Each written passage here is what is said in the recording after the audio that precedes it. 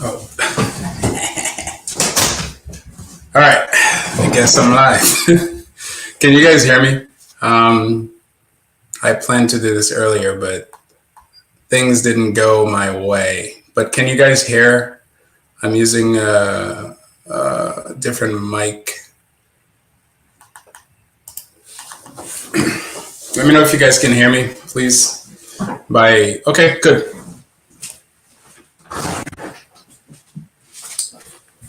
It's a little toasty in here. I had to open up the window.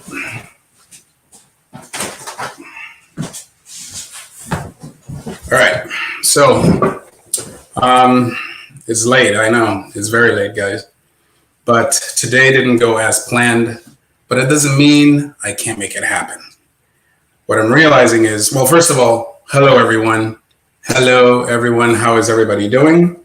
I'm doing great. My family's doing great. Yeah, so what I'm realizing is I can't do lives on a regular schedule yet, especially, with a family. But it doesn't mean I can't do it.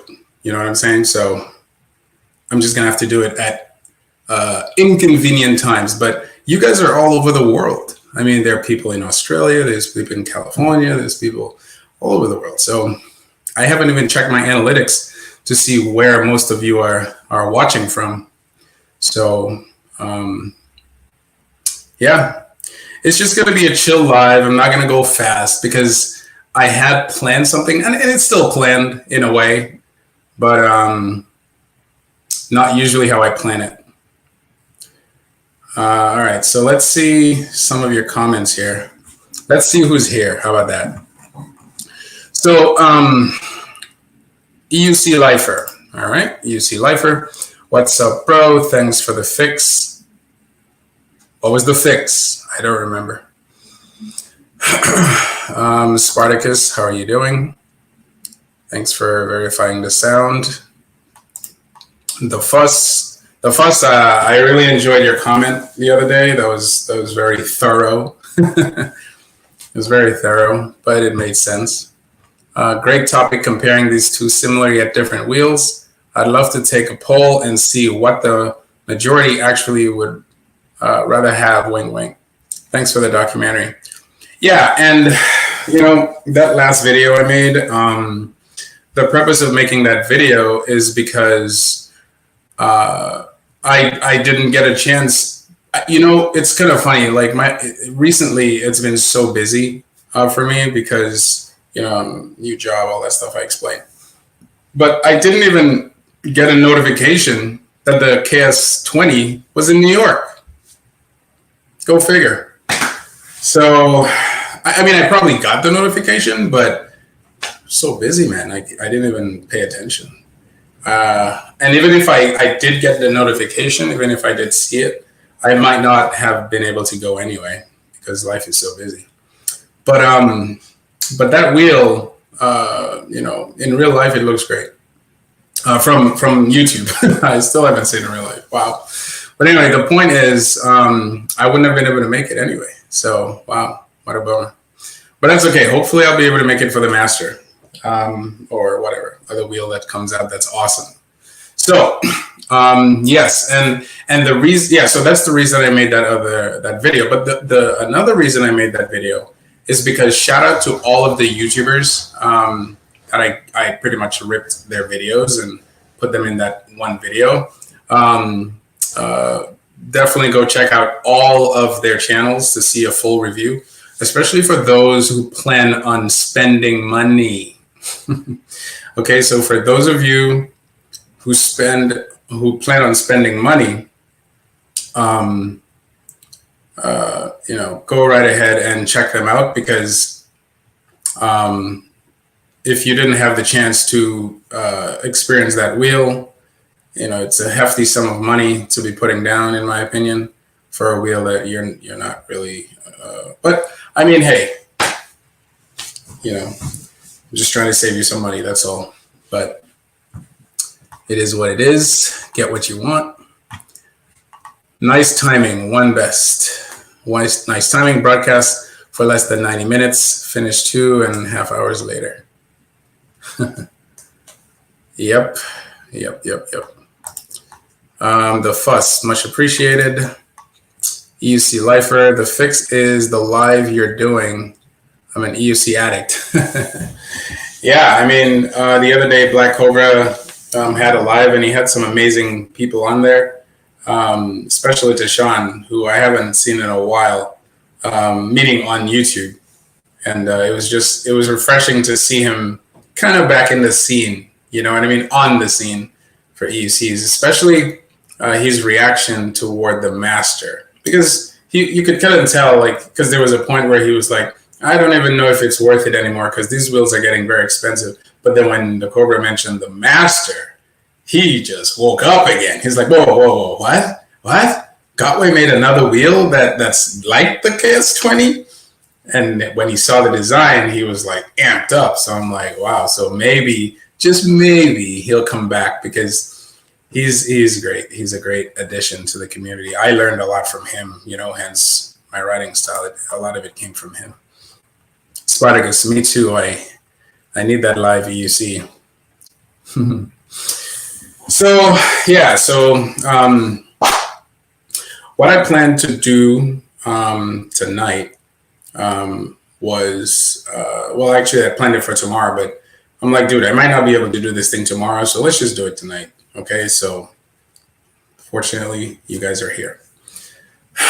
So what we're gonna do right now is let me know if you can see.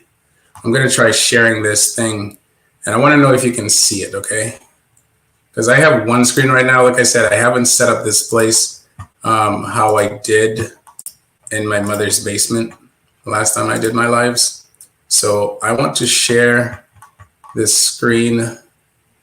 Let me take this out. And what I want to do, there's a YouTuber by the name of, I believe it's Ride and Glide. Okay, who's familiar with Ride and Glide? Anybody knows Ride and Glide? One in the chat. Ride and Glide. I'm not sure where he is. He might be in Europe. But he brought an engineer. And this is what I always wanted to do. I always wanted to bring on some type of technical guy. By the way, I'm rocking the E-Ride shirt. So definitely click the link into this, not this link, but I have other videos. Click the link in their description if you want to purchase a wheel and you live in the London Euro area. But he brought an engineer on, and what I find, and the reason I talk like this, guys, you don't hear a lot of fluff from me per se, is because when I do lives, is because I remember when I first started with EUCs, I knew nothing about them.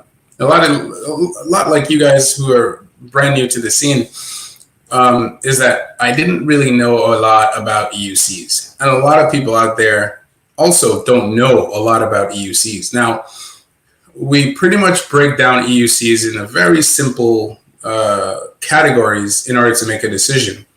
And one of those categories is, you know, how fast does it go? What's the range? What's the ride weight?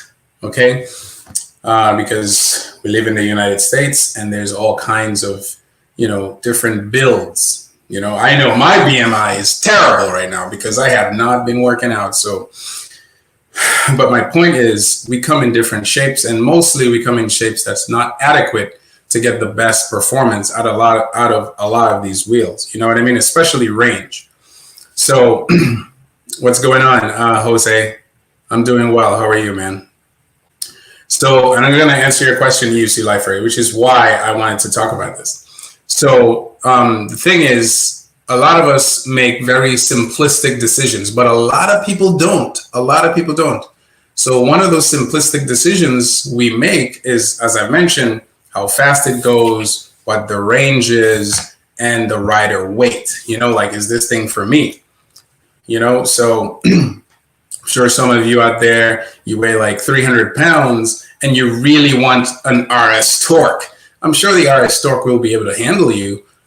And it looks like a very attractive wheel to have, very portable, etc. with your 300 pounds. But 300 pounds, you're not going to get the best performance out of an hour's torque. You know what I mean? If you're 400 pounds and plus, then you just need to lose weight. But my point is, there are other factors to take into account.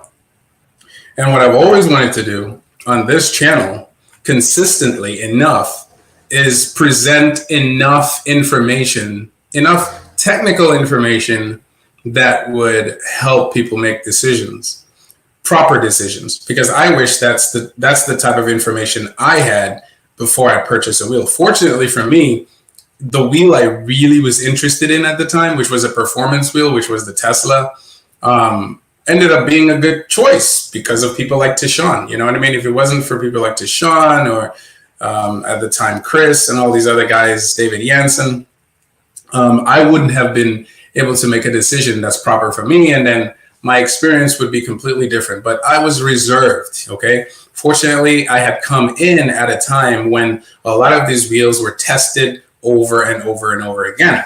What I really wanted at the time was the M Super, because I saw Chooch riding it, and you know, Chooch, the way he rides, and that really captured me, you know what I mean? But Chooch doesn't really, at the time, he didn't talk much. He did a lot of riding, but not a lot of talking. But the Tishan guys, and they always spoke. They always gave you tech specs, and that's what I loved. I loved specs. You know, even for my car, when I buy a car, I'm not necessarily concerned about how the car looks. I want to marry how it looks with how it feels with the performance. You know what I mean? Is this going to be a good buy? Because it's going to be a long-term thing. Notice, I don't really sell wheels. When I buy them, I don't sell them, which is probably a bad habit. I should probably sell wheels, because I saw Black Cobra doing that. He would buy a wheel, sell a wheel, so he could purchase another wheel. My problem with that is I have a hard time trusting my wheel to other people because it's like I would have to sell it for a huge discount, because I don't know if I did something to the wheel that, I don't know, maybe I'm thinking too much, but I just feel like if I purchase a wheel and I ride it the way I ride it and then I sell it to someone, I'm not sure if the riding I did something to the wheel that would cause you to, you know, have a bad experience. So especially, I don't open them a lot, you know. So let me get back on track here. So this video from Ride and Guide, which we're gonna get into, okay, it might be boring for you guys, but I feel it's important because what he explains, and we've all seen a lot of, tell me, okay, we're gonna try to be as interactive as possible. So out of all of the reviews you guys have seen, right? Has it been mostly technical, or has it been mostly how do you say, simplistic, in the sense that, you know, the reviews are mostly what you expect? Like, the talk is about range, the talk is about the weight, the talk is about the tire size, the talk is about the battery size, is like how much torque is there, like, you know, the basic stuff we talk about, you know, the basic first or high level technical stuff, not really delving into the physics of how EUCs work and how such an advanced EUC, you know, is even possible, and why it's so advanced, you know, and is it advanced? You see what I'm saying? So the Ride and Guide guy that I'm about to play right now, you know, he brought in an engineer, and this engineer really got into the technicalities that I pretty much needed for a long time. He did miss some stuff, and I had to go to the Electric Unicycle forums to find out more about it. But so yeah, one in the chat if you feel like most of the reviews that you hear is very simplistic, and two in the chat if you feel like a lot of the reviews you've come across so far has been like physics and engineering, and understanding the engineering and physics behind EUCs and how they work. So one in the chat if you feel it's been simplistic, like simple stuff. Two in the chat if you feel you've gotten a lot of hardcore. Yeah, it's been simplistic. EUC Lifer, it's been very, let me see, the fuss says, 1, few in-depth video, but mostly people's impressions are said. Love the specific talks much more and how it applies. Yeah, exactly. So yeah, a lot of, so okay, so there's three ones, and that's my point, okay? And that's fine. There's nothing wrong with being simplistic. I'm just saying, like, if you're gonna spend money, it kind of helps to know a lot of things. So I'll give you one example, and then we'll go to the ride and glide guy, okay? So one example is why does the KS20 not have so much torque? Now, a long time ago, I didn't need ride and glide for that. A long time ago, I used to complain that so when I came from my Tesla and I went to the 100-volt MSX, was it the 100-volt MSX? I don't remember what it was. Yeah, I think it was the 100-volt MSX. No, it wasn't. I was very impressed with the 100-volt MSX. I think it might have been the 18L. I'm not sure, the Kingsong 18L, because that was a big tire. Or was it the Monster? I don't remember what it was, but it was another wheel that had a bigger diameter tire compared to the Tesla. So the Tesla is a 16-inch by 2.25, dimensions, okay, width of the tire. That is going to have a ton of torque, just like the Nikola. The Nikola 100-volt is an amazing wheel. Yes, it is top heavy, and if you try to jam on the brakes while you're going really fast, it tends to wobble because of that top heaviness and the awkward design.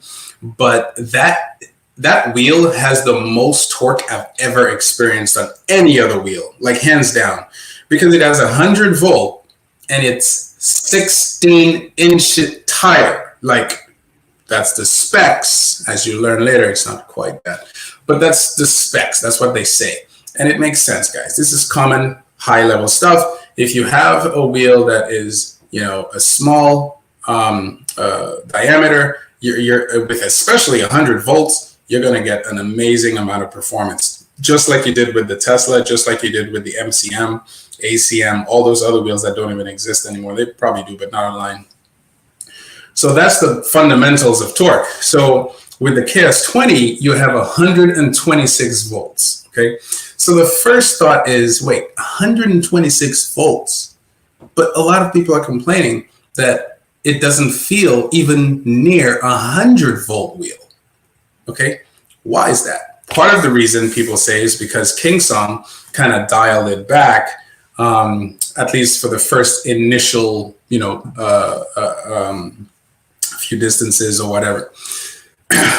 Hopefully with firmware, we'll find out, because if they update the firmware for the production and then we realize it's the same thing, then it goes to what I'm about to talk about. It goes to the fact that the tire is just a bigger tire. Okay, so that's just an example, and I didn't hear much of that. A lot of people did just say, this thing has no torque. Well, there are reasons for why it doesn't have a lot of torque. It is a big tire. But on top of what Kingsong said about reserving their power, maybe that combination is no good. But so let me know if you guys can see this screen. Hold on for a second. I want to share a window.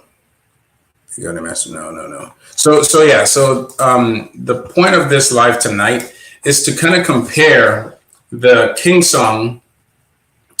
Screen sharing was canceled. Yes. To kind of compare the Kingsong KS20 with the Begode Master, but we're not going to do it like we did before, where it's just simplistic. We're going to listen to sections of. I hope you guys can hear it because I'm using Google Chrome.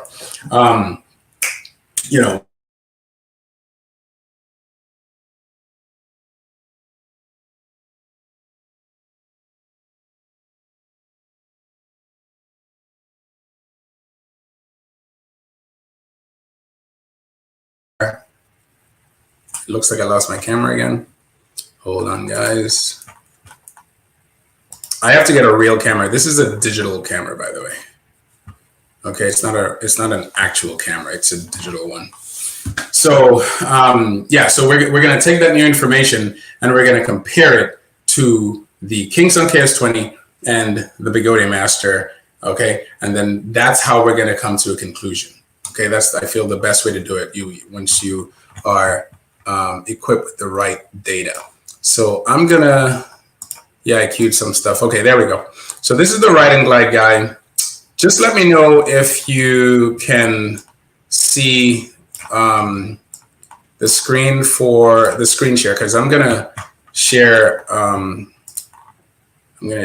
right now. Share window.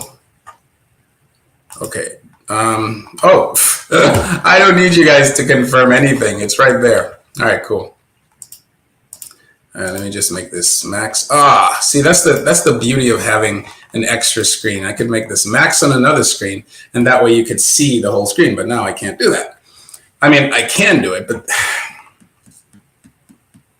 let me see something here.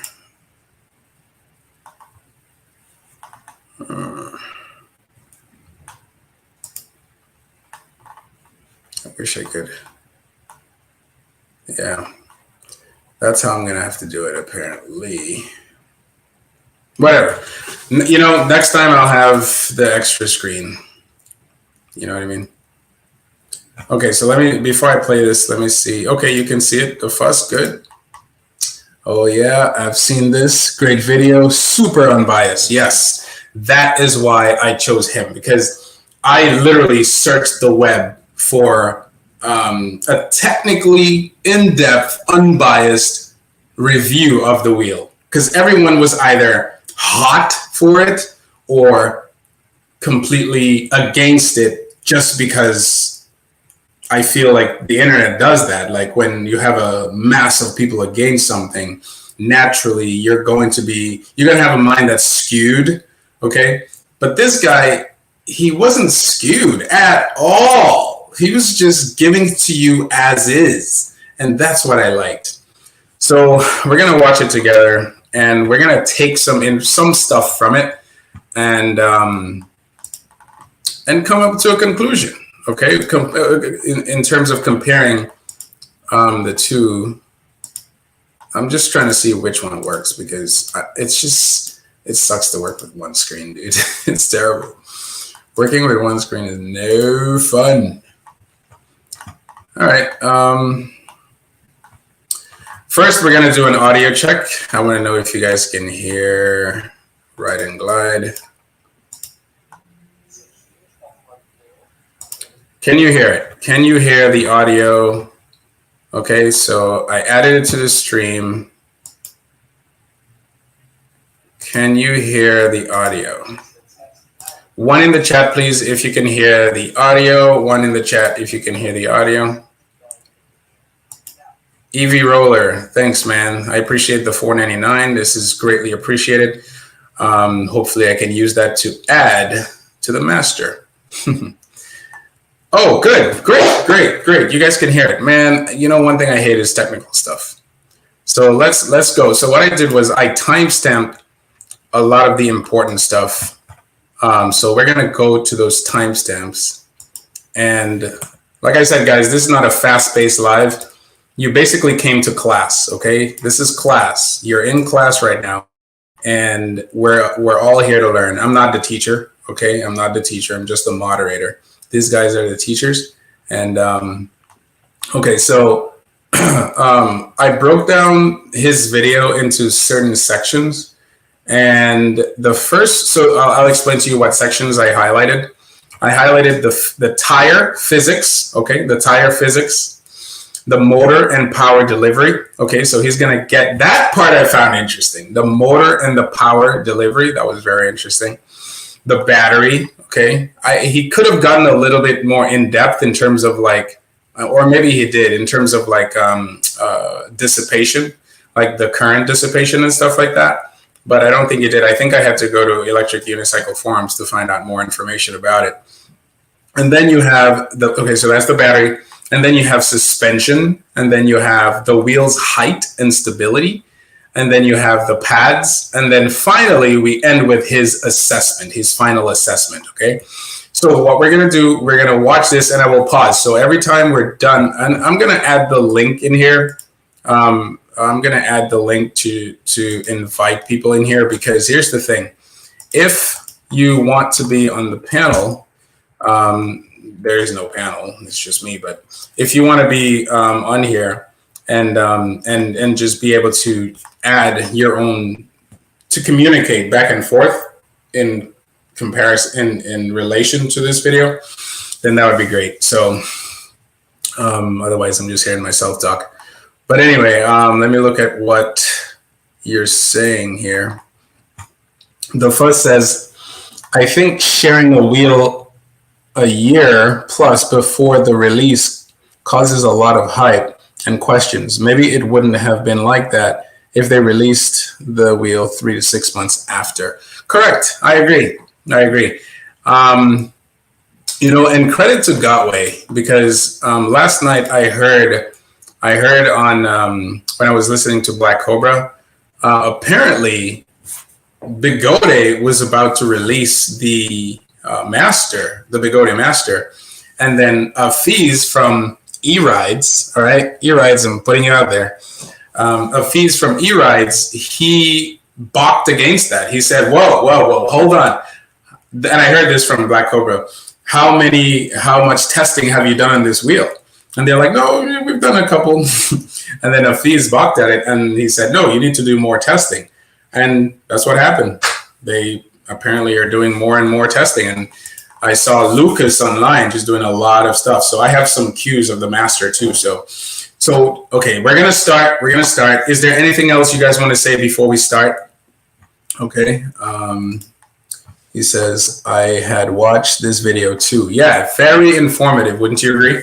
Very informative. So, and it's unbiased. It doesn't, to me, it doesn't come off as biased at all. So that is why I wanted to share this. And I was very happy I found it. Very happy I found this, because I don't know much about, I know how to ride in the UC, but I don't know the technical aspects of it. And that was just a good execution on that. So let's see if we could go there and explain. Man, I wish I could make this bigger. Here's what I'm going to do, okay? You guys are not going to see my face. I'm going to try to make the screen bigger, and then I'm going to ask you if you can see the screen, and I'm going to come back. Okay, so hold on for a second. Can you guys see the screen, and is it big? I'm sorry, I can't see you guys. I can't even see what you're saying. So I'll just keep it like this. I'm going to have to get another, I'm going to really have to get another screen. Like, I'm going to have to get another screen. I have another screen. It's just I haven't brought it here. It's at my mother's house. Anyway, you're going to have to deal with this, guys. This is going to have to be it. Is this bugging everybody? Is the fact that the screen is small like this bugging everybody? Because that's how I'm going to have to do it.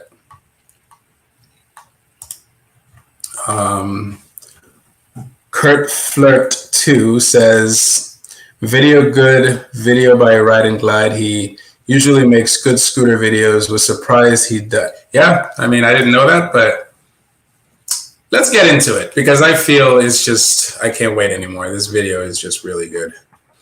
Roll with it. I agree with you. KMG 501. All right, let's do this. So before I start, just remember, just learn, and then when we're done, we're going to compare with the new information we have. We're going to compare with the King Song and the Master, and then we're going to come out to a conclusion. You know, okay. So, and the conclusion is centered around. Let's just watch the video. I talk too much. All right. Tire. So we're going to start with the tire and physics. Okay. I'll play with the tire and physics, and then we'll end and we'll chat about it, and then we'll move on to the next thing. So the tire and the physics starts at 105. All right. All right, right here. All right. Let's do it. 105 to 217. All right, let's do it. If you guys can't hear anything, just say 2 in the chat.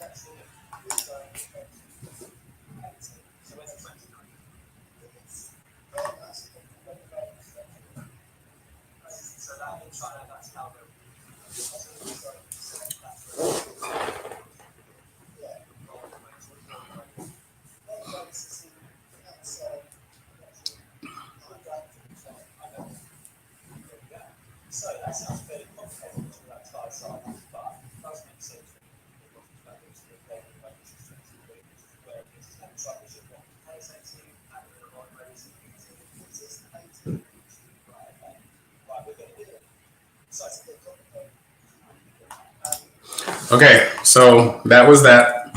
What did you guys think? Oh, you can't hear it. Oh, wow. Okay. Quite low.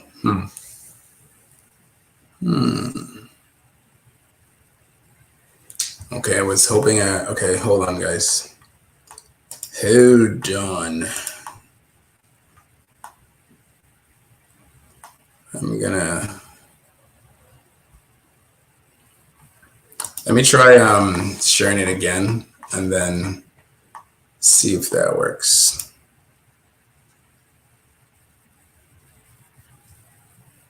Yeah, I'm interested in the Master, 100%. 100%. The Master is what I wish the Song KS18 was. All right, let me try sharing this again, and then there's an option to share the audio.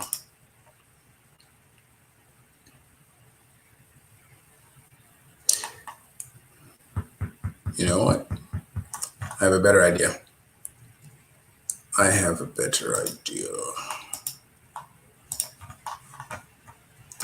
So, if anyone wants to come on and chat, let me know. So, basically what he talked about was the tire size and rolling radius of the tire, because it's important. The S18 had an 18-inch, right? And although the S18 had a smaller diameter, the issue with the S18 was he said, your audio is good, but the video was really quiet. Yeah, that's what I was concerned about. Let me just try it one more time and then see what happens here. Otherwise, I'm gonna have to just download the video. So the S18, the issue with the S18 was that even though it was the first iteration from Song in terms of creating a non-linear suspension EUC, I wouldn't quite call it progressive. So the difference between a linear and non-linear, or a linear and a progressive rather, is that the linear so the shock is relative to the terrain in a linear fashion. Okay, so there's no spring. I think if you remember, it was an air shock. So it's up and down, in and out, chamber. This thing the KS20 has an actual spring. And the spring itself has 2 spring rates, okay, in it. I believe the lower you go, I'm not sure if it's higher or lower, but it has 2 spring rates in it, and you can adjust that based on the terrain you're going. So you don't get the same ride comfort as you would on a linear one if you rode with a progressive one. The progressive one adapts to pretty much wherever you go, which is very interesting. Very, very interesting. So let me try this one more time, and then I'm downloading the video, so I might have to just do that. But let me see if I can just, okay, so that's what I didn't do. I didn't share the system audio. But it seems like I can't share the system audio when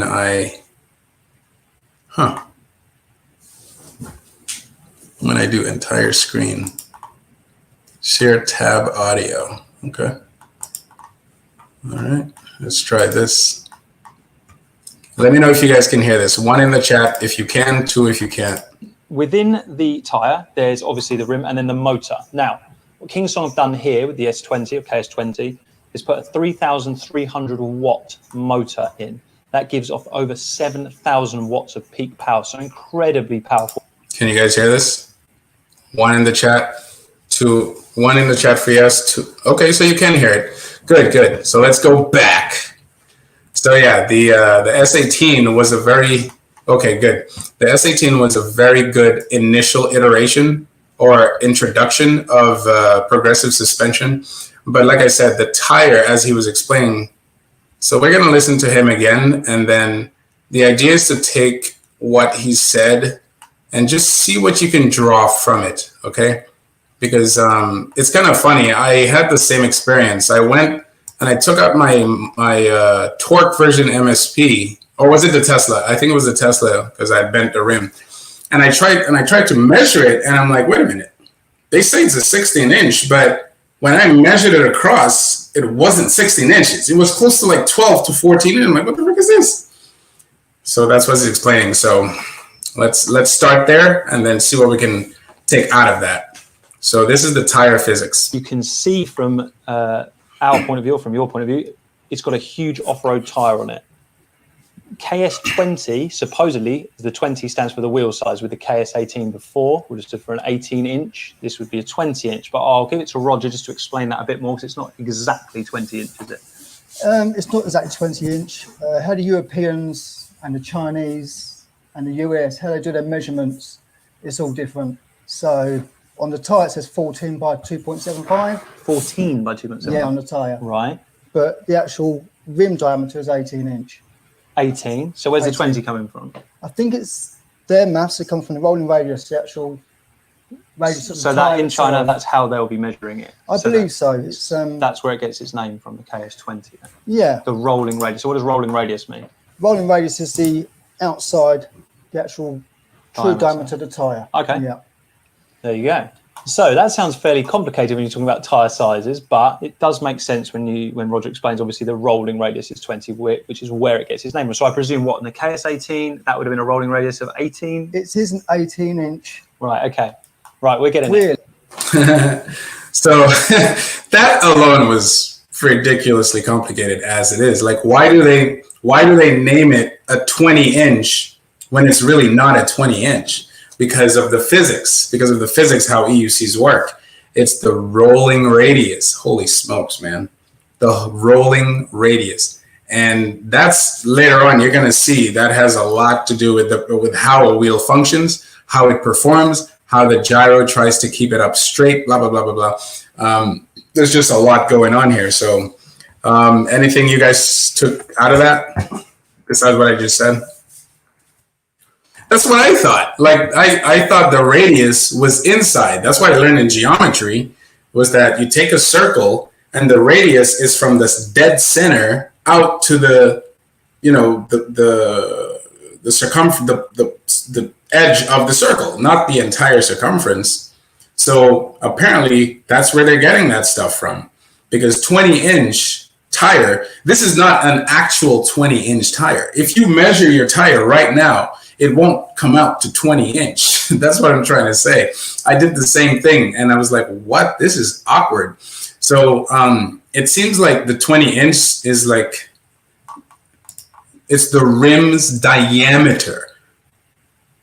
So the 20-inch is the rim's diameter. It's right. That makes sense. It is not because how I was thinking about it was from one end of the rim, dead center, to the next end of the rim, going through the radius, basically. But what Solarize Your Life is saying is it's the complete diameter, okay? So that's why he said rolling radius. Spartacus says, it's how they do it in China. They count the tire in the USA. We just count the rim.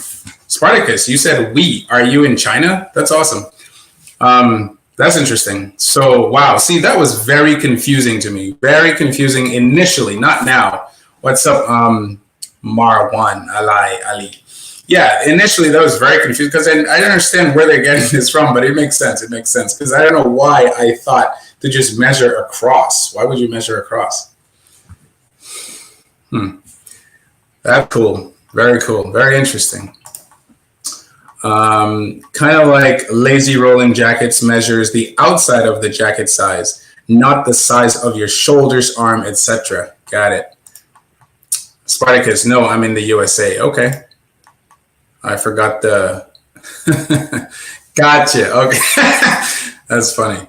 All right. So you guys have nothing else to add. I'm going to move on to the next stuff. Anything else? Anything else? But that clears, for me, that clears up a lot in terms of just understanding what I'm dealing with, okay? Because I'm not just going to walk around and say it's a 20-inch rim.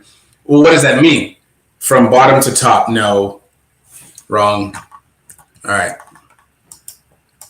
He says the tire can have any height. Interesting. Very, very interesting. All right. So the next thing we're going to go on to, I'm so glad he cleared that up. That was the most confusing thing to me about EUCs when I first started. Anyway, the next thing is the motor and the power delivery. Now, really pay attention to this one because it's about 6 minutes and it's deep. Okay? It's deep. Let's go. So It's a bit complicated. I can hear that. Within the tyre, there's obviously the rim and then the motor. Now, what Kingsong have done here with the S20 of KS20 is put a 3,300 watt motor in. That gives off over 7,000 watts of peak power. So incredibly powerful wheel this is going to be, which is what they tried to design. They, when they were building this, were looking to make an off-road mountain bike inspired wheel. And from the big chunky off-road tire, you can see that, but also, like we've just said, that huge amount of power in the motor is going to be great for getting you up and down those hills. And I'm going to leave it to Roger just to explain a little bit more how that power is going to be delivered, or how Kingsong have designed the wheel for that power to be delivered. Right. Well, first and foremost, if it's an off-road wheel, it needs to have really good control over the torque curve. Right. Because the torque curve translates into traction. And when you're off-road on rolling pebbles, stone, mud, you need really good control over that torque curve, and that's so critical. Well, otherwise it's just spinning up. Yeah, there's no point having crazy amounts of power if you can't put it into the dirt. It's just going to spin. So, the times you need a wheel spinner to get you out of trouble. Right. There's times you really need to be delicate, just final toe pressure movements. Okay. Little torque. So can you not put the full torque of the motor in immediately if you wanted to pull away? Is that what you're saying about torque? You can't. It decides how it puts that down. It's preset. Yeah, I mean, it's 126 volt, 3,300 watt motor, 7,500 peak power. But that's no good if you haven't got a really smooth torque curve, especially from standstill to the initial pulling away. Right. So trail riding, technical trail riding, a lot of it's real low speed. You know, you've got roots, you've got rock, you're doing 3 mile an hour, you're doing 12 mile an hour. But it's all real slow speed, delicate movements. Well, you don't want that wheel just...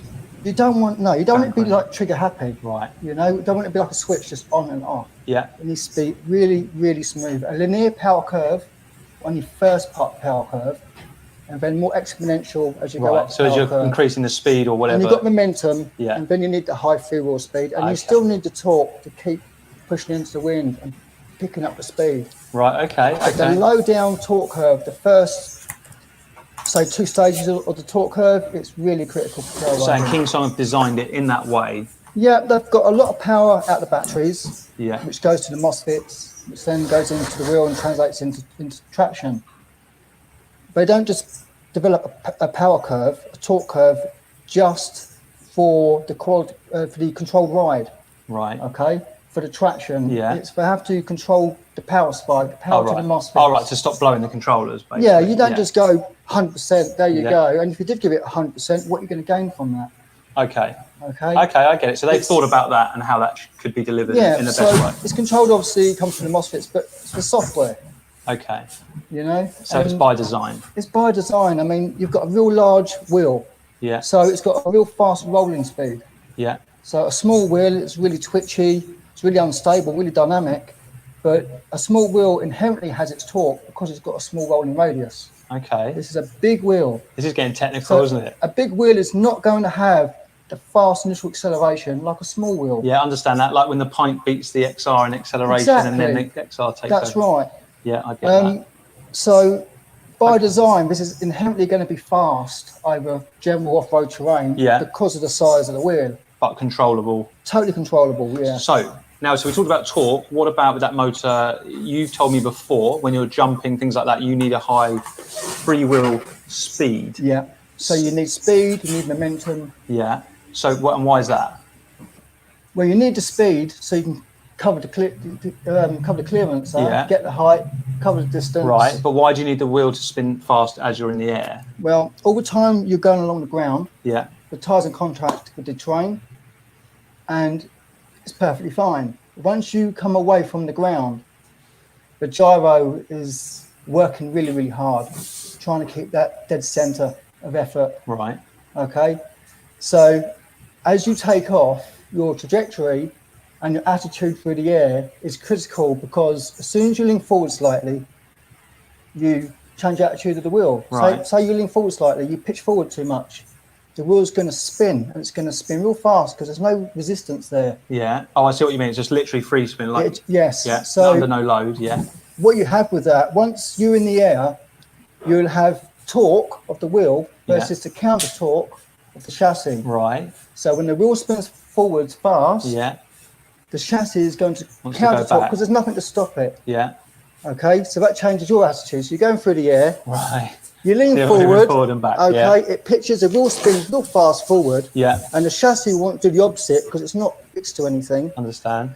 And that makes it quite interesting when you jump in. You need to keep your centre of balance, here. But why does that wheel speed need to keep high? For jump in, you need a high freewheel speed. So it gives you a greater margin for error.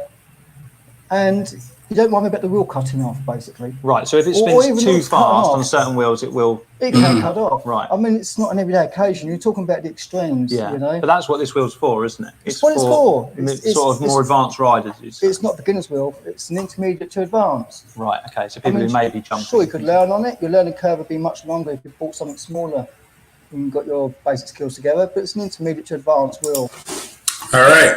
Well, that was that. That was the motor and the power delivery part of this video. Let me unmute you. All right, Marwan Ali, what did you have to add to that? Well, I never tried it, but as far as I see, it's a cool unicycle. But I'm not a big fan of the suspension stuff. I just like to have a normal unicycle like RS or EXN. What wheel do you? Okay, so what wheel do you ride right now? Well, I'm still having my RS. The black motherboard. Okay. How long have you been riding? 3 years, almost. Oh, that's a long time. And so you is it like a daily basis? Wow. How many miles do you think you have on yours? Well, right now, this one is 3,000, more than 3,000. Holy smokes! Wow. Where do you live? UAE, Abu Dhabi. Yeah, you guys have like long roads, right? It is, yeah, it is. A lot of long roads. Yeah. I saw. Like, only from pictures online. Exactly, yeah. But the roads are made for these kind of things. So yeah. Right. It's made for your RS. Like you don't. So is part of the reason you don't really do suspension stuff because your roads are fine. No, there's no mountain. There's no castle, whatever. But sometimes I go to the strip. Sometimes. Yeah. Okay. Yeah. So I mean. So tonight, what we're doing is we're watching this video, this technical video, and we're trying to compare between the physics and the dynamics, riding dynamics of how the KS20 rides and the soon-to-be Master. Do you know about these wheels? Yeah, sure. Of course. Yeah. I think the Master would be maybe a bit convenient for me because it's much more faster and so I'm glad you joined. So here's the thing, right? You said you're not interested in suspension wheels. The Master it has suspension. I know. But what draws you to it? The combination, I think the torque, the high voltage. I hear that it has a much more torque than any other wheels. That's why. And I don't like to be slow as like riding a camel. You know what I mean? I want whenever I start to lean forward, I just want to have that the initial torque. Yeah. Feeling. Yeah, I mean the word is that. Well, okay. So if we take away what they say King Song said, which was they kind of dial back the power a little bit, the KS20. So is that the reason you're not interested in the KS20? Is that it doesn't have like that initial torque? This is one of the reason, and the weight, of course, the weight. I'm exactly because I followed you before. I took your advice when you were riding Tesla. So oh wow, you remember with the Tesla? Tesla, yeah. And I get inspired by you, and I enjoyed it. Wow, very much. No, I love the Tesla. Then I moved to MSP. Then you moved to MSP, yeah. I did too. Same. I went from the Tesla to the MSP, except I had MSX 84 volt. MSX. I had the 100 volt actually. Yeah. Oh, nice! Wow, you jumped straight up. Wow, nice. Yeah. The thing is, The thing is with the KS20, I like how we explained the torque because there's a lot of things involved here. You have so if you look at the KS20, my issue, what a lot of people have been saying about it, is that, and I would love to experience it myself at some point. We'll see where it's going next after New York, I believe. I'm not sure where it's going next, but what I'm seeing is it has this knobby tire, and I have in my house an EXN. Okay, I know that. Yeah, I'm following you. and the thing about the EXN is, it's a similar type tire when I got it, because I thought I was going to have a road tire similar to my MSP or whatever. But then when I bought it from the guy, I saw the knobby and I was taken back. I'm like, oh my gosh, I'm going to have to buy a tire and change it. And I hate changing tires. Absolutely hate changing tires. But I just changed it just before half an hour from knobby tire to road tire. I mean, I'm not saying you can't do it. I'm not saying it's just I don't like doing it, because you know why I don't like doing it? It's the wires, the wire from the motor that comes through that little hole. I'm always afraid I'm gonna cut it because it's really sharp in that area. Okay. So you have an RS, so I'm not sure how your RS is set up. It's easier. It's easier. It's easier. Yeah, because the hole is bigger or smaller. Like, what is it? No, it's just facing you. It's facing you. Just disconnect. Yeah. Wow. Yeah. Disconnect, nice. And that's it. That's it. Wow. You know what? The RS, I had it with the knobby tire in the beginning. It was so heavier. You can notice. But then I moved to street tire. It was much more easier. With my style even. With my style riding, because I do with one wheel, one leg sometimes.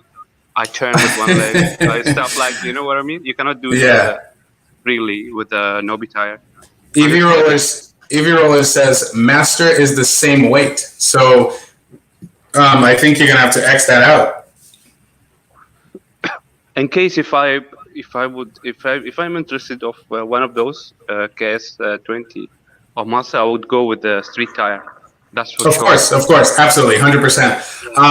And like I said, so I'm trying to compare the fact that my EXN has this knobby, and I used to it. I try to not be judgmental as I usually am regarding wheels. I literally tried to just ride the wheel for a week or two with the knobby, and it took me a while because a lot of guys online were saying, dude, relax, just keep riding and you'll get used to it. You get used to it, yeah. And I did get used to it, but not 100%. Not 100%, because here's the problem. Here's the problem with the knobby. The problem with the knobby is you're literally fighting physics, okay? So even if you gain a tolerance for the sharp edges that naturally comes with knobby tires, which prevents you from being able to maneuver nicely without even thinking about it. Even if you gain that skill, if I'm going and there's traffic and I'm trying to dodge a car, I have to prepare for it. Exactly. You know what I'm saying? Yeah. That's the problem. And I have the same issue with the Sherman. I had with the tire. The Sherman is no problem. It's the tire that it comes with. Is that the combination of the weight of the Sherman and the knobby made it almost impossible to be maneuverable as possible, especially with your RS. Like your RS is like nimble, almost like the Tesla that you're coming from. You know what I mean? Exactly. Yeah. And you know what? I did a bit like a small experimental. I fixed a Michelin tire, City Pro, 70 by 80, 2.75. It was very narrow. Like I felt like I'm riding a Tesla for once. Oh, really? Wow. It's very narrow. Yeah. What kind of tire is this? I'll have to look into it. What is it? You mean the tire? Mm-hmm. It's a Michelin City Pro. Someone told me about that. Michelin City Pro. City Pro, yeah. The dimension of 14 inch. You should go with 14 inches. 70 by 80. Then 2.75. That's a width. 2.75. 2.75. Yeah. I like the 3 inches though. Is it? No, I know. But my mistake was only with the 70 by 80. I should go with 80 by 90. So considered as a 3 inches. Okay. Wide. Okay. I just did this mistake actually. So I should go with 80 by 90. Yeah. Around $200, I think, dollar for the just have it. Yeah. Let me see what Ewheels says. How about the XN, by the way? What about it? What about the torque? Is it really the same? So that's what I'm saying. I can't judge it yet because I have the high speed version. What version RS do you have? The high speed. Okay, so naturally you're gonna have less torque. It's just a natural thing. Okay, but I compare my EXN to my high speed MSP. I also have the torque MSP. The torque MSP is just ridiculous. Like torque all day, dude, immediate, like boom, like, but no speed, no crazy speed. But I get up to 40 miles an hour in no time. I don't need to go more than 50 kilometers per hour. That's more than enough for me. That's more than enough for you, yeah. Do you recommend me the high torque always? If that's all you want, absolutely, dude. If you don't plan on going like 35, no cruising. I don't let you have a cruise. You don't need high speed. But you don't even need high torque because you don't even have mountains. But I mean, how much do you weigh? 85 kilogram. Yeah. Hold on. I don't know what that is.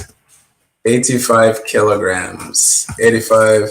All I have to do is divide or multiply by 1.5, I believe. Okay, so 180. Oh wow, you're actually not bad. You're light. You're not bad. Oh, all right. Yeah, you're light. You're light, dude. Yeah. So you take 50 kilometers per hour. It's fine, yeah, with the high torque. But is that your riding weight though? Is that your with your gear and everything? Yeah, of course. Yeah. Then, dude, you're fine. You're fine. I weighed 210 pounds with my riding weight. Like my riding weight is 210 pounds. So if you watch my previous videos and you see the range test I do, I do my range test similar to Speedy Feet. Speedy Feet, he does, it in the most inconvenient conditions ever. So you're all highway and you're all flat, Yeah. So, and you're doing 30 miles, dude. You're gonna get the maximum range you can possibly get from this thing for like. Not really. I don't know why. Is that because of the climate or the? What range? What range do you get usually? Well, I never checked the range, but for me, it's like continuously I can ride 2 hours with no problems. 2 hours with high speed with the way I ride it. 2 hours really. I never measure it actually. Maybe I should So do it. you're able to ride 2 hours consistently, wow. Yeah. Yeah. And you without and you sitting never even, without that's sitting. wow. So is that going one way 2 hours and coming back 2 hours, or? No, I do have my own way, like a starting point, then the ending point. I have my way. I have my road, my map, everything. But you've never had to worry about range, is basically what you're saying. Never. Makes sense, because you ride like 17 years. I'm satisfied with the way. I'm satisfied with the speed that give me in 2 hours. Right, that's make me happy. Yeah, because what's going on here is you're literally about 10, maybe 10 to 12 pounds. I'm not sure. I'm sorry, 15 kilograms above what Gotway recommends for their range that they suggest on their sites. So that's why you're able to get these amazing ranges. Yeah. Yeah. I thought there's something wrong with it, because normally people, they say they can ride for 4 hours, I think, with a full charge battery. But that's stop and go probably. And okay, here's the thing. It's probably stop and go. Number two, it's definitely not 30 miles an hour. It's less, much less. So wrong way, for example, when he does his range test, I'm not sure if he changed it up, but when I used to watch his range test, he would ride at 16 miles an hour. 16, 20, 16. No, to do a review range test, he would try to ride at what a bike would typically ride at, which is like around 16, 20 miles, something like that. Okay. If you're riding in that like speed, you can go all day. Like seriously. Okay. But your speed is ideal. But anyway, the point I'm trying to make is you have a street tire, and my EXN has a road tire right now. I haven't had any issues with range, because that thing is just way better than in terms of range. The compact size of the EXN is just amazing compared to this KS20. This KS20 is about 77 pounds on paper, but Sensei Vegan said to me that someone else, I believe it's Ginger and Wheels, they said the weight is actually about 80 pounds when you're said and done. It's 80 pounds. So wow. That's quite heavy. A lot, yeah.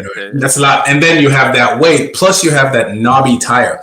Whenever I see knobby, I'm thinking resistance. That's all I'm thinking.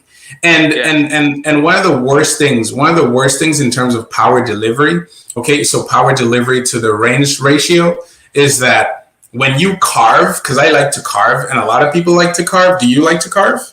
Yeah, of course, yeah. I do. Okay, so when you carve, you're eating away at your battery as well. On top of that, you have this massive weight and you have this knobby tire. Resistance. It's resistance. You see what I'm saying? What PSI do you ride at? With the knobby, I tried 40. Can you imagine? Just to make you feel that there, bro. No, I can imagine because I ride my street tire high speed MSP at 38, about 38, 40. I can go to 47, even 45 with a street tire. Really? Wow. I can't do that. When I do it, the wheel throws me off. It's so nimble. I can't even. This is the problem. I started like that, so I just get used to it. Wow, yeah. Good for you. Good for you. Yeah. It's not comfy. And the worst thing is, because I like to carve hard, there will be no traction, because you know how traction works. Like the less PSI you have, the more contact area you have with the road. Yeah, exactly. So I get slip. You slip, right? Yeah, of course. Several times. Yeah, exactly. So I'm not into that. I try to have a good balance between traction and range, because I'm addicted to speed. And the last time I rode conservatively was about 35 miles an hour, which I think is very conservative for an aggressive rider. is 35 miles an hour, and I think you can get the most. But it's kind of funny. This wheel, which is 2220, it's 2020 watt hours, is your RS, which is 1800, does way better than that in terms of range. Really? A lot better. Wow. Because okay, so the weight, the knobby tire, the size of the tire, all of that stuff plays into how this thing performs. Oh, okay, in the chat, am I right? Do you guys agree with me, or do you disagree with me? That this, in terms of the range test that has been demonstrated online so far, the RS or the high-speed MSP or the torque version MSP all seem to do better in terms of the reviews, what I've seen so far, better than this KS20. Do you guys agree, or am I just making stuff up? Because that's the conclusion I came up with. Let's go down the list here and see what people are saying. Evie Roller said, I noticed people are saying that the S20 locks in torque, but some people are comparing it to smaller wheels. Very exactly. Good point. You cannot, and okay, so the only reason I would compare, and he's right, he makes a very good point. You can't compare this rolling size wheel and weight with your RS technically. Do you understand what I'm saying? Because your wheel has a way smaller profile. True. You understand what I'm saying? So, but the reason I like to compare them is because of the money. You probably don't care because you're in a rich place. You live in. No. I'm same as you. You live in a place that has very conservative. Yeah, exactly. So, but even though money is money at the end of the day, you know what I mean. So, and you want to see the value for what you're paying. You just don't want to just throw away $3,000. Exactly. So I understand where he's coming from, but at the same time, if you're coming from an RS and then you jump onto something like this, and then you're getting less performance in every way, you're gonna feel. You'll be totally I won't be happy, really. Yeah. Regardless of how the physics work, you will be disappointed. Yeah. Okay, it doesn't matter how well this is. It you're just gonna be like, "What the frick, man." Why I'm changing to my RS? True. Yeah, it's true. Yeah. So buy even veteran Sherman, but I've tried it. I've liked it, kind of, but I didn't feel the weight. I don't like the weight. If it's heavy, I don't feel free. You know, I want to move freely. And honestly, so there's two things, and in the chat, you guys can add your comments as well regarding his response with the veteran Sherman. But what it is because I had it for only a week, and I felt the same way you did the first time I got on it. But the more I got on it, the more it grew on me. So do you feel like this is something you should have done, possibly, like giving it more time, maybe? Maybe, but my style, it's insisting me to have something lighter. Like from, I need to grab the wheel with one leg. I don't want to force myself to the wheel. You know what I mean? Like I need to turn to the 360 with one leg with no problem. I even sometimes shake it just to feel that the power and the free. Yeah. Do you feel like EUCs is going in the wrong direction where they're no longer portable? No, I think I'm sure in the future for me as a growing in this industrial, I need something bigger than the RS. Eventually, it's gonna go this direction. So I'm thinking it's the right direction, but with the suspension, it's adding more weight even. So I'm not thinking at all to buy a suspension wheel in the future. Maybe I'll go with the Commander. The Commander is a good wheel. It's a good wheel. The range is crazy. Without adding suspension, I think this is my aim in the future. So I'm surprised. Like, okay, and then I'm gonna move on. So are you interested in the EXN? Definitely. Okay, so there's also another wheel called the EX. Have you heard of that wheel? You mean X Max, the Commander? No, no, the EX. It's called the Gotway Oh EX. yeah. That suspension one. No, I didn't like the mechanism of the suspension. Okay. It needs to be hit from the bottom, yeah. Because I saw many people they complain about. Yeah. No, not EX at all. No. EXN, yes. Yeah, definitely. Yeah. Or X Max. Yeah. The X-Max, new Commander, maybe. Yeah. Right. It has the same motor of XN actually. And one more thing. For me, I hate the pedal deep. I don't like the pedal deep at all. Of which wheel was this? Which wheel was this? All Begode, they have the same the pedal deep. You know, when you turn, when you go high speed, it's go tilt in the front or back. I don't like this feeling. I just want it to be stiff. Yeah. So Commander is my, I think, maybe my future bigger wheel for me.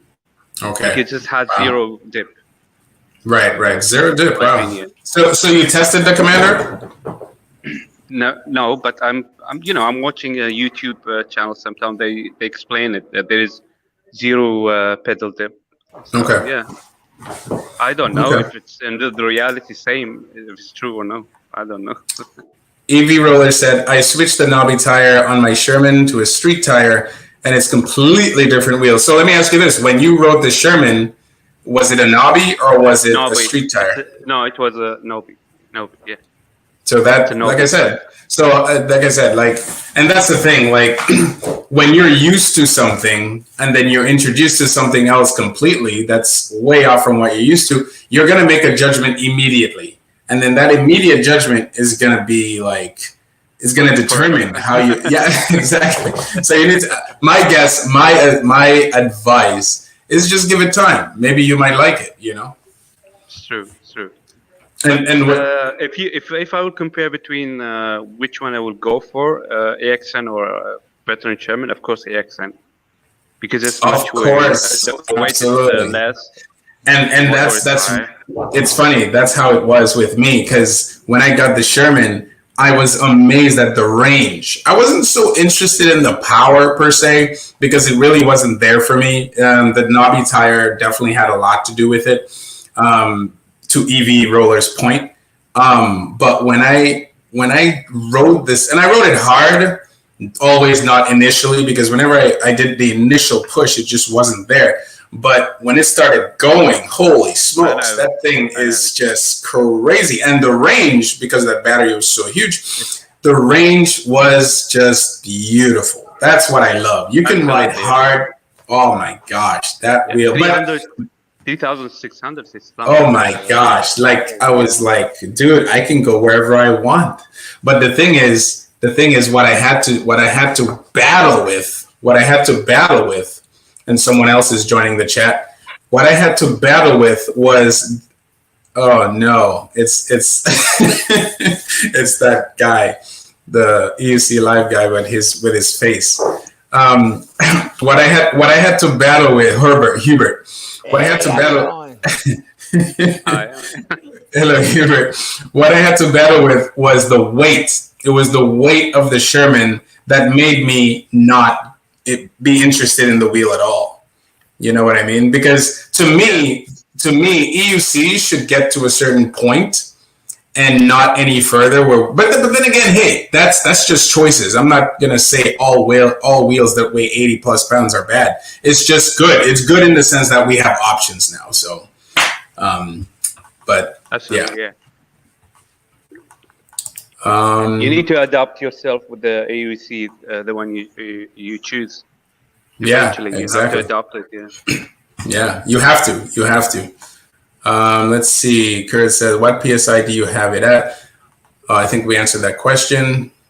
Was it your Sherman or someone else's? Oh, actually, speaking of which, EUC Vibes, you have a Sherman. Do you have the knobby, or do you have, or did you sell it? I don't know. Oh, I still got that bad boy.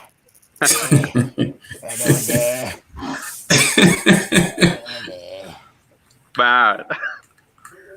Whoa. Yeah, to work for 40 years Cool, to buy that thing. Hey, I'm on a fixed income. oh my gosh. EUC Vibes, did you get a chance to try the Song S20? Yeah, I tried it, and I wasn't impressed. I don't like Okay. King Song S20. Why? Can you tell us in your normal voice why you felt it was not? Because we're just talking about it. I didn't experience it. Why do you feel it was a disappointment? Sure, I'll tell you in my normal voice. It comes at 126 volts, which you would. That's his normal voice. 126 volts, which you think would be impressive, but no, it's not, because it gives you less power off the line than the RS high torque. There's something limiting the power. I don't know what they did to the control board. And then you got the Master coming out, which got 134 volts, more volts. And it got 2,400 watt hours. The Dash 20 only got 2,220 watt hours. And it's cheaper. I think it's cheaper. I think the Master's gonna be where it's at. Oh, Mr. Brewer. Hey. Mr. Brewer, what's going on? So the thing is like so I have some videos queued up here about the Master, but the thing is what I'm noticing about the Master versus the KS20 is that first of all, I feel the Master immediately made the KS20 irrelevant for street riders. What do you guys think? Hell yeah!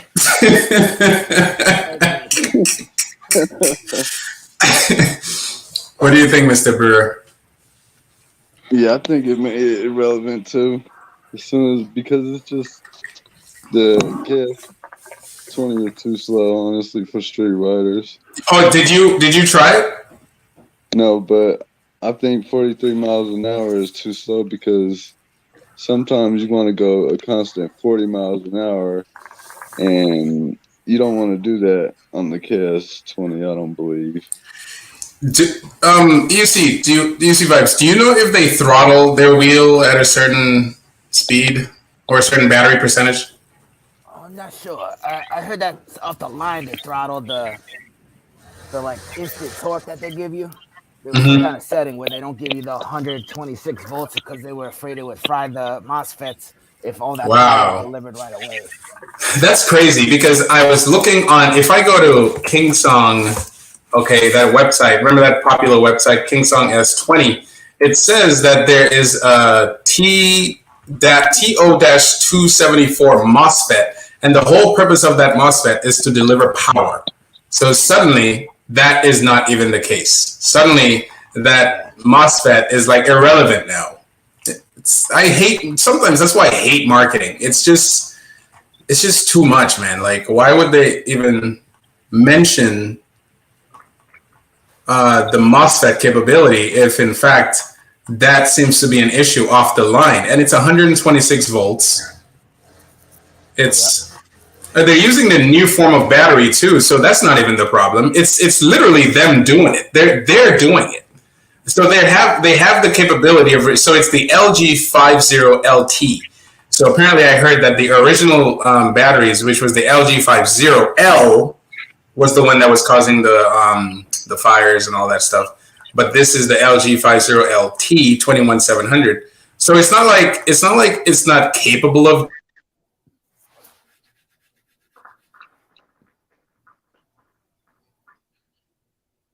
Uh-oh. Oh no, what happened? We lost him. Oh no. I guess I'm gonna run the show now. Go ahead. Yeah, it's me, man.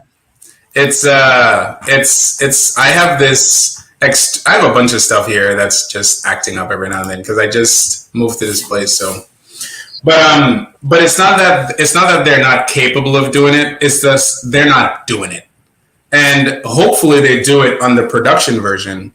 Just take off all that limitation. But that's what I love about Galway. That's what I like about Begode. they give you that ability to do it. Now, I don't know of any Begode wheel besides my high-speed MSP. Correct me in the chat if I'm wrong. That just breaks on like initial when you take off of the line. You see the guys in the Napa Valley. Is it the Napa Valley? I forgot the speed the race that they have in California with Zen Lee and Chooch and all these guys. Apple. Apple Valley. Yeah. You see how these guys take off the this guy's funny. You see how these guys take off the line, dude. Like they take off the line insanely hard, and most of these wheels are Gotway wheels. It is, yeah. So I feel like King Song is treading in a territory that they're not comfortable with. It's not that they can't do it, in my opinion. It's that they're worried about their reputation because they've already seen where Gotway's reputation goes, and they just, I guess, don't want to be a part of that. What do you guys think? I think they got to work their way up there. Yeah. It is, yeah. Where you mean in terms of performance? Yeah, definitely. Like, because they always been just safety, so I think it's gonna take time for them to be able to work their way up to where Gotway is. Definitely. Yeah, it's like they don't know the formula. They know it. I think they know it. They're just afraid because they don't want any bad reputation. But let me see some of these comments here, because there's a lot of comments that came in. Okay, so we already established that the Master and the KS20 is going to be pretty much the same weight. This one says, I noticed people, okay, we already saw that. Let me see. Okay, so this one says, I have the RS with the Shinko to 4040 knobby, and it doesn't feel much different from the street. So some knobbies have that curve. So, okay, so some knobbies. Exactly. Is that what you have? You have the curve? Yeah. I have the Shinko 244. That's me. I'm EUC rapper. Oh, that's you. So does your knobby have a curve? Yeah. Because it's not like flat squared. No. Yeah, that's the worst. You can't. It's hard to carve with those. Very hard to carve with those. Yeah, I never rode one with one like that actually. Okay, that's what I have with the EXN, and it's pretty hard to curve. It doesn't mean I can't. It's just really hard. What's up, Zoom Wheels? How's it going? Good morning to you too. So a lot of people have that 240 Spartacus. If you have a knobby tire like the Shinko 244 on the S20, I think it would improve the handling. It's rounded, yeah? Yeah, apparently it is, yeah. Yeah, because the 244 makes it basically just like a street tire, honestly. Wow, just with a lot of grip, right? Yeah, just with a lot of grip, and you can hear the vibration of the tire a lot. Wow. Yep. And so the other day I crashed on my my high-speed MSP because I tried to do my tire is bald, like completely bald. But this is a move I do all the time. Like I do it all the time. But apparently this time I just slid. Like I tried to go around the car and I carved when I cut the car in the left, and I just slid. And I'm like, wow. I thought I cut too hard, but it was the tire. It's bald. Yeah. So having a knobby tire that has the street characteristics would be really good. So I'll definitely check out that Shinko. Yeah, definitely. Yeah. So guys, all we're doing is comparing. We're listening to this engineer, and he's just giving great information about like the physics of how EUCs work, and we're trying to compare it with the S20 and the Master, because I feel like the Master is, oh man, like it's what the KS20 should have been, in my opinion. Yeah. They should have put more battery though. It's not enough battery. It's definitely. They did the same mistake with the S18, because the S8. Look, so it's obvious. King Song did an amazing job. Okay, being the first one to introduce that type of suspension on an EUC. Like, what the freak, dude? We weren't even thinking about that. And they came out with a full suspension EUC where they compromised the entire casing of the wheel, and obviously compromising on battery. And then they did the same thing with the KS20. It's like they didn't learn anything. You know, it's like what? Like, I wouldn't be surprised if that's the reason it's throttled in the beginning too, is the lack of battery. I feel like the Masters made the same mistake though. The what? The Master? Yeah. Tell me. Battery. Look, how much battery does it have? 2400? 2400 or 2600 is it? So let me look up the Master right now. But so I want to show you guys. You know what? I'm literally detoured here. But let me show you guys something. Let's go to Begode, because did I have their site? Yes. So if we go to Begode, the Begode Master. Yeah, Begode Master. Yep, Begode Master. 3,500 watt torque motor compared to the 2,220 watt on the S20. Man. Right, but what about the battery? And the battery is 2,400 watt hours compared to 2,220 watt hours on the S20. So all they did was added 200. But the thing is this, though. The thing is this. How much battery is the EXN? Isn't it 2,700 watt hours? The EXN? Yes. Yes, it's 2,700 watt hours. So you're right, actually. That is very disappointing. What the hell? Yeah, it says on this website, it's going 50 miles an hour. It says you could cruise up to 120 kilometers on a charge. I'm not sure. Let's see, 120 km. I think they want to compromise it with the battery weight and the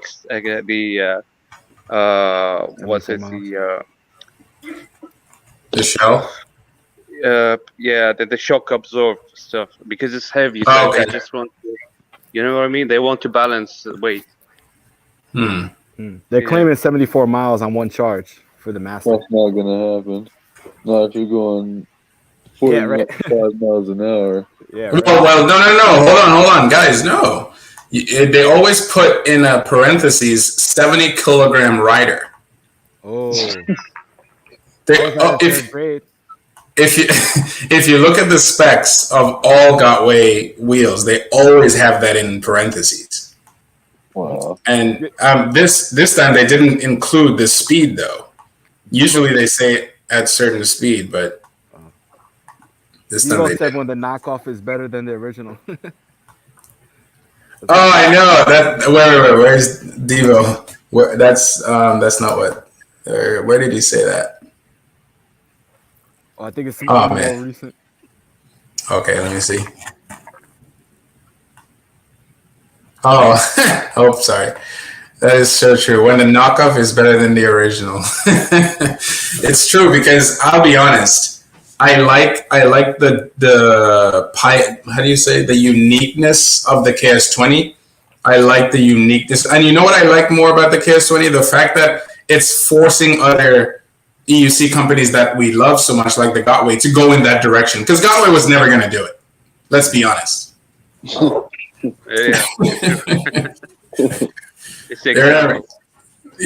like, what the hell? So they were never going to do it. But I'm looking at the specs here, and it looks pretty good, except for that 2,400.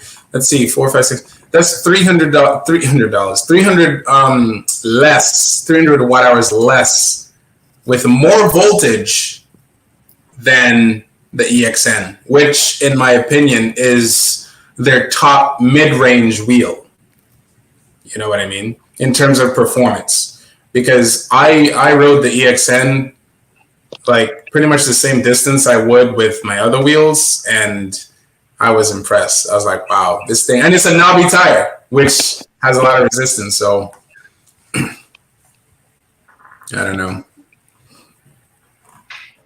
What are you guys hearing though around you regarding the KS20? Are people mostly, disappointed, or you're hearing people that are like, I'm getting this wheel regardless of what people say?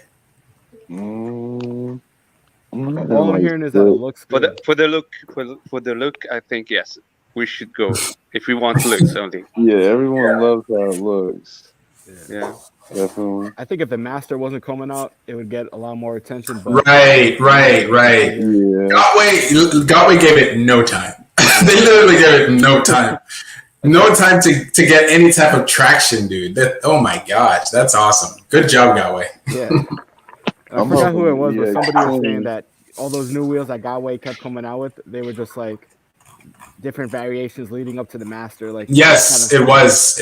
Yeah. I think that was your stream. That it was like research and development for like the Master. Yep. Oh, I see what you're saying. They were just testing it out. Yeah, because even on testing the waters, they talk about the Hero suspension, and that it's an improvement from the EX suspension, and that the Master's going to have that. But well, the Master has. It seems like it has the same. So, okay, let me see if I can do this here. Hold on for a second. It seems like it has the same suspension as the S18. Hold on for a second. I'm hoping the EX20 S can go at least 55 miles an hour. That's such a great. Let's hold on. Let's watch a few videos from the EX, the Begode Master here, because I'm very impressed with this thing. Hold on.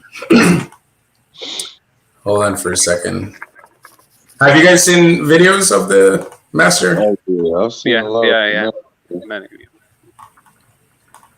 It looks lovely, but I'm just worried about the battery with all that speed. Right. The battery. There's really not much you could do when it comes to battery, dude. Like you either have to like have it or you don't have it. You know what I mean? Let me see this one. Which one do I want to share? There's so many. I have like a lot.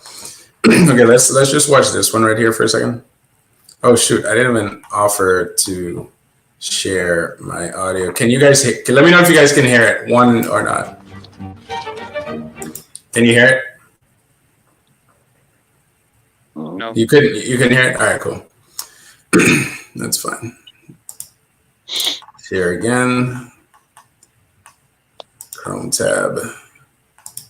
Share audio. Okay, can you hear it? Yeah. Can you hear it? Yeah, you can hear it? All right. So when you watch this, I want you guys to compare with what you watch when you watch the KS20. Okay, because I already have my comparisons.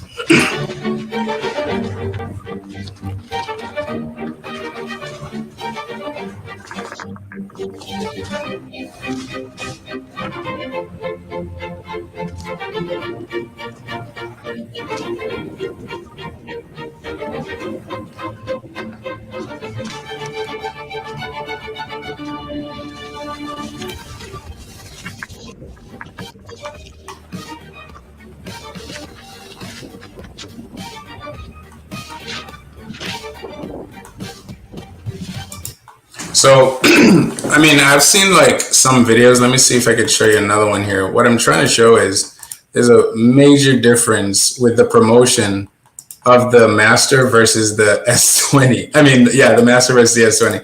The Master is more of, let me see, where's that uphill climb? Okay. Let's see this one right here. Whoa. It's 50. Whoa. Still falling.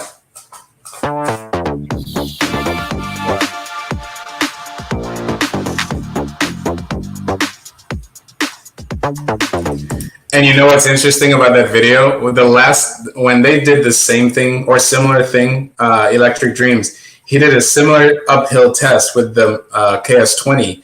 And you know the first thing that came off were those pads. And the bumper, I think, not the bumper, yeah, and it broke off. Like it just flew off, dude.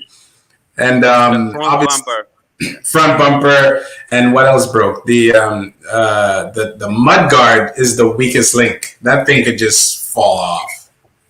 So I'm surprised that this thing handled that pretty well. That's very impressive right there already. Very solid. It looks very solid. Huh? It's solid. Seems solid. It's solid. Seems very solid. Yeah. Wow. No way.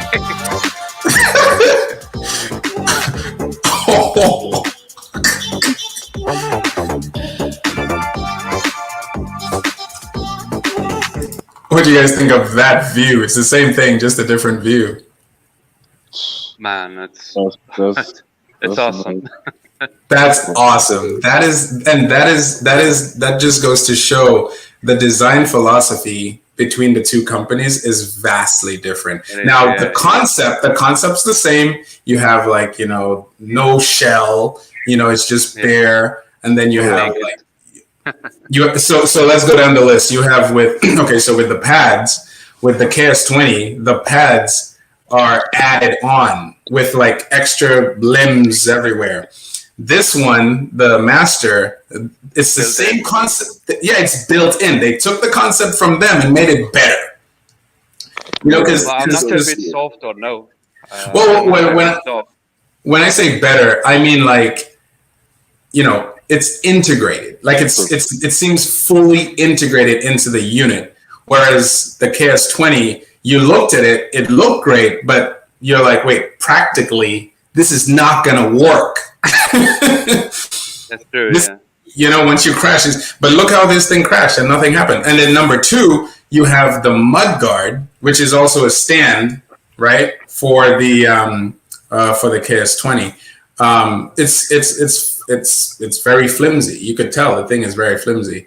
I mean, the guys from EVs went to California and Portland, and they did some tests with some guys, and they broke it in no time. They didn't have it for that long, and they broke it. Yeah, and the thing, right you remember seeing that, right? Yeah. Never. But this one is built in, kind of like the Hero. So that's what I like about it.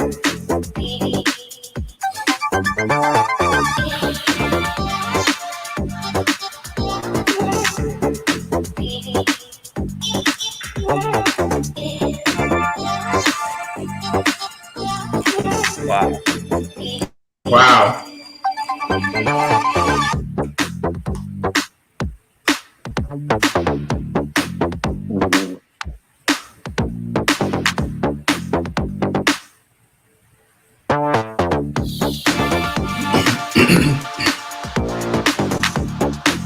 Well, you can see the dust trails.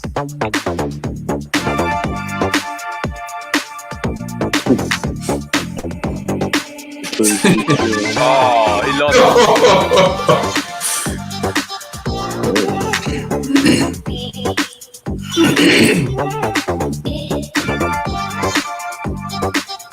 It's amazing. That is amazing. If there's one thing we can conclude is, and the thing about the KS20 is they took forever to crash it. Remember, we're all waiting. When are they gonna crash it? When are they gonna crash it? And then finally, they crashed it at some point, and then everything started coming off. Well, but this thing, like, they're just tossing it around like it's nothing. That's impressive. That's impressive. What was that? It's definitely built to take it. It looks like definitely built to. And it's funny. This is probably the strongest EUC that Gotway has made. It looks like, and the fastest, I believe. And probably the fastest. Yeah.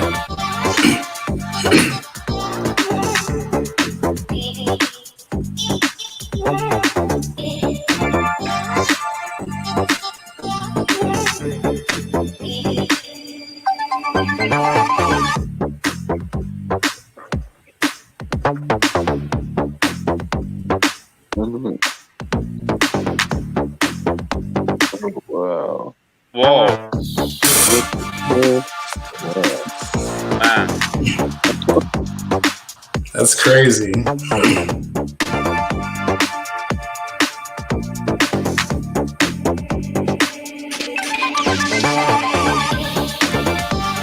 It seems to reach its limit at the middle.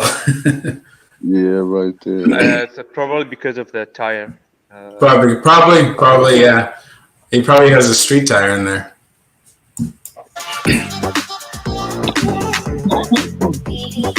Yeah, see? Looks like a street tire. I mean, it does look knobby, though. I see some grooves in there. I believe it comes with the knobby. What was that? I believe it does come with the knobby. Yeah, it looks knobby, but it doesn't look like my EXN knobby. I don't know. Anyway, what do you guys think about that? Let me look at some of the comments. I haven't been reading the comments. Yeah, but what do you guys think about that? It's a perfect Reaper. It's beautiful. With the torque. Oh my gosh. Like, regarding the torque. Now, the engineer guy, he was talking about the torque, but what do you guys think about that torque? Like, that looked pretty good.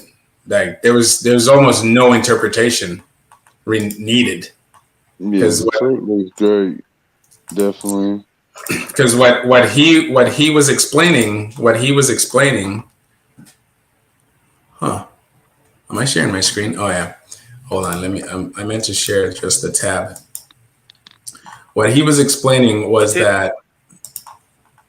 Right here. So he was explaining, like, the bigger the tire, the less then less performance you're going to have compared to a smaller wheel like your RS. Your RS is crazy, but this is a massive wheel. It has a bigger rolling radius. And so he was explaining how, like, you have the 126 volts, which goes to the MOSFETs. And then from the MOSFETs, it goes to the motor. And then from the motor, it goes to the ground. And that's how you get the power. There's no point in having a ton of power if you can't put it to the dirt. What's the point? It's just going to spin. Well, you guys know Runway, right? Yeah, he did a video showing this trying to go up some sand, and it was nowhere steep as what we just saw the Master doing. So just by visuals alone tells us the torque on the Master. 45. Yeah, he tried with 45, and that thing looked crazier than 45. And it was dirt. Now, granted, it's probably not as deep dirt as what he tried, but the angle is crazy. The angle of attack on this is 40, about 40, and it seemed to have struggled with that. You know what I mean? What do you guys think? Yeah, true. I think Master is going to have a future with the... Yes. Especially me, too. EUC with Lucifer says Master is 2,400 for 2 battery versions and 2,000 for 1 battery version. Okay. Yeah, I believe it. Yeah, I saw a video on Zen Lee mentioning that. Anorexic test riders. That's true. I can't disagree with that. The riders in China, we have to admit the riders in China are very light. Extremely light. Shorter. We cannot. They're shorter. They're lighter. They're healthier. I mean, we can't ignore that. We can't ignore basic stuff like that, right? Because you get this makes sense. How are they getting 200-mile range, 74-mile range? Like, whoa! Like, I think Marwan, you're more likely to get those ranges because you ride. You don't beat up your wheels. You ride like a conservative, right? Yeah. But I really what I'd like to do or like to see at some point is a comparison video between the two. Oh yeah, Electric Dreams I think will do that because I'm just gonna preempt it and say he might do that because he gets first dibs, right? So, Spartacus says they must use a retired horse jockey to do those range tests. EXN wasn't planned. That is true. That is very true. EXN wasn't planned. Turned out to be one of their best wheels. I know. That's crazy. I have the same feeling about the Master. That is so true. That is so true. Very true. Because the EX, do you guys realize that? The EXN was not planned. The EXN was a derivative of the EX. The X, it did so terribly in terms of purchasing, in terms of sales, that they were like, listen, we're not going to scrap it. It's going to do better without the suspension. So they took out the suspension. I think it saved like 12 pounds. And then I love that wheel. I absolutely do. I just got pads for it thanks to Sensei Vegan, who's probably sleeping right now. He gave me free pads because I just didn't have time to make my own pads. But highly recommend that wheel. Highly recommend that. It's the most portable, most powerful wheel out there, in my opinion. I've rode it a little bit just to check it out. It was nice. It was nice, right? Yeah. What tire were you riding? Knobby or? It was. I think it was a Knobby. I forget. Okay. No, it was. I think it was Cess. Or no, it might have been Greg's. Yeah. No, I love that wheel, and it's a beautiful design. At first, I couldn't deal with the front lights, but front light. But now I don't mind it. I'm like, this thing is awesome. I'm not worried about range at all. Range anxiety is gone completely. And if you, Mr. Mawan, worry about your RS with the EXN, forget it. You don't need to charge for a week the way you ride. Same feeling, huh? The same feeling. I'm serious. Yes. Well, there's two versions. There's the high speed and then there's the torque version. So if you're looking for torque, I highly recommend the torque because right now I can overpower my RS. I can overpower it like once if I'm standing. Because you have a high speed. You have a high speed version. That's why. If you got the torque, that's why. If I'm being very aggressive with what I'm saying right now, because it's true. I overpowered my high speed off the line because I was trying to prepare for a race, and the MOSFET did great. Wow, the capacitor blew. It just blew up. Oh. And I went, and I have a video on it, and I went straight down because I wasn't expecting that. I pushed it. I remember. Yeah. You were recording. Yeah. Yeah, I pushed it a little too hard. I wasn't trying to push it too hard, but the little that I pushed it was too much because I did the same push with my torque, and the torque just ate it up. I didn't feel any type, because usually what happens is with the high speed, even when I'm doing my ride around my city, not my city, but where I live, you can feel the pedal do this a little because I'm pushing it too hard, you know what I mean? And it's in hard mode. I tilted it back 3 degrees so that I can compensate for how much I need to lean. But then when I do that with my torque, forget it. It just eats it. It just goes. There's none of that. It just goes, dude. Nothing. It's a completely different wheel, the torque and the high speed MSP. Completely different wheel. Then I should get high torque.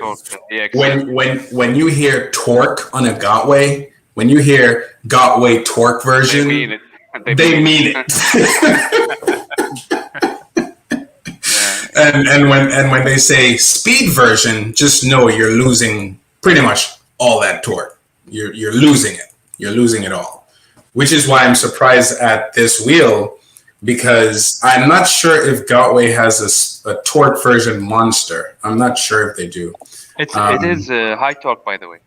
Oh, there is. C38. It's a C38. No, the monster. Oh, no, not the monster. Yeah, I thought the master took. Yeah. No, monster. I'm curious to see because I expect a torque version with the master. 100%. Yeah, but I heard one of the YouTuber. He said he bought a new motor. They provide him a new motherboard. It seems like a high torque one because the high speed it's 83. The top speed 83. Okay, really? So the torque version? Yes. Wow. The torque motor monster. He said because he thought by mistake they sent him on different motor. But it turned out it's I think it's the torque version of Monster. Holy moly! Yeah. Wow. You're talking about the Master, right? No, the Monster. The Monster. Okay. Yeah. EUC with Lucifer says manufacturers need to let little EUC girl do the range test on their wheels. Little 10-year-old girl. Yeah. Yeah, the girl. Yeah. He said it seems like they ride forever on a charge. Yes, that's true. I mean, she's light. You know, she's ideal. Faster going. But she's light, dude. She, you know what EUC girl is? She's like a tiny. But she's brave, man. She's brave. She's brave, yeah. She has the right gear on too. Yeah. Yeah. She was pretty funny because I was watching the video with EVs and she said, "Oh, the only thing I found wrong with the S20, it was a little heavy."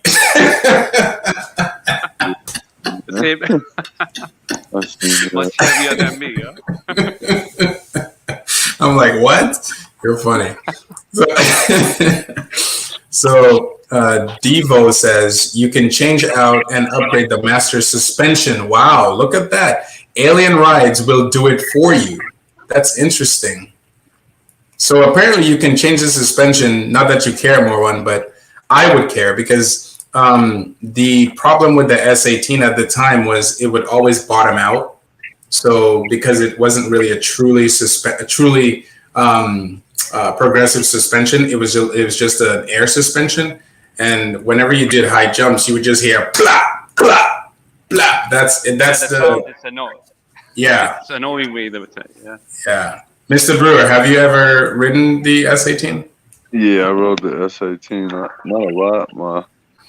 One of my buddies has one. I rode it a little bit. I didn't get to feel the bottoming out effect. You gotta jump. You gotta really jump off something or something.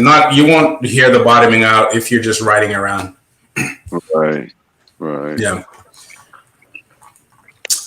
So that's encouraging to know that Alien Rides will do it for you. That's cool. Yeah, 10-year-old range test. That's crazy. Let's see. China would have what? Yeah. Oh man, you guys.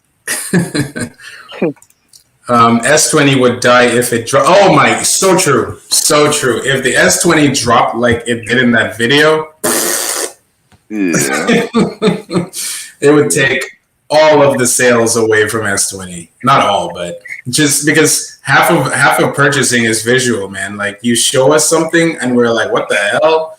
Then word's gonna spread and then no one's gonna want it. And then like even though no one's gonna climb a hill like that, they're still not gonna want it. They're still not gonna want it. This one says both companies trying to make an off-road wheel, which will be better. Well, I don't think Master, even though they're promoting it like that, their wheel seems to be more, how do you say, multi-dimensional than the KS20. Because the KS20, it seems like if you're riding hard, you're gonna get a range of like 25 to almost 30 miles. That's it. Maybe even less because it starts beeping at you at a certain whatever. But the Master seems to be wanting to do everything. The Master's like, I'm speed, I'm off-roading, I'm range compared to these two. You see what I'm saying? So in terms of like, so I understand. What was that, Mr. Brewer? What was that, Mr. Brewer? I think you'll get the same range as the S20 on the Master. You think so? You think so? Yeah, especially if you're really pushing it. How fast do you ride, Mr. Brewer? I usually like to cruise around 35, 40. Okay. That's not bad. It kills my battery pretty quick when I'm going 40. What, you probably said it already, but what wheel do you have? The RS. Yeah, that makes sense. It's an 1800 watt hour. So yeah, it's going to kill your battery. But where do you live? New York? I just assume New York. No, I live in Colorado. Colorado. You guys have long roads, right? Yeah. You barely have any city blocks. It's mostly long There's a lot of city blocks, but there's a lot of main streets that I can fly down. Yeah, so that's the thing about the high speed, or just an 1800 watt hour in general. You're going to kill it if you're doing long, consistent rides at 40 miles an hour. Right. So if you only add 600 watt hours and you're doing yeah, you're right. You're kind of right. You're kind of right. If everything remains the same, meaning their firmware is not tailored toward maximum range, because I know Gotway is really good at battery management. So I hope it's in the territory of the EXN. That would be great. It's gonna be awesome. it's gonna be awesome because I don't mind my torque. High speed EXN Master. I don't think I'll need another wheel after that, to be honest. if it really that's why I'm really thinking about the EX20S, because I believe it's gonna be going like 55 miles an hour by itself, and that's fast enough. What which wheel? Which wheel? The EX20S. EX20S. Is there such the a new wheel? EX version. Yeah, that's the new version of EX. The EX and EX20. Oh, you mean is it the ugly one? Yeah. The naked. Oh. What's the battery on that one? It's much more heavier. Yeah. What is it? 600 watt hours. Whoa, that's intense. That's like Sherman. That's the Sherman. Yeah, that's crazy. If that's what you want, if you want range like that, do it, man. I just changed my riding habits. That's all. Like, I know if I'm going somewhere, and like usually I only blaze it when I'm like, I don't know, like when I'm really trying to go somewhere and get back. But other than that, I usually just chill. You know what I mean? I don't really ride crazy all the time. I deliver Uber Eats and Grubhub on it, and it kills my battery when I'm going 40. If you're doing that, you need another wheel, man. Because you need that battery. You don't want to. Yeah, I recommend like a Monster or EXN or something like that. Right.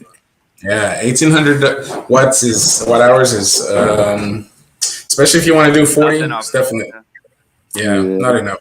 And he has it.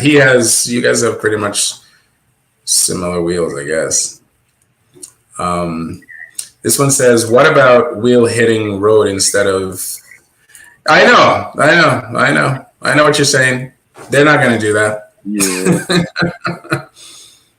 Demonstrate. Yeah. Let me see. This ground is not brutal compared to road ground. But I mean, honestly, it looked like a little mountain, though. It looked like there was... Going up that and going up a road. Yeah. Going up dirt is a lot harder than going up road. Of course. But I think he meant the drop. Like dropping it.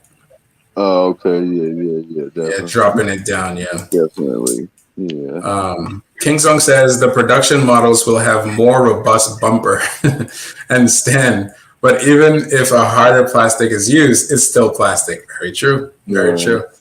Yeah. Exactly. That front bumper, man. Oh my gosh, I don't know how that's gonna hold up. It's not gonna hold up. I don't think it's gonna hold. It's, first of all, the design is wrong, in my opinion, because if you're gonna hit the ground, don't you want it to glide? You know what I mean? Right. You want it to slide. Yeah, you want it to slide. You don't want like perfect impact where resistance is guaranteed to break it. Right. You want like this smoothness. I don't know. I have no idea. That's just my assumption. I bet the InMotion V13 ain't coming out till like 2023. What do you guys think about that? Yeah, I don't think it's gonna be out until 2023 either. At least late this year. I mean, I haven't heard anything about it except for a few photos, like great darkened photos. Yeah, That's all I ever. that was like 4 months ago now, 3 months ago. Yeah, that's all I saw. EUC with Lucifer. Don't get me started on how much InMotion sucks.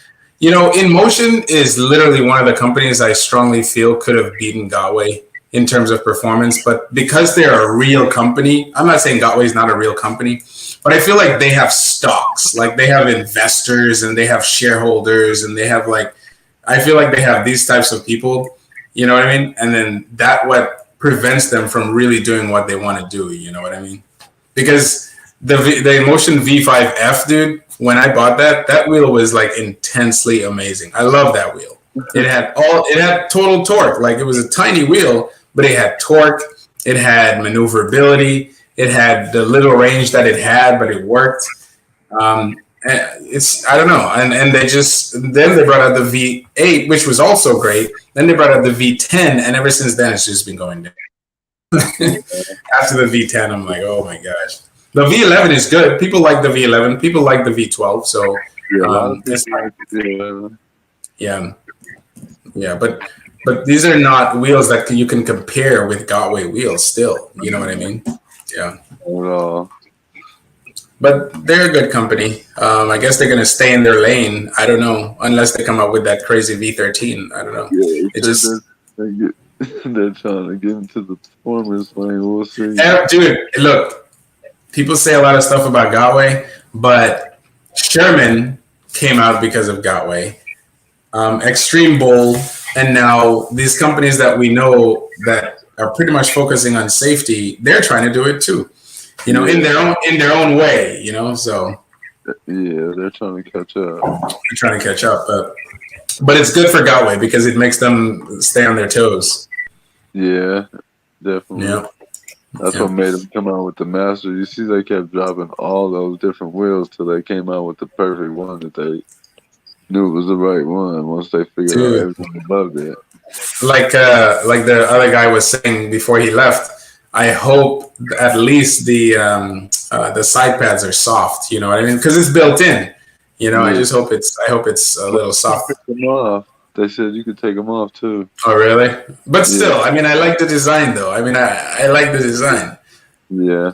Unless Clark pads make something similar that's softer, you know, or maybe you could attach something soft to the sides. I don't know, but it looks pretty good. I like the different colors, and it's kind of funny because Kingsong offers one color, right? Now for the KS20. Yeah, just red. Said just it. But Gotway colors. Huh? I like that. Yeah, I like those colors. If they offer that, that's freaking amazing. Yeah, it's freaking amazing. Yeah, that makes this type of That's what I like Gotway for. They have this passion about them. You know, like, so you can always tell when a company or someone has passion about something. You can see Kingsong. They went through like this design process. You know, the board has to see it, then it has to be approved. Then you have, you know, blah blah blah blah. You know, Gotway's like, listen, freaking A, man, make this good now, and just go with it. He's already gonna drop the Master. I heard, I heard that on Black Cobra's live that they were gonna drop it ASAP. Yeah, I wish they would have. I'm sure they don't have to do much. Like all they did was put the C38 or the C30 motor in it, and then change the firmware and do all that. Because they already have the Hero, so they know how. And if you look at it, it looks really similar to the Hero. If you think it is, I think it's all the same parts except for maybe the firmware, and that's it probably. And you know what's funny? Because a lot of people were complaining that, including myself, that the Hero is an expensive wheel, and you're getting an expensive wheel for nothing. Like, what? You're not getting anything. You know what I mean? Why would we pay all this money for absolutely nothing? So I feel like these EUCs aren't costing them a lot to make. So they make it to test the market, in my opinion. Because how are they coming out with all these wheels like this, like nothing? Like, hey, you want a wheel? Here, you want a wheel? Here, boom, boom, boom, boom. I'm like, what the frick? They don't cost a lot for them to make these wheels. It doesn't cost them anything, so that's how they're able to just come out with it like that. You know what I mean? So now we're complaining that the Hero is an amazing concept for Galway, but the problem is, that's wind or something. I'm not sure, but anyway, I have the window open because it's a little hot in here. But the point is, we complained about how the Hero was a little expensive for pretty much nothing. Well, they listened. I have a feeling they listened, and they're like, "Yeah, dude, $2,600, or is it $2,600? $2,600, right?" For the Hero? No, for the Master. Master, I think is 26 or 28. Dude, either way, it's below $3,000, dude. Exactly. But there's actually 3 versions. There's gonna be There's 3 versions, yeah. I heard, yeah. One of them is gonna cost $3,600. Yeah. 36. But isn't that the lowest battery though? It just has a higher dissipation rate. That's the best battery. The best battery, but lower range, right? No, it's the highest range. Is the highest range? Okay. I don't know why I was thinking like that. All right. Well, let me just read some of these comments here, and then we'll go on with the video. And feel free to drop off whenever you want, man. I don't feel like I'm holding you on. I just want people to join and just not hear myself talk all day. Like, all right. So let's see. Devo says it's a torque motor that goes high speed on the Master. Wow. That's crazy if that's true, dude. That's what they said. And I mean, they already showed it in the videos. That's crazy. A torque version that goes faster. That's pretty much a high speed. So they've somehow cracked the code between the two.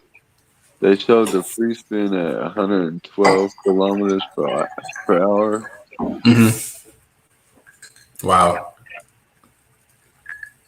And I saw, wait, 112 kilometers, you mean? Yeah, kilometers. Yeah.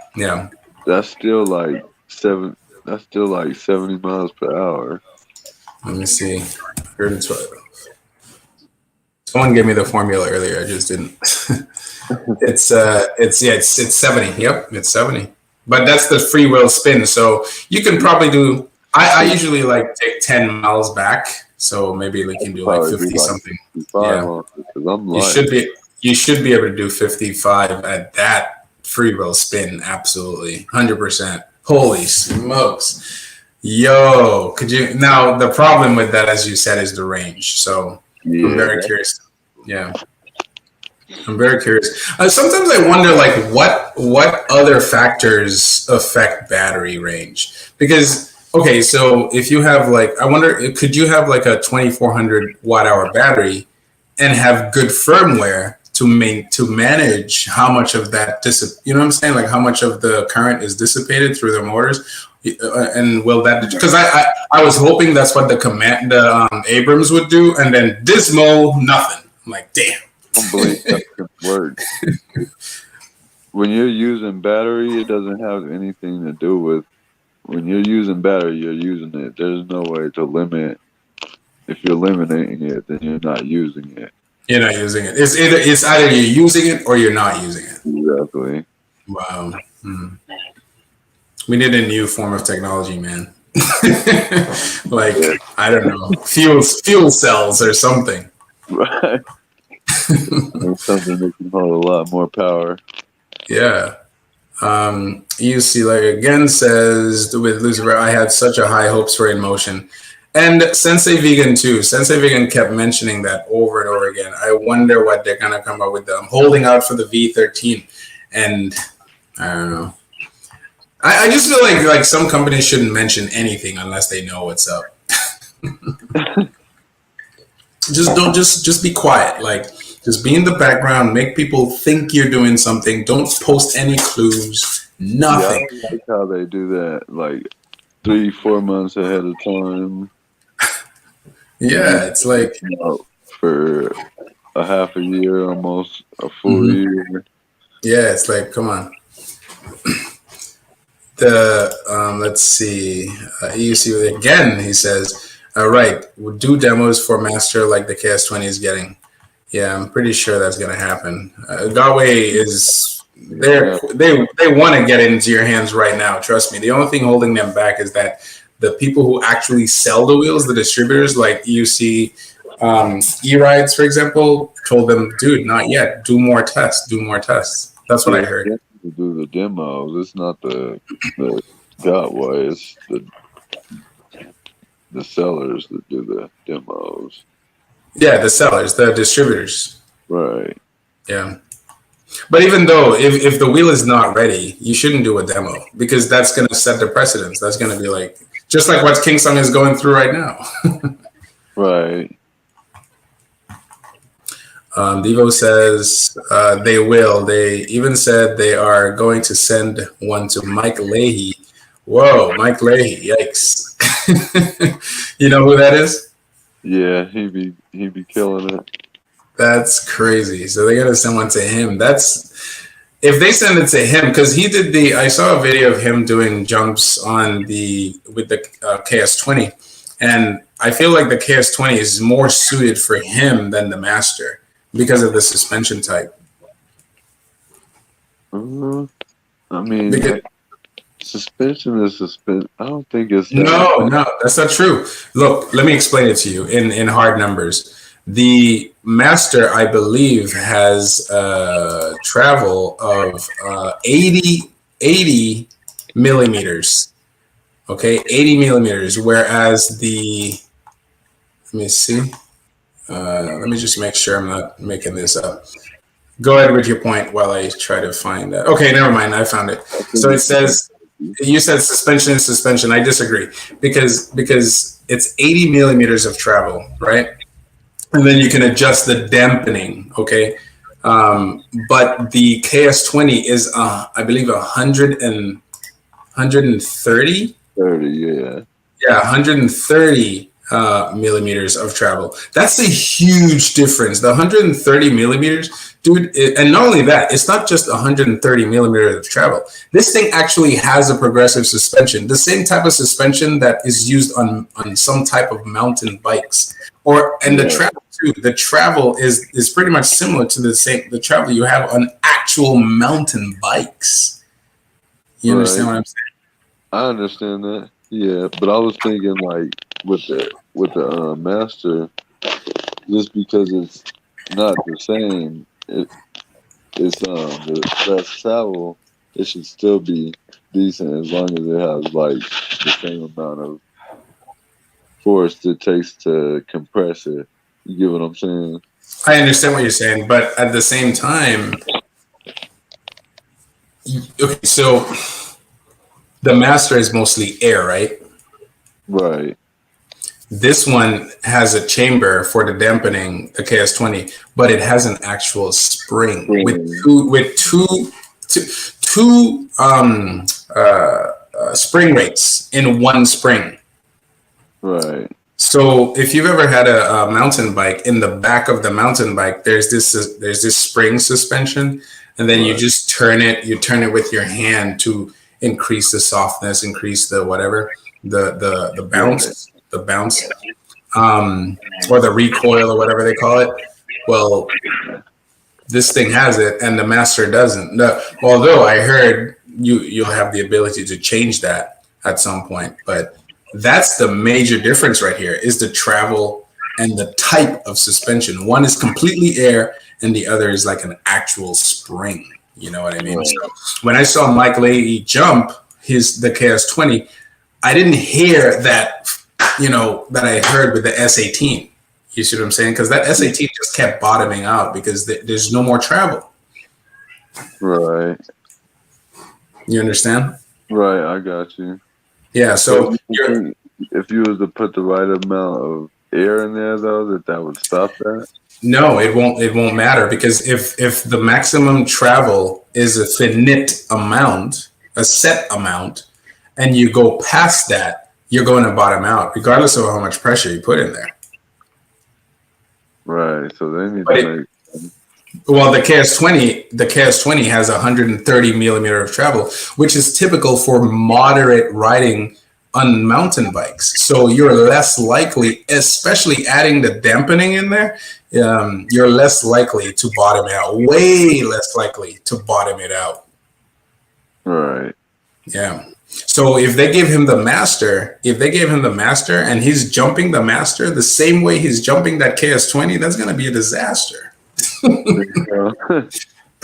That's my opinion. What do you guys think in the chat? I'd love to see it. What do you guys think in the chat? Do you guys think that the KS20's suspension, do you guys think suspension is just suspension, or KS20's suspension is far superior than the master in terms of jumping? You know what I mean? Yeah, I guess it depends on what you're doing. If you're doing all those crazy jumps and you're a heavy rider.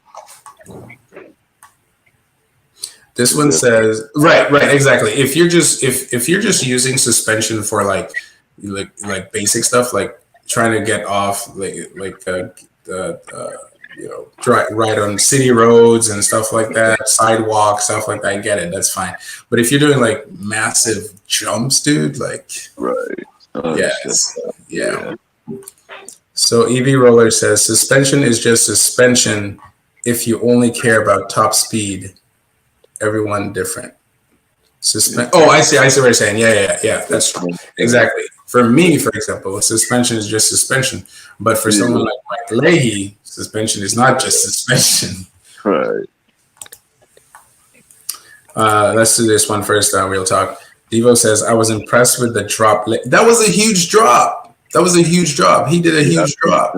That was a drop. That was a huge drop. You know what I mean? I was expecting to hear, wow. Yeah, it sounded pretty soft, honestly. I was really surprised. Yeah, because if you had done that with the S18, that shock would probably just shoot out. I'm joking. But you would definitely...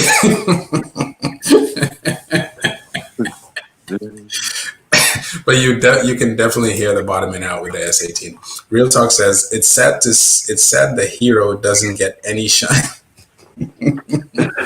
I mean, but you can't expect it to. They already knew it wasn't. They killed it themselves. They literally shot it. They're like, you served your purpose. Goodbye. Put it down.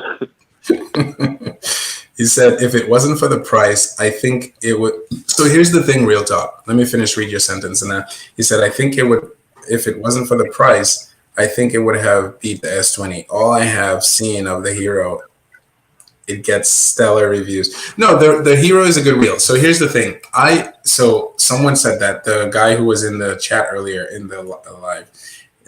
What I think happened, and now I'm only thinking about it, what I think happened was they knew no one was going to buy the Hero. Not because of the price. The battery was terrible. 1,800 watt hours, and you have a heavier wheel. Okay? And the front and very low speed. So what they did, in my opinion, again, this thing doesn't cost them much to do. Okay? It doesn't cost them anything. You know what I'm saying? So what they did, in my opinion, they maximized the amount of profits they could make, right? Getting it out there in the public where no one's gonna buy it. And if you do buy it, if you're the sucker that buy it, then you just made them a huge amount of profit for that. You know what I'm saying? So now that's research. That's just research. So they did the research. Now they came up with that hideous XS whatever thing. You know what I'm saying? And people went, oh, I love it. I hate it. I love it.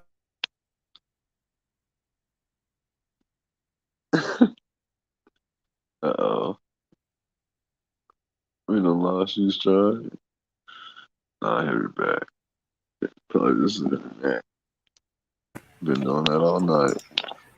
No, it's doing it because I don't have a real camera it's a digital camera that I'm sharing with my phone, so I have to get a real camera.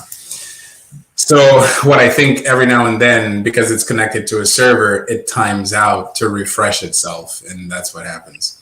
Oh, okay. So, yeah, so that's what I think. So now they come out with the wheel that everybody wanted, which is, because you're telling me these people didn't know Kingsong was building that wheel? Of course they did. Yeah, definitely. We're the last ones to find out. They live in the same place. That's right. That's like you living down the street, and then I see you testing a brand new wheel. I'm like, what the hell is that? You know, so I'm like, oh shoot! Come on, guys, we got to do that. They're probably cousins and stuff, honestly. I heard that on Black Cobra. They're all related. But the point is, they know what each other is doing. You know what I'm saying? I think with Gotway, they just tried to find out the best way to go about doing it. That's all. Right. You know? So they did their job. That's what I think. I mean, that's my opinion. Yeah, so the Hero does have stellar reviews, you're right, but the price is insane. And what's his name? It was Marty who said that it's dead on arrival, and you know. Mamacita says the Master is a great wheel suspension and KS20 off-road. The Master, well, yeah, and honestly, that's what I think it's going to be. The Master is going to be a good street, and if you look at most of the videos that's being posted for the Master, if they're doing off-roading, all you're seeing is paved, not paved, but like paths. You're seeing paths, whereas the KS20, you see them jumping off things. You see them doing crazy, because that's what the suspension is for. You know what I'm saying? So I feel like the Master suspension is just to take off the edge, as Sensei Vegan likes to say. It just takes off because I want to ride off-roading with my MSP, but I know I gotta bend my knees, and I gotta like just brace for it, brace every single time. I'm bracing, even little rocks, little gravels, I'm bracing myself. But with the Master, I don't swear about that, you know. And I want the speed, so I don't know. We'll see. I don't want to be on the same hype train as the KS20 was and be completely disappointed. That's what I'm worried about, honestly. EUC with Lucifer says, I'm more concerned about suspension to handle speed bumps. And exactly, and I think that's what it's going to be. I'm not planning on sending it like Leahy. Leahy jumps even non-suspension wheels, doesn't he? Yeah, that's what they mostly jump is the RS torque. Most of them used RS torque before this. They didn't use suspension wheels like the S18 or the V11. Yeah, and he was able to do that mostly because of the torque. Yeah. Yeah. That's why I think like suspension, I mean, it matters, but then again it don't, because you still have to bend your knees regardless. Yeah, and the problem with the KS20 is that initial torque. I mean, what's the point if you can't do that off-road? You need that initial torque off-roading, don't you? Yeah, you definitely need that, especially if you're trying to do like a jump. Yeah, exactly. Yeah, you need it. I don't think it's going to be a great wheel for jumping, honestly, without that torque. I was wondering about that.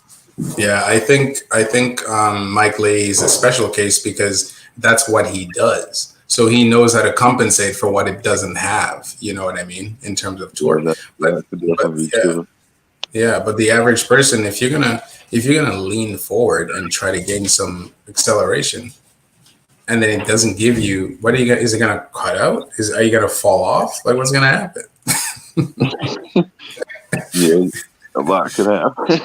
When you try to go off them big old jumps. Oh man, I don't know. I'm just making stuff up. Jumps out here in Colorado too. I'm going up there tomorrow. Oh, nice! Congrats, that's awesome, man. I would really like to make it to that race at some point. That'd be great. And you know what? And I really wanted. You know what I wanted to do? I wanted to bring my 84 volt MSX to that race. Oh yeah, I heard you was doing 47 miles an hour on that thing. No, man, I never said that. I said 40. 40, okay. 47. Holy smokes. No, 40, man. 40. But I wouldn't be able to do 40 on that race because the 40 I do is on straightaways. I can't do 40 on turns, and then because the thing is 41 is where it cuts out. So I have a huh? You talking about Sensei Vegan's race or the Apple Valley Speed race? No, the Apple Valley. Is Sensei Vegan setting a race? Or no, not Sensei Vegan. Black Cobra? Yeah. No. With the Black Cobra, I don't mind bringing my 84 volt, but I'm talking about the Apple Valley. I want to bring my 84 volt. I heard it does have some decent speed straightaways on the track. What's the highest speed you've heard them do so far? I couldn't. It doesn't show nobody's speed when you watch the videos. Nobody shows their speed. I wouldn't bring my 84 volt, dude. That's crazy.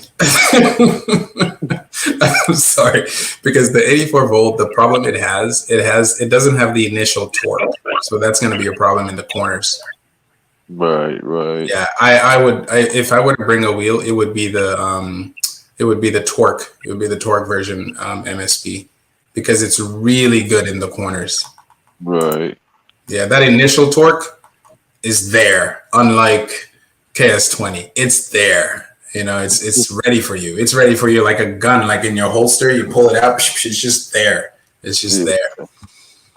There's another race coming up too. The Amped Electric Games or something. The Amped? Yeah. Where's that? It's gonna be in Arkansas, I think. Oh wow. Isn't that the middle of America? I can't go there. That's No. There's no water there. I think they're having races and they're having ramps and all kind of stuff. EV Roller says, I'm here writing my EUC at 4 a.m. carving through the streets while listening to a live stream, commenting, texting. That's awesome. Be safe out there, man. Please be safe. That's awesome. I used to do that. Yeah, I still do it every now and then. Like I'll just go for a random ride outside because I feel I'm awake. I'm like, I gotta go outside. I'm going riding. Oh yeah, it's cold out here though right now. Yeah, it's cold. Yep, it's cold right now. Yep. Yeah. It's 3 a.m. and it's freezing outside. Yep, forget that. Yeah. Not right now. Yeah. Real talk. I think off-roading is relative. For example, it's only a few riders that will be able to access the full off-roading capabilities of the S20. Most riders will probably be quite satisfied with it. Yeah, I think most people are just gonna buy the wheel because it looks great, and there's nothing wrong with that. Yeah. You don't have to justify. Okay, just because the wheel has suspension doesn't mean you doesn't mean you have to buy it because of suspension. You could buy it because it looks great. You could buy. I mean, if you want it, buy it. Exactly. If you want it you don't have to justify why. If you like it, just get it. That's you. That's you. You know, don't let us. So you gotta buy what you like. You don't want to buy what you like. Me, if I had the money, I would buy the S20 and just park it inside just to look at it. Yeah, just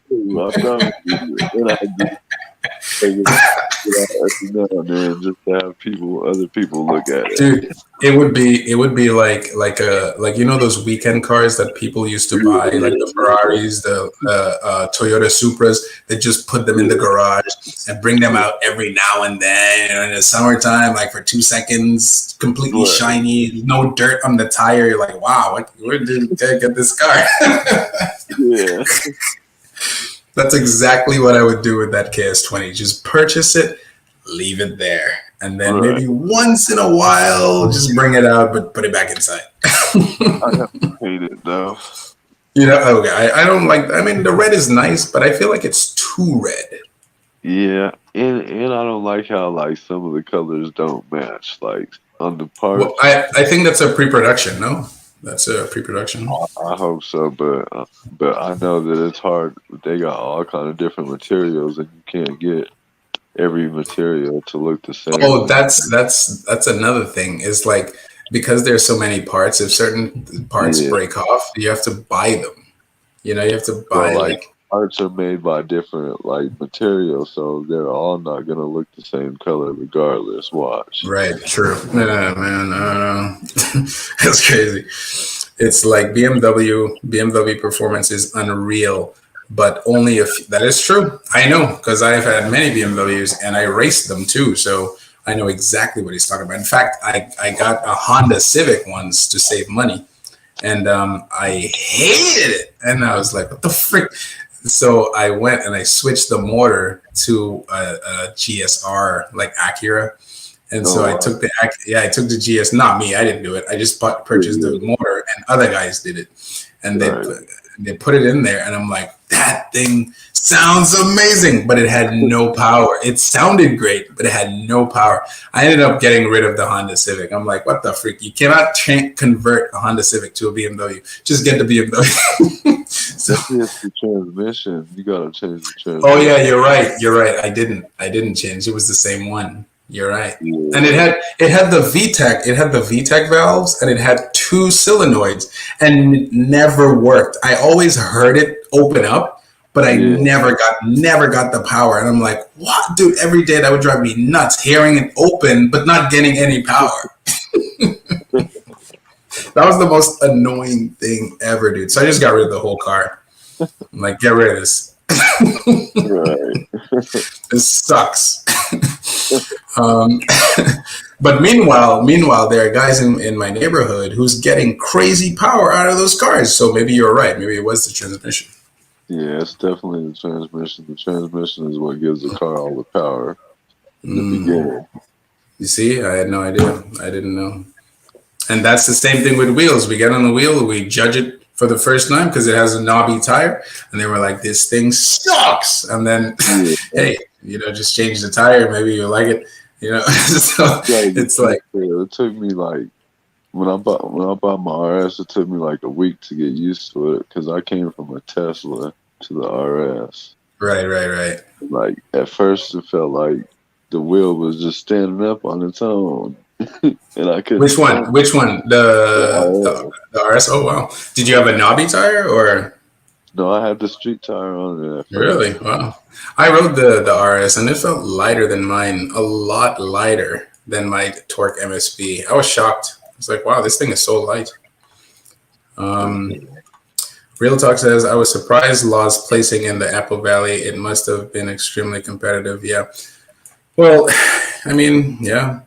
Like I said, like riding fast, because I ride fast, but riding fast and riding in a race fast is totally different.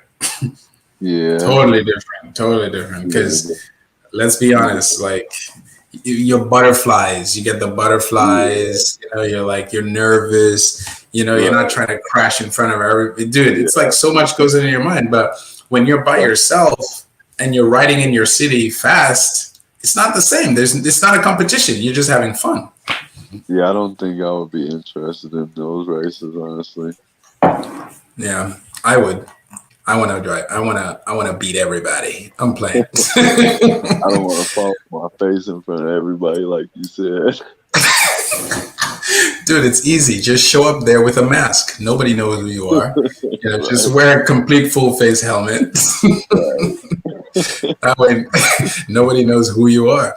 All right, let me get back to what I was doing here.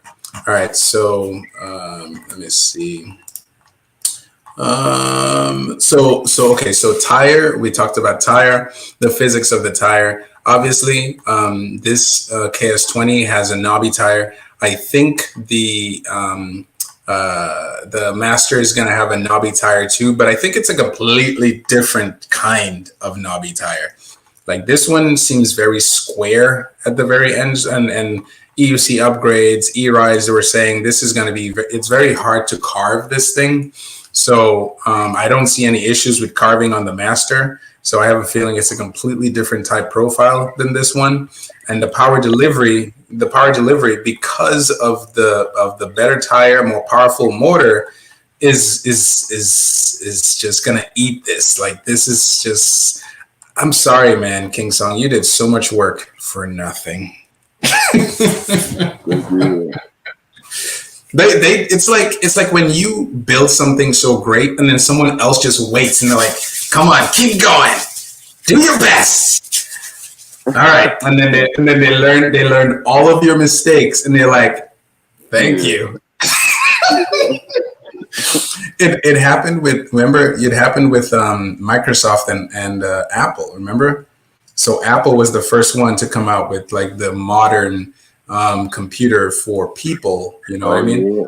Yeah. And then Microsoft was just in the background like, yeah, go ahead. And then out of nowhere, boom, we're the best. Actually, the Apple computer wasn't by Apple. It was by Macintosh, remember? No, I know, but I was using it as both as synonymous because isn't Macintosh is Apple? Is it? Yeah, there were two different teams. There were two different teams in the same company. Oh, okay. Yeah. But it's the same company. They're just two different teams. Wow. Yeah, competing with each other. Okay. That was I guess Steve Jobs. That's how I remember it because I used to follow that stuff. But that was Steve Jobs' way of getting the best out of people to have them compete with each other. Right. Within the company. Right. You know what I mean? But the thing is, they focus so much on perfection and beauty and industrial looks and all that stuff. Microsoft didn't care about any of that.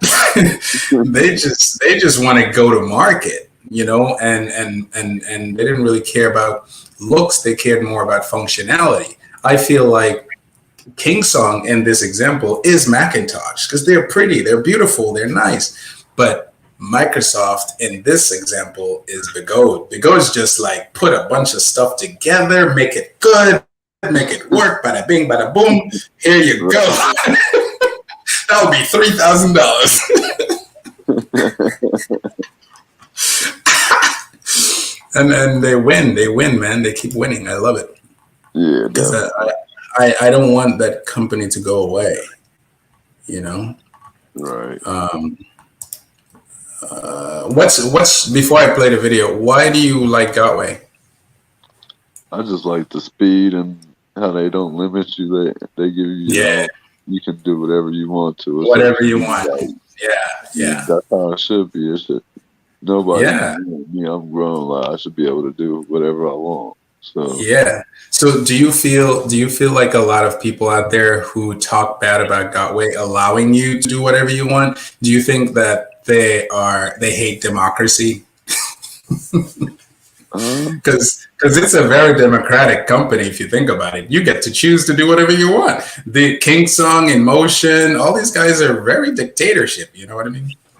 I think the haters are just people that just listen to everyone else, and they listen to everything that they hear without even like thinking that it could be another reason or right.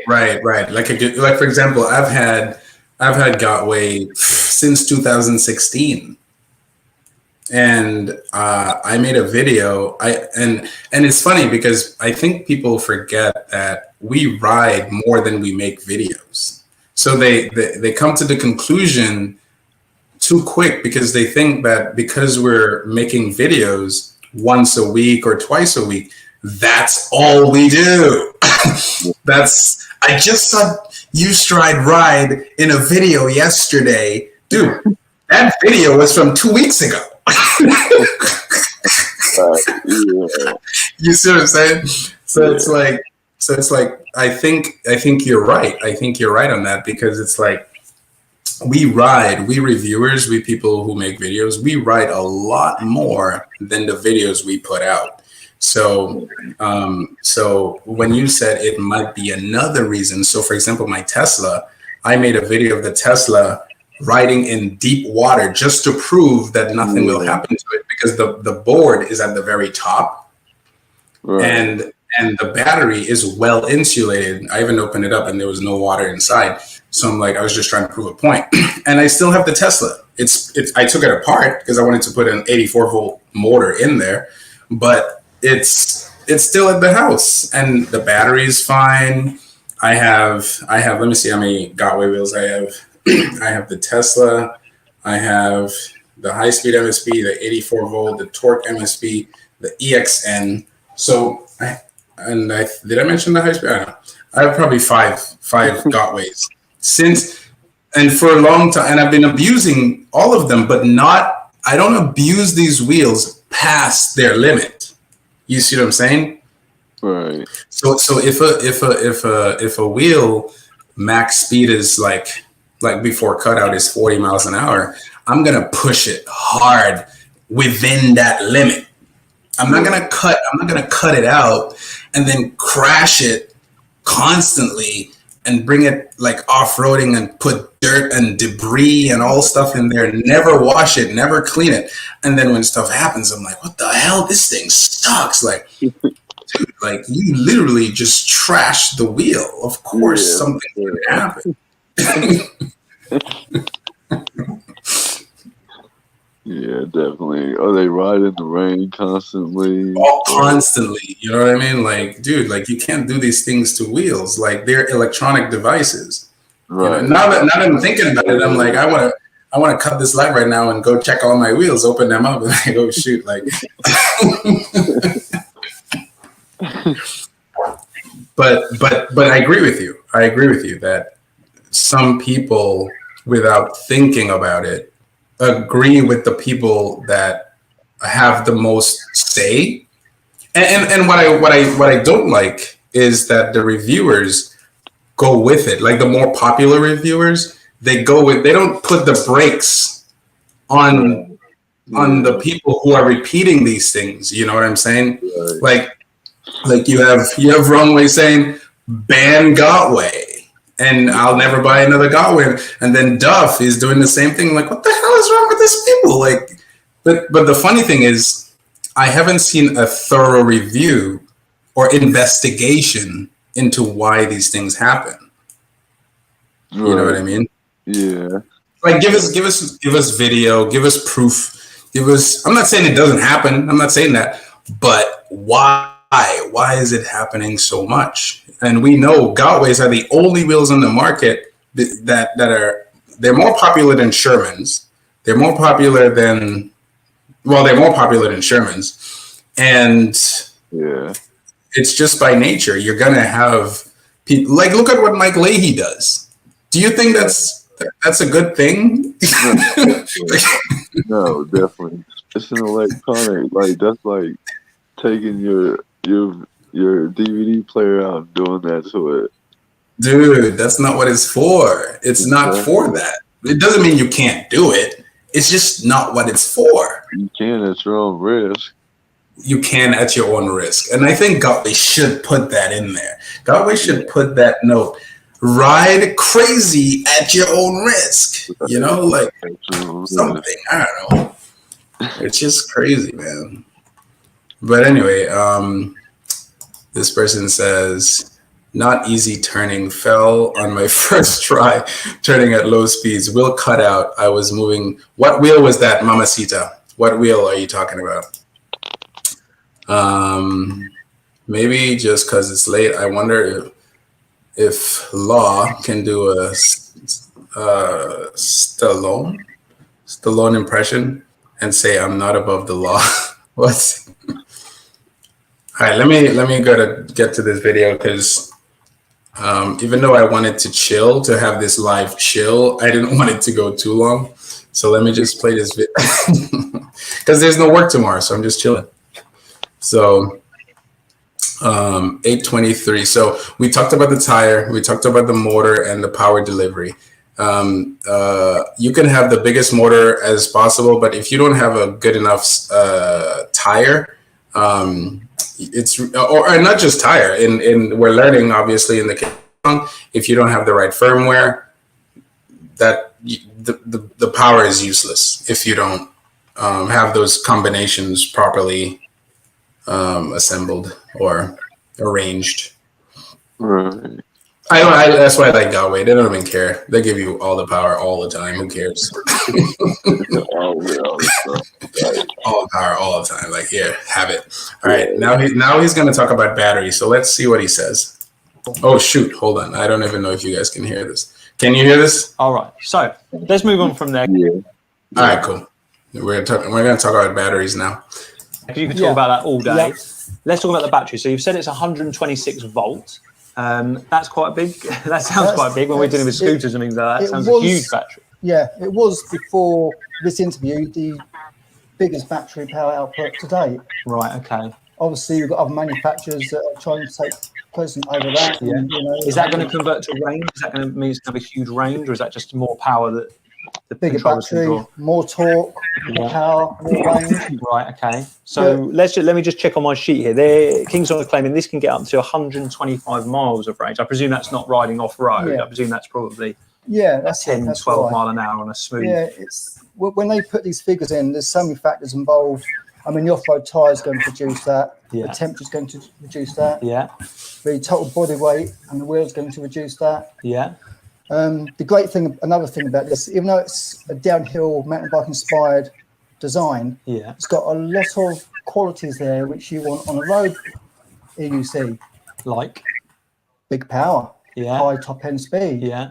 Large rolling radius wheel. Yeah. So for cruising as well. Yeah. I mean, if you look at it from 2 points of view, you look at it now with an off-road tyre, motocross inspired, downhill mountain bike inspired. You put a slick tyre on that, it becomes a supermoto. Yeah, I see what you mean. Yeah, I see what you mean. You know, it's not everyone's going to want suspension. Yeah.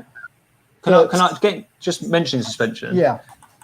All right. So that was battery, and that makes sense. So he was explaining, you put a different type of tire, you're going to get a different result.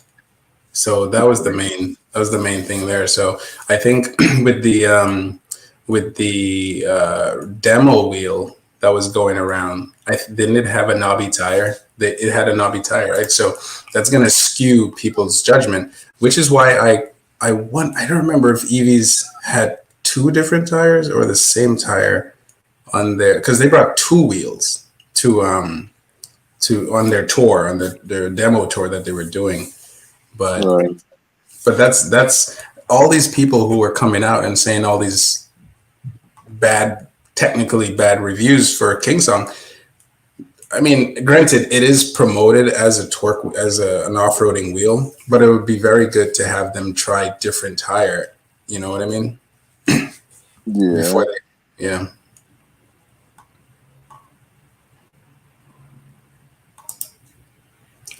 Devo says Begode is the innovator, maybe less safer. It's see, that's the thing. Like, safety is relative. You know, all these wheels are safe. Every single one. One wheel. I mean, you're not very safe in the beginning. Huh? You're riding on one wheel. You're not very safe in the beginning. Okay, so if you look at it like that, you're 100% right.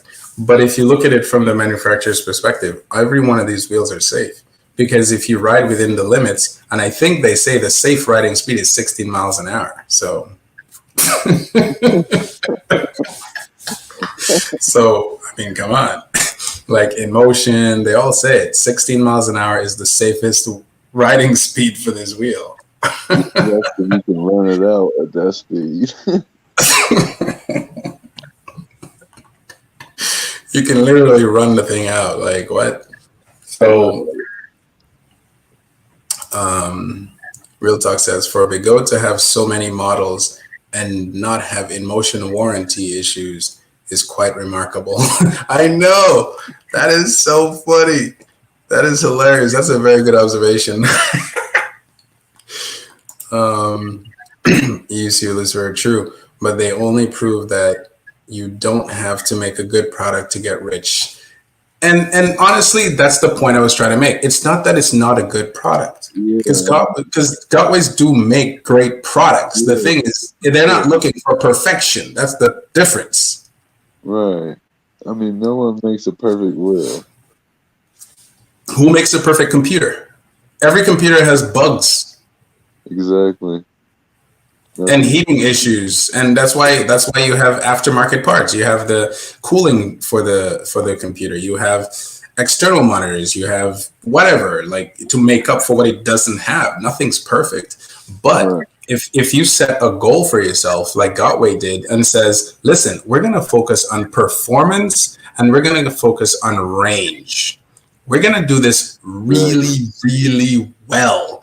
And we're going to put that in a... They know what we want. They know what we want. And then they say, we're going to focus on these two things, range and performance. And we're going to put this in a package, but it's going to be a pillow. Who cares? We get what we want. That's fine. But the other manufacturers, if you look at them, they're not thinking like Gotway. They already, and I think they shot themselves in the foot from the beginning. Well, I wouldn't say they shot themselves anywhere, because they sell a lot of wheels, right? InMotion and Kingsong sell a lot of wheels. So I can't say that they shot themselves in the foot. But if you're trying to compare yourself to Gotway in terms of performance and getting that reputation of being a performance wheel and being good at it, you're going to have to take away some of that crazy, like, bureaucratic stuff. This wheel looks like it came from a company, like a corporation. Right. The KS20 looks like it came from a assembly line. Right. Whereas Gotway, it looks like it was made down the street. Like, hey, what's up, Gotway? Like, I'm going to work now. I'll finish my wheel on my way back, all right? Like, it just seems like it was made by your neighborhood engineer. I think they put a little bit too much effort into that instead of put more into performance. That's what I'm saying, and the range and everything that matters. You know what I mean? Yeah, because it really doesn't matter what it looks like. You can barely see the wheel when it's between my legs anyway. You can't see the wheel. You never see the wheel. Other people see the wheel, but I think that's their point. Because the thing is, with InMotion and Kingsong, what they've realized is they're if you look, they have a whole team of marketing and all that stuff, right? They have a marketing team. Have you ever seen Gotway market its wheels like that? Well, besides the videos that they make, of course. But the CEO came out, dude. The actual CEO talked on this wheel, okay? And they even showed us insider view of how they're designing it and all that. Oh my gosh, it's coming together. You know what I mean? Like, they got us like rubbing our hands. So the thing is this, right? Marketing is very important for any company, right? And there's this, and I keep repeating this statistic, but there's this statistics that show 80% of people's buying decision comes from their emotion, how they feel, okay? And the 20% comes from their minds. So when we look at Gotway, because of the earlier adopters of Gotway and us seeing it in action, dude, when you go to New York, do you see Kingsongs? You don't. I'm not saying it doesn't exist. I'm just saying, like, even if you're not concerned about performance, where range is concerned, it's still Gotway. It's Sherman. Now it's Sherman as well. But my point is, even those guys came from Gotway. Right. You know, all that matters is going very far, very fast. That's all that matters. And what's cool is they even added a seat. Like, Gotway, I think, was the first company to add seats to wheels, dude. Credit to where credit. Okay, let's consider InMotion. By the time the M Super existed, there was a InMotion sold a round wheel, a V5F. Where are you going to put a seat? You know. By the time the M Super was out, Kingsong actually had the first seat. You're right. As the 18S, the 18S. You're right. All right, fine. You're right. I try to give Gotway everything, but you're right. But when did the 18S come out? Didn't the 18S come out around the same time as the M Super? I haven't even been inside DVC that long, but I just heard about the 18S. Let me see some of these comments. EV Roller is saying selling the most wheels and having the most repairs doesn't sound surprising. Oh, that's another thing. Oh my gosh, I completely forgot about that. Good point, Mr. EV Roller. This wheel, so the S18, people who repaired the S18 complained about how much hell it was for them to repair. Could you imagine repairing this? Yeah. Holy smokes. And what about changing the tire on this? Yeah. It's a lot of screws. And a lot of bread screws, I heard. It was not bread screws, but wood screws or something like. But they're gonna change it. They're gonna change it. Look, the point is, you don't want to get too deep into design where it becomes a burden for the rider or the owner to maintain that thing. Yeah. You know what I mean? Yeah. But I think he's talking about selling the most wheels.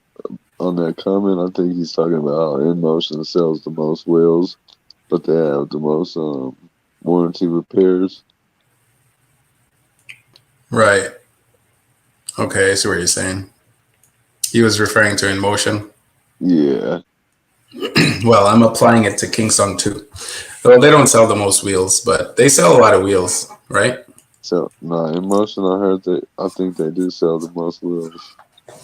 But I mean, like Kingsong sells a lot of wheels too, right? I don't know any of the statistics, to be honest. I think it's like InMotion, then it's Godway, then Kingsong. I'm not sure, I forget, but I know InMotion was first.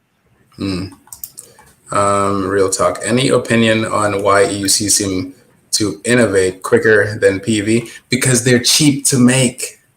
Real talk. They're very, very cheap to make. And here's another thing. In my opinion, you can answer this too. I think it's because we're a niche. We're small. So there's not really a lot of pushback for regulations and stuff like that. Whereas PEVs, they could be mass adopted. Companies buy these other things like scooters, for example. Companies buy those in bulk to, like, look at the Bird scooters. You know, they're everywhere in California and Boston. So companies actually use these other things where learning curve is pretty much zilch. It's nothing. This is niche. People don't even know what this is. So it's easier for them to innovate, in my opinion. Yeah, I agree. Yeah. And we're so forgiving too. Like, we're willing to pay upwards of $3,000 for a one wheel device, dude. Like, what? 4,000. 4,000. Like, we're crazy. Like our what do you call a drug addict?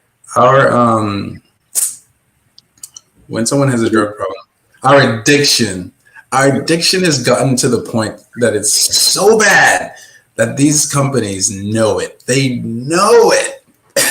And now, even when we don't have money, we're plotting ways on how to get that money.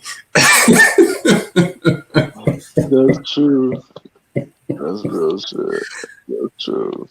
No money. Peanut butter for a whole month.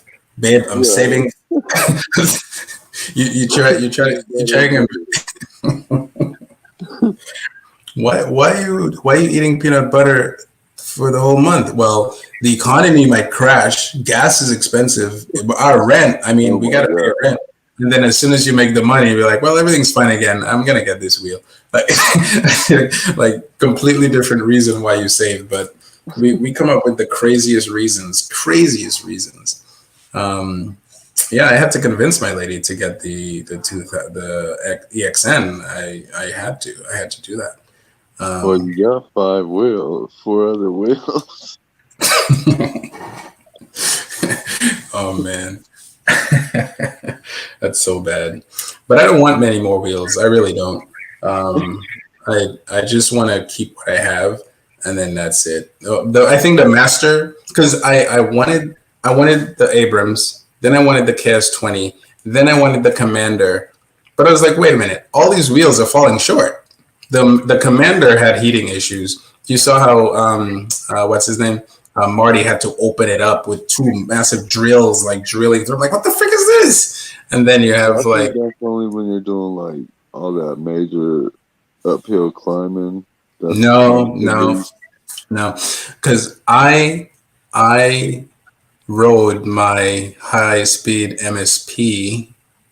Was it my 84 volt? I remember. No, the 84 volt in New York, and New York is much bigger than Boston, and so I never ever got a temperature warning on my wheel ever in my life.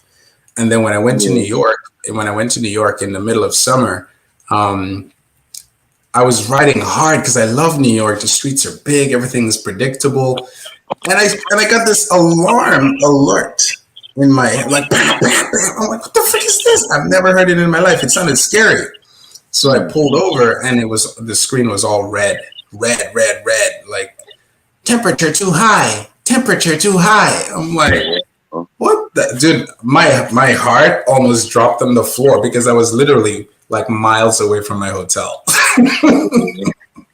I was like, I am not trying to take an Uber. I did not plan on spending money on taxi.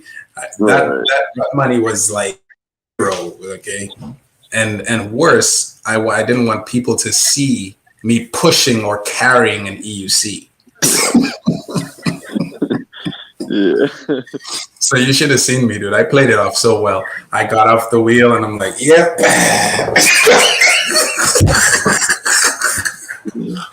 Yeah, I'm gonna take a real quick. Yep.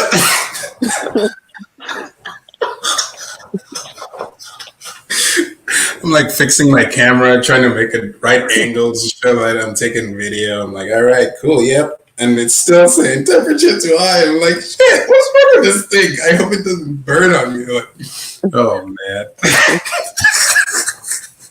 The moment the temperature went back to normal, I got out of there. I was like, but I didn't speed.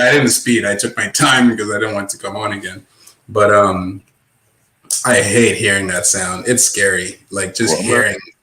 I'm gonna have to definitely take that cover off of my RS then.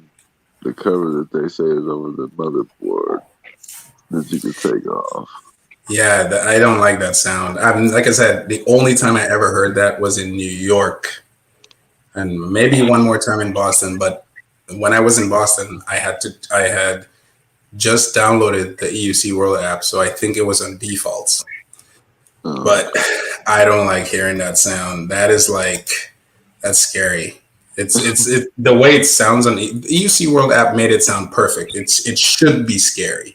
It shouldn't be like it shouldn't be a little tone. Your temperature is too high. This thing goes crazy, like your temperature is too high. I'm like, holy smokes. It almost makes you want to like pull out your screwdriver and just open up the wall. Or knock on the neighbor's door. Do you have a fridge I can put this thing in? The temperature. Dude, it's great. It's scary. It's very scary. So I'm guessing you never experienced that, right? No, I never had that one happen yet. I was just like late summer. Yeah. You don't want to experience that. It's not fun. Wrong way. The wrong way. This guy says, EV Road says, wrong way has took apart the Gotway wheels and explained the build qualities, dangerous and careless. Okay, so let me explain that. That's the old wheels.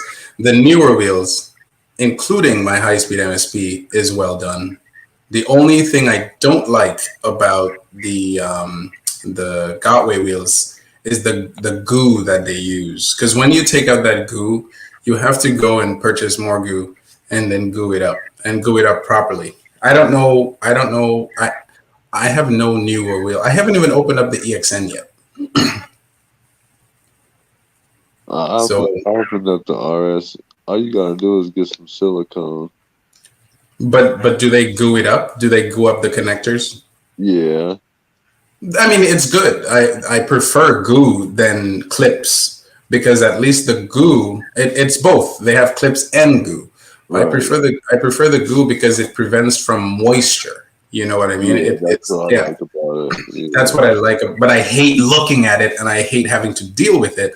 But practically speaking, it's the best solution when you consider what we do with these wheels, because moisture can get in at any time, moisture. Right. But yeah, so regarding Wrong Way's assessment, I disagree with him. But I agree with him in the sense that it can be dangerous for someone who's brand new to opening up an EUC, because I ended up burning out my 84 volt board because when I opened it up, I was watching TV and my screw, the freaking, I thought I unplugged both sides, like the battery. Yeah. But I unplugged just one side. And then I wasn't even paying attention, and my screwdriver hit something and shorted it. And all I heard was,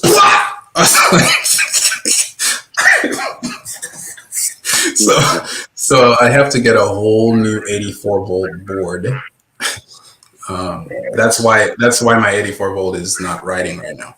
But danger is relative. I mean, if you're opening up a wheel that has high voltage, you got to take precautions, just like I had to. So, but the wheel, in terms of build quality, like how they put everything together, it's fine. It's completely fine. It's not as meticulous as freaking Kingsong or InMotion, but for the most part, dude, it's due diligence. It's fine.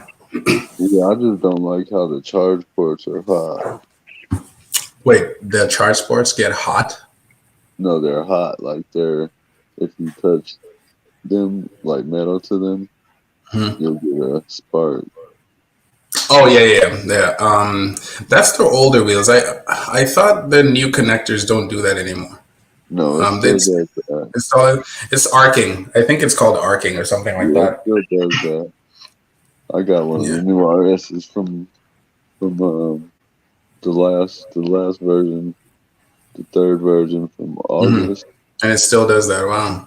Yeah, I mean,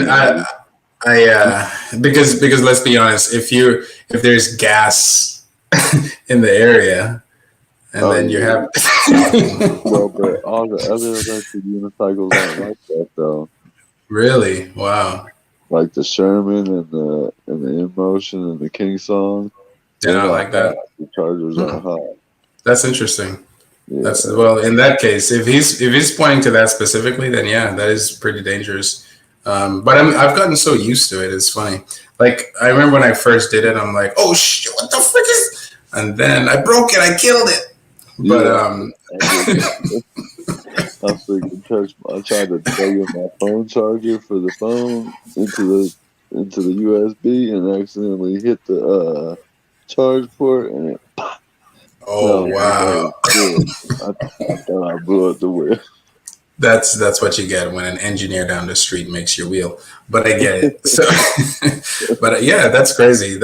I think at minimum they should get rid of that somehow. That's just it's nerve-wracking. But that's a good point, EV Roller. So I don't 100% agree with Wrong Way, but for the most part, if we're looking at it from the beginner's perspective, he's 100% right. You don't want to open up a Gotway if you've never dealt with electronics. You just don't want to do it. Spartacus, the EUC community is willing to push the limits of their rides more than any other PEV. That is right. That is right. Also, it's not easy to sue an EUC company. I heard a guy on YouTube saying he was in the process of writing paperwork to sue Gotway or something like that. And I just sat home like, all right, go ahead. I mean, I don't have any stakes. I don't even own Gotway stocks. Not that they have stocks, but I'm just saying, like, to me, I'm just like, dude, like, what? Like, they'll just put on some. Huh? If they did have stocks, I would own some. Yeah, same here. It's like, they would just, if they see too many like cases coming in, they'd probably just, liquidate the company and call it something else. Yeah.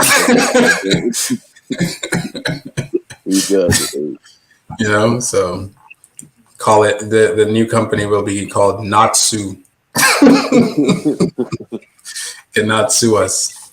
Yeah, man. So I haven't heard of a single case. I'm not saying it can't happen, but companies like InMotion and Kingsong, I could see them getting sued because they come off like a company that you can go and take action against.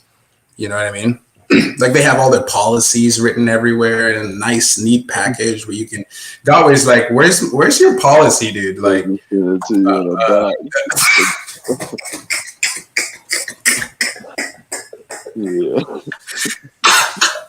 Do you have a safety like book? Do you have like a manual, a user manual? You just expect us to know this? You get the same user manual. Just a different picture.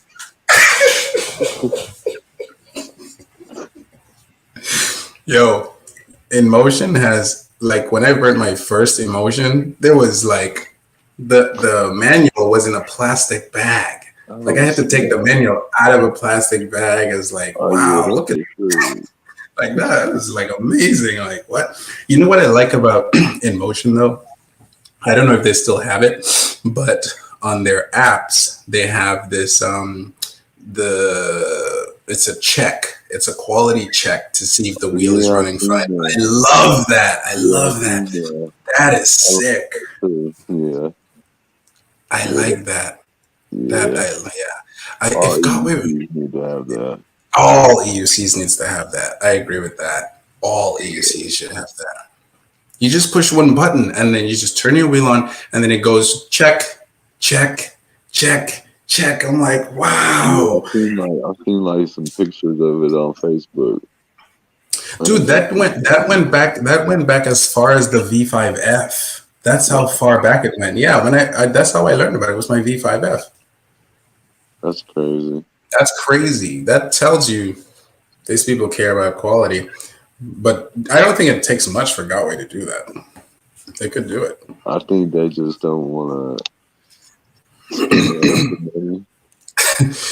They don't want to hire that. They don't want to hire that extra guy. Yeah. It's like, yeah. Just open up your wheel. Is everything connected? You're good. Right. Does it go 50 miles an hour? Yo, that's an awesome quality check. Can you make sure? Just check. If your wheel does 40 miles an hour, 50 miles an hour, you should be good.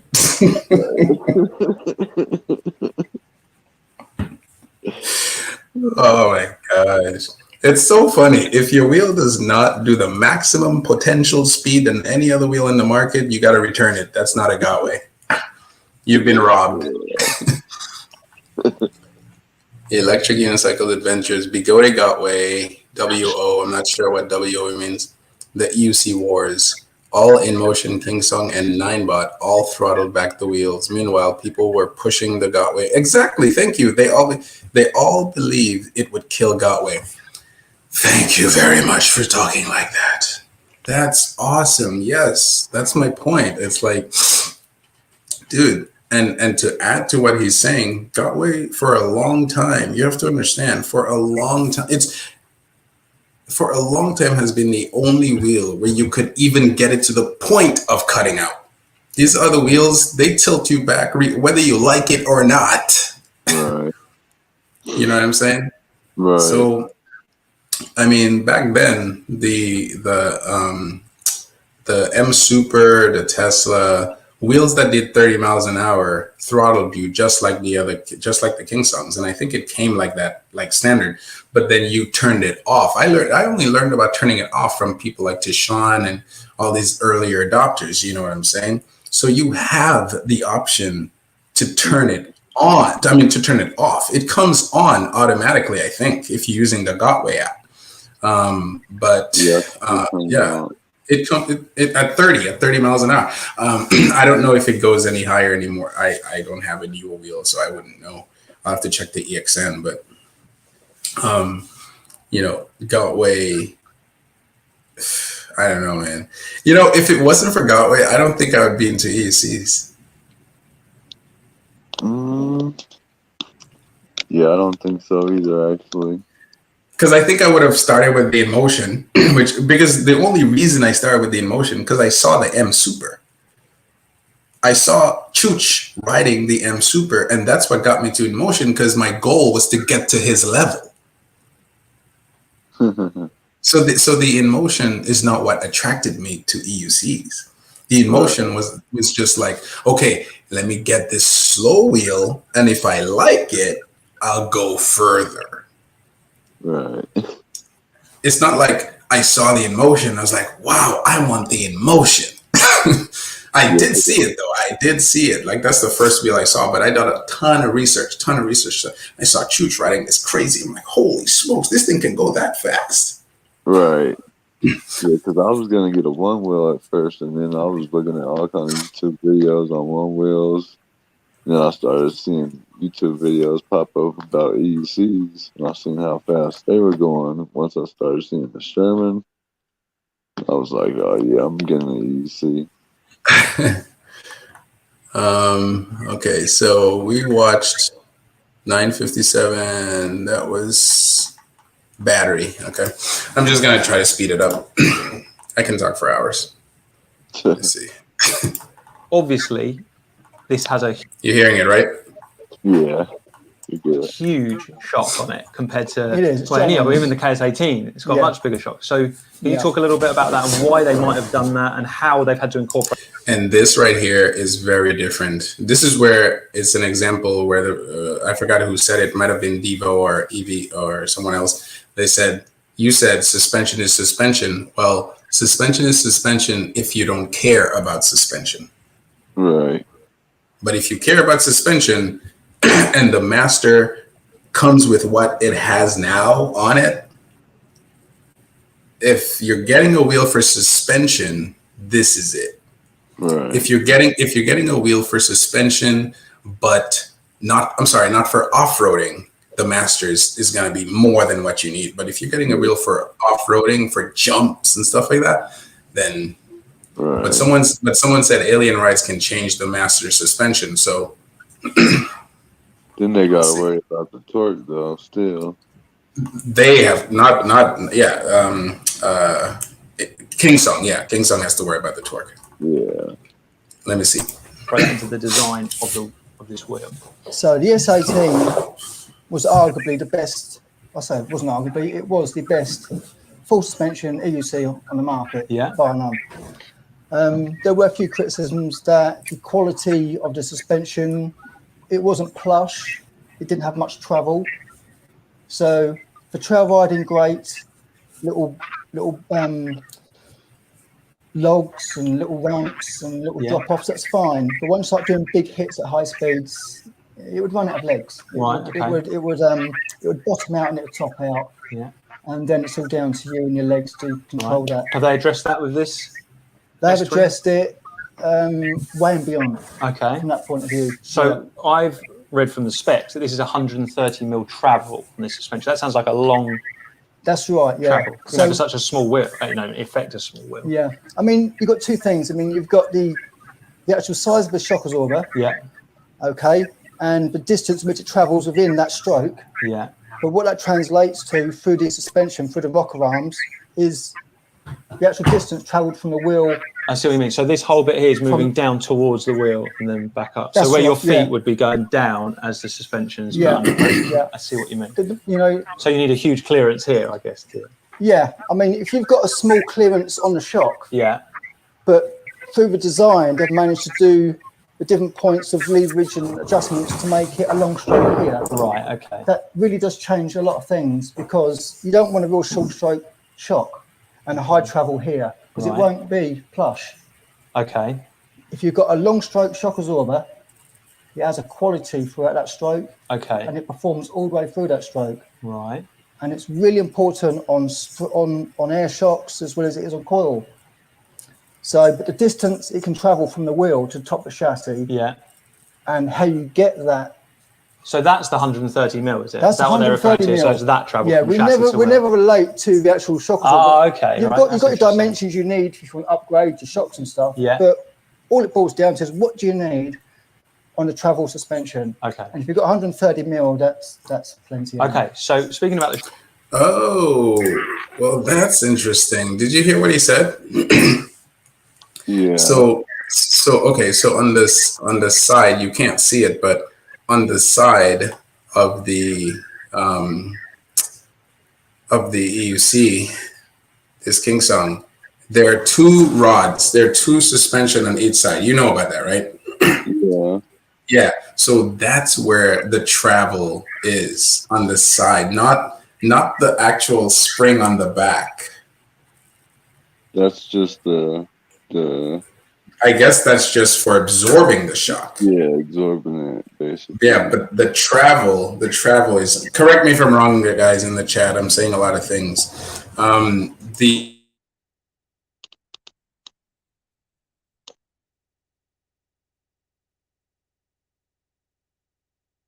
And then you have, you know, the rod, and then you have the hydraulic. I think it's hydraulic or spring or air. I'm not sure what he said, but yeah, that's pretty interesting. So you basically have three parts. You have the shocks on the side, and then you have the spring on the back. That's the same with the S18. S18 is the same thing. But I thought the travel was having to do with the shocks in the suspension on the back where you adjust it. It's actually just these rods on the side.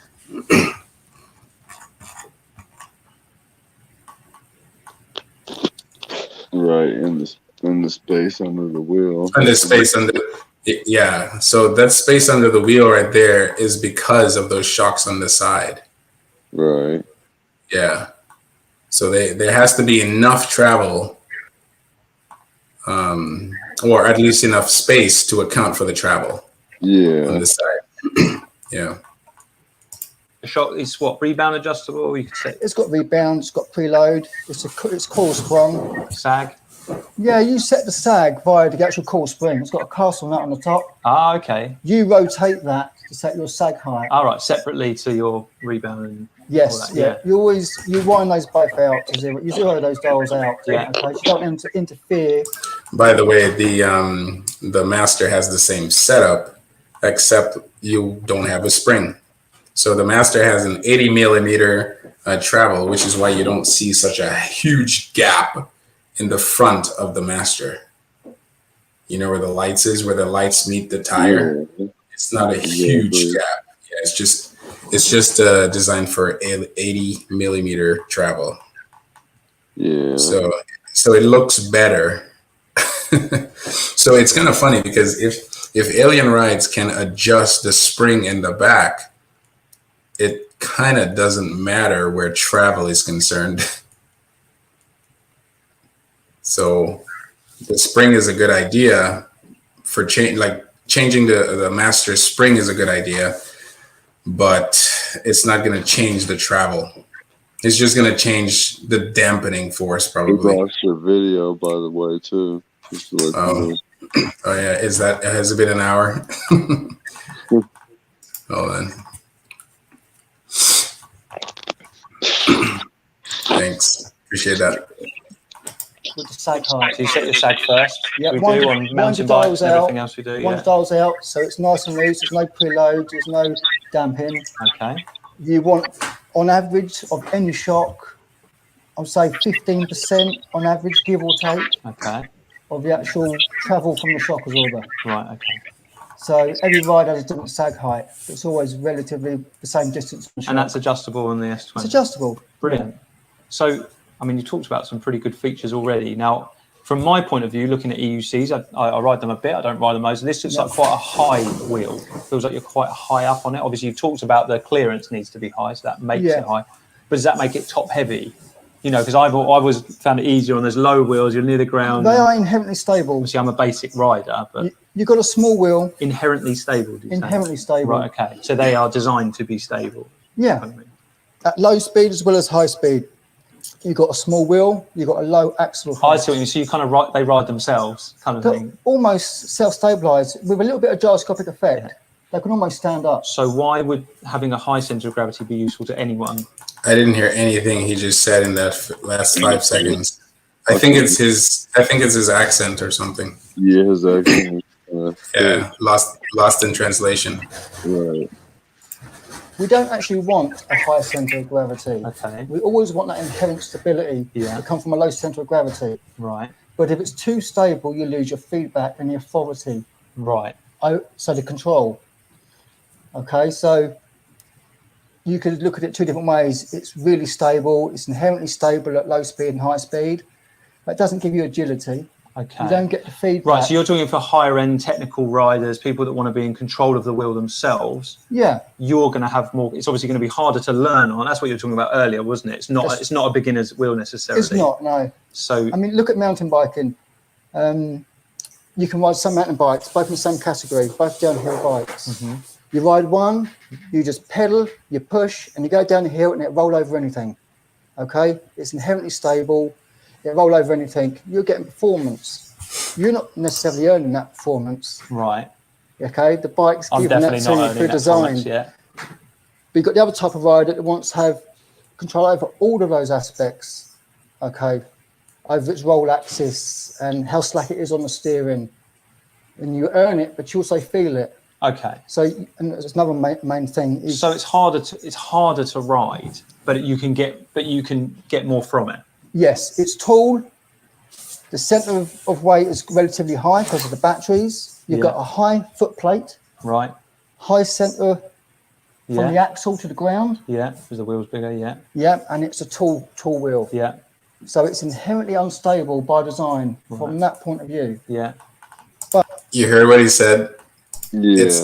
It's inherently unstable, which is true because there was a brand new rider, a girl rider, with that hair that looks different. She said, I think it's Goddess, EUC Goddess or something. She said when she got on it, it was top heavy, and it's perfect coming from her because she's a new rider. You know what I mean? She wouldn't know to compensate for anything, whereas an experienced rider would just automatically compensate and would probably not mention it in his review because he's compensating for something he's used to or expecting. Whereas she really said, this is top heavy. Like, she stressed it, you know.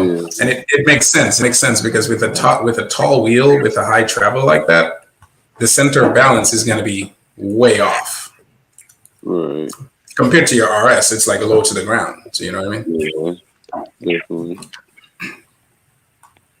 But if you've got a heavy, tall wheel, how do you control that? Well, through your input, whether it's via pressure on the pedals, pushing left foot or the right, that controls the roll. But foot pressure alone won't just do that. You don't have enough authority. Right. You've got your foot, you've got your ankle, you've got the inside of your leg. Yeah. Okay. So you've got two types of riders. One like low wheels, they control by the ankles and their feet. And then you've got those with the tall wheels like the S18 and the V11. Yeah. We use a lot more of the inside of our leg. Okay. Up to our knee. So that's quite a long lever then, isn't it? This gives us leverage. Right, I see what you mean. Leverage. Yeah. Okay. Basic riding, people tuck and tight to the chassis. They stabilise it with the inside leg, and they just use. So for slow technical riding, slow like routes, things like that, you're going to have well, if you're a good rider, you're going to be able to control that. You want to control the whole chassis. Yeah, I understand. You can shift your leg further forward. Right. And push to the right. The wheel will bank and it will roll at the same time. Okay. Okay. So, yeah, I look at it and I think it's big, it's heavy, but that's going to help you go over terrain. It's going to help you keep momentum. It's definitely going to help you on downhill inspired trails. Yeah. But what about speed? So say you're on a flat ground, you've gone off the trails. Yeah. You're on hard flat ground. Yeah.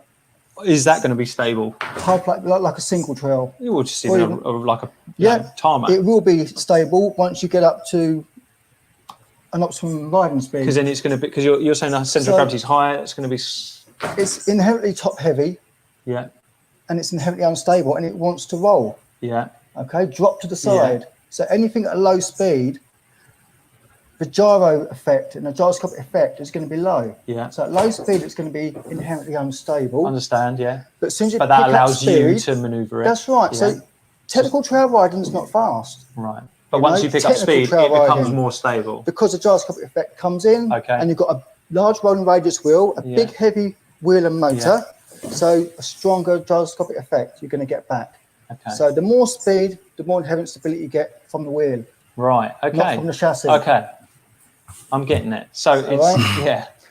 It just sounds to me like it's quite advanced. It sounds like quite an advanced wheel to me. This subject, it's. What did you make of that? He was just saying basically the heavy wheel is easier to control because you can, I guess, it's heavier on the top and you can tilt it more. And it's also Yeah. help it go over things and I guess Ma- help you hit potholes as well because it'll keep you going through because the weight of the wheels on the top, so it's gonna be going forward. Yeah, so what? It's interesting because he's saying two things in one. So whenever I'm listening to what he's saying, I'm trying to apply it to the Master too. But it seems like this wheel is a lot harder to ride than the Master, based on how he's explaining it. Because this wheel is hard to ride. Really. yeah, it's definitely hard to ride because it's taller.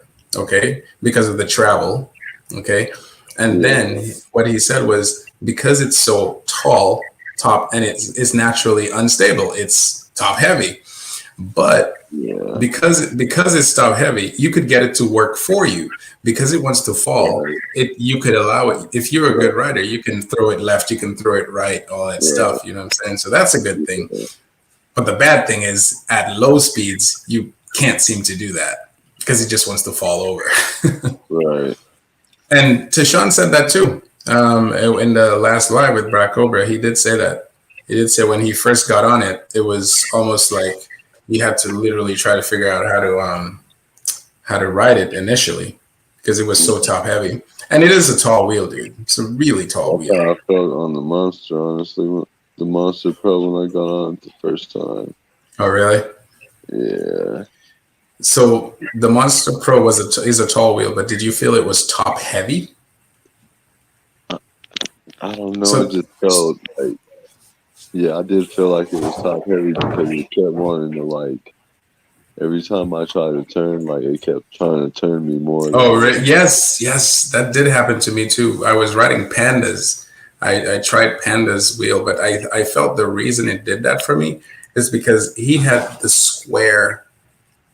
The tire wasn't round. It's like almost squarish.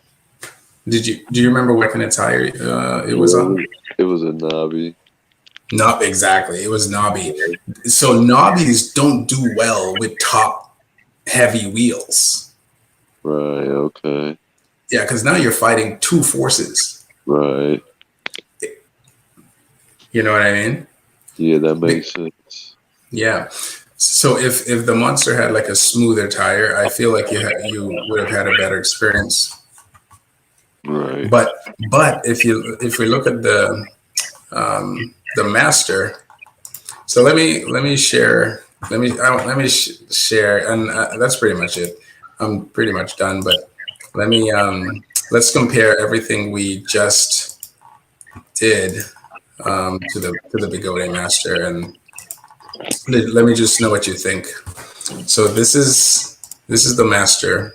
Look at Gotway's list, dude. Gotway's list is so long. But this is the Can you see? Oh, I'm probably showing the wrong one. Hold on. Okay, so this is Gotway's list of wheels. This is awesome.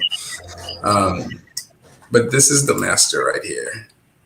And if you look at it, automatically, it looks a little shorter. Wouldn't you agree? Oh, wait. Shorter than what? Hold on. I'm showing the wrong one. Hold on. Let me share again, because it seems like when I share Chrome, there we go. It looks shorter than the KS20 in a way. Oh yeah, it's gonna be shorter than the KS20. Yeah. Although when what's their name? It looks sick. It looks good, right? Yes, it looks beautiful. Dude, I'm sorry. It looks good, man. That looks good. In the chat, what do you guys think? In the chat, what's your first impression with the S20 to me, honestly? Say that again? It looks better than the S20 to me. Honestly. Dude, I love it. It's just, you know why? Because it's less going on. Yeah. It's more streamlined. It's more more aerodynamic. Yeah. So chat. I know the chat is not a lot of people, but type a 1 in the chat. You know what? Forget 1 on whatever. Just tell us how you feel about what your first experience is here. Remember, all night we were focused on the KS20 because we're phasing it out. I'm trying to get away from the KS20 and then go into other wheels because there are many more suspension wheels. So what do you guys think? Jose, are you saying fanboys? Yes, I'm a fanboy. I'm a proud fanboy of Yahweh. Yes. So what do you guys think about the first impression of the Master? What do you guys think? Express yourselves, guys. And I'm going to put the link in the chat for anyone who would like to further express themselves by joining the live. But I'll explain and then you go, okay? So my impression of this wheel is it is a souped up version of the Hero. Okay? Because number one, I love the front lights because I hated the headlights on the Hero. I just felt like it was like one of those Loch Ness monsters with a freaking head, an extra head on its head. And it just looked hideous to me. And the back, if you look at the back, this part right here, that's clearly from the Hero. That seat is from the Hero. The handlebars from the Hero. The screen, everything looks like it's from the Hero.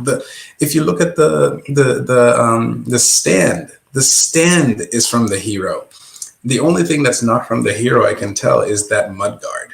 And the mudguard, the front light, the sight. Oh my gosh, I love it. What do you think? So I think that everything that you said, but it reminds me of the EX20S, honestly, more than the. No, you're right. Hero. Yep, you're right. The only reason I mentioned the Hero is because the Hero came before that wheel. Yeah, and if you look at the seat of the Hero, it's very similar. Yeah, they're all three very similar, honestly. Yeah. This just seems more refined, way more refined than, because the Hero, it had the back bumper right here. So I don't know if you can't see my mouse, but my mouse is pointing at the back stand. And on the Hero, I don't remember, I think it was metal. And this is metal, but there's like a rubber bushing. There's a rubber thing right here, as you can tell. But it just looks great, man. Even with the no shell, it looks great, dude. Yeah, it looks amazing. So guys in the chat, what do you look at this red one? Holy smokes. Hey guys in the chat, what do you think? Let me go through some of the the pedals can go up all the way. Oh yeah. With the pad. The pedals can go up all the way, dude. That's nice. That is nice. Like the handle too. The hand. Oh yeah, it's like it's like hidden. It's hidden. Yeah. You know what I mean? Okay, so let me see. This person says Electric Unicycle Adventure says Master side slider design. Okay, it's like the S18. Yep. Much better than the S20. See the gray side Master, that is slider bar. Someone's calling me a fanboy, or us fanboys, but that's good. I like being fanboy. That's fine. Better screen. Exactly. I like what I like. I don't have to apologize for what I like. I like what I like. And you shouldn't either, the person who called this fanboy, you shouldn't either like what you like. Electric Unicycle Adventure says better screen and better taillight. 100%. Well, actually, the taillight of the KS20 is not that bad, though. Yeah, I think, but the taillight is a lot better, though. Why do you say that? Because look at how bright it is and how. Oh, you mean kind of hidden under the seat? Oh, yeah, you're right. And it has fins. It's not an actual light. Like it has fins coming. Yeah. Good point. Dovo said, I like the black. Yeah, the black is stealthy. Oh man, it's stealth. But I like the blue.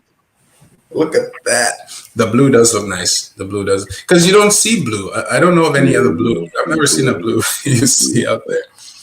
Look at that. So that's what I was saying. That's what I was saying about the S. Oh, look at the tire. Look at the tire. The street tire. So it does come with the street tire too. Look at the tire, dude. It has traction and it's a street tire. Yeah. That is what I'm talking about, dude. That's what I'm talking about. You know, oh my, look, like a pretty good street tire. Dude, look at this profile. Look at this profile, dude. Just look at it.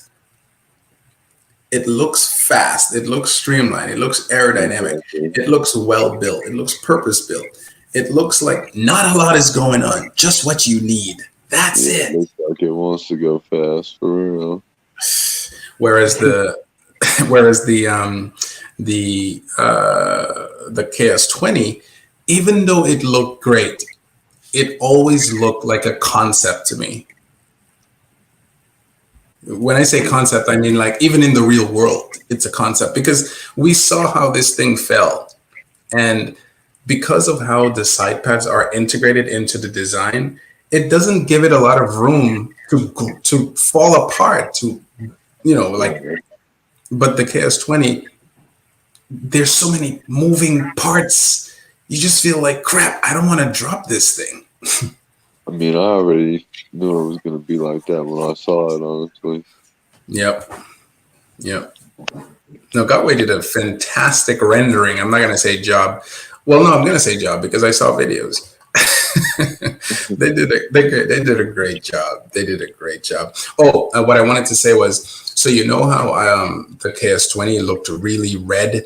Like it just looked red, like too red. This is what I'm talking about, dude. This is how you do red. The frick? Why would you make such a bright red?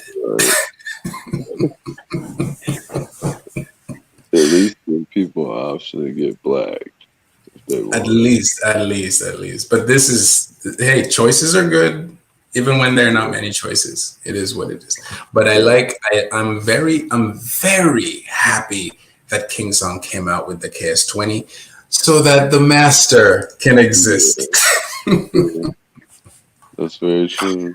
Very true. But oh my gosh, just look at this. And you know what's funny? You know that Extreme Bull is Gotway, because you see this mudguard. The Extreme Bull X-Men had the same mudguard. Yeah, you're right too. Yeah, it had the same mudguard too. That mudguard is cool. And I like the X-Men. If I could get that wheel, I would replace one of them with one of my wheels, because I have the torque, I have the high speed. They both look the same. Why not, dude? I tried to build a U rail. Nice. And they come with the rail. They come with the beautiful rail, dude. I think it doesn't come with the handle though. Oh, it doesn't? I don't even know if they're still gonna sell that wheel, honestly. Yeah. Well, it's cheap. It's cheap to make. They should sell it. They should sell it. It doesn't cost much to make. Jose A said, "Less is more. I like Gotway." Yeah, that's right. Because less is more. Look how beautiful this looks. What? Inmotion is probably kicking themselves right now. This looks so much better, dude. So much smoother. Like I'm not saying like better in a way where King Song is horrible. I'm not saying King Song is horrible at all. King Song's it's a beautiful KS20. The KS20 is freaking beautiful. But this is beautiful and practical. 100% practical. Way more practical in my opinion. In looks, I haven't touched it yet, but I'm just saying. Even though they copied it from KS20, who cares? I think they did better though. It's a lot simpler. It's a lot simpler. Less to do. There's a lot less to do. Yeah. I don't look at it and say I want to park it in my house and just look at it all day. I am not interested in parking this. I want to ride this. crazy.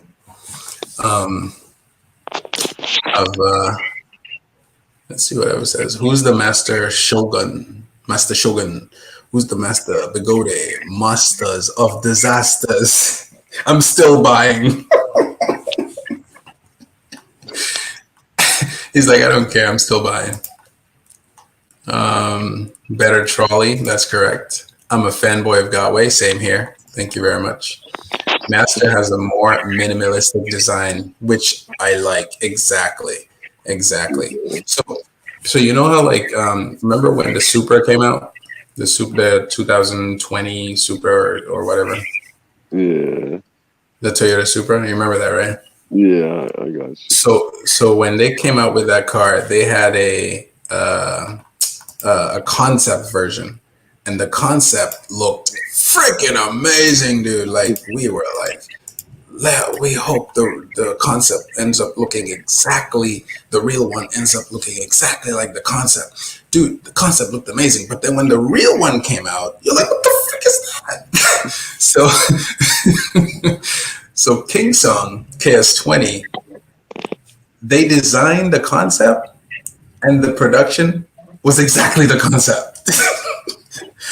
The problem with concepts is concepts are concepts for a reason. They're not practical in nature. You see what I'm saying? Right. So King Song kind of forgot that. Because when the pedals didn't go all the way up, when Electric Dreams was reviewing it and the pedals didn't go all the way up, I was like, I mean, I expected that honestly because the pads, that was the first EUC to really come with innovative jump pads. That's true. But I mean, at least, I don't know, figure something out. If you are going to integrate pads into your design, you should make it to where the pedals go up. And even if they don't go fully up, like make them stay, maybe, you know, like stay up or something. Because I know with the King Song 14D, I think it's the 14D, there is like if you put it up, it literally like forces it, is a spring system that kind of forces it up to stay up. So they could have done something like that. I don't know. Yeah, that's what my RS has, and my pedals, they don't go all the way up, but they stay up. Oh, really? Yeah, they get stuck under the Clark pads a little bit, so they just... Oh, yeah, well, yeah, but that's not inherent to the wheel. That's just because you added Clark pads. Yeah. Master, okay, Devo says, Master seems to like the dark horse winner. Going to be... Yeah, man, oh my gosh. If they come out with this wheel, I'm not getting another wheel unless I get rid of a wheel, because this is what I've been looking for. Because I wanted suspension. I didn't want suspension at first, but now that I'm seeing Gotway doing it like this, holy smokes, dude, this is beautiful. I do want suspension because after I rode the S18, that suspension is lovely, man. Like, it feels really, really nice. Yeah, it's just not enough power, but it feels nice. I agree. Also, it's 134 volt, and that's the thing about Gotway too. The 134 volt is not a gimmick. Yeah, I can't wait to see what people say the difference is, because they say there is no difference between the S20. But that's the thing. The 100 volt is not a King Song thing. That's a Gotway thing. Yeah. You see, people don't like to give credit where credit's due, dude. Here's what people like to do. They hate Gotway so much that they're eating the cake. They're loving it, but they hate the cake at the same time. They're eating the cake. And then as soon as someone they like makes the cake that they like that comes from the company they hate, they suddenly love the cake because it came from someone else. It didn't come from that person. You see, you see what I'm saying? But the problem is there's no sugar in that cake. So it looks the same, but no sugar, no taste, nothing. Yeah, right. That's a horrible cake.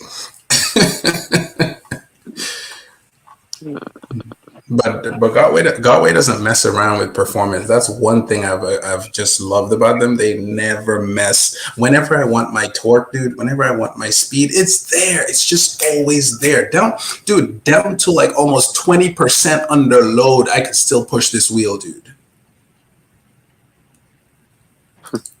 Because if it's 20% under load, you just add another 30%, 28%, and you know it's like at 40 at rest. Right. You know what I'm saying? So you know your battery's still good.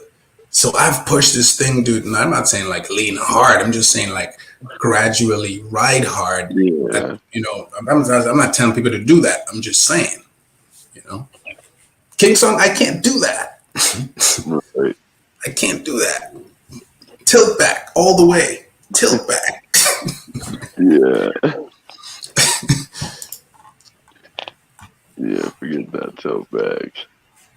EUC with Lucifer, while the base unit looks like a clone of the Hero and the EX2 or whatever it's called, and the pads and slim down shell is the S20 clone part. Looks good to me. No, I agree. 100%. Yeah, look, man, they say, what does they say? They say, imitation is the best form of flattery. That's supposed to be a compliment to King Song, in other words. So right. Take it, King Song. You did good. Right. Thank you. Exactly. You did good. Not big on the headlights. I agree. I'm not 100% on the headlights, but it's better than the King Song and it's better than the Hero. I say better than the King Song because you saw how easy it was to break those lights, dude. Yeah, oh my goodness. It was easy. The guys didn't even like have time to play with the machine until the thing just broke because it's plastic. It just broke, dude. It just broke off. Yeah, you need a headlight. I can't do that. You can't do that, you know. To their credit, there's two of them. So if you break one, then there's one on each side. But I don't mind this. I don't mind this. I can deal with this, dude. Even the headlights look like it's a King Song thing. Look, let me show you. All they did was made it sideways.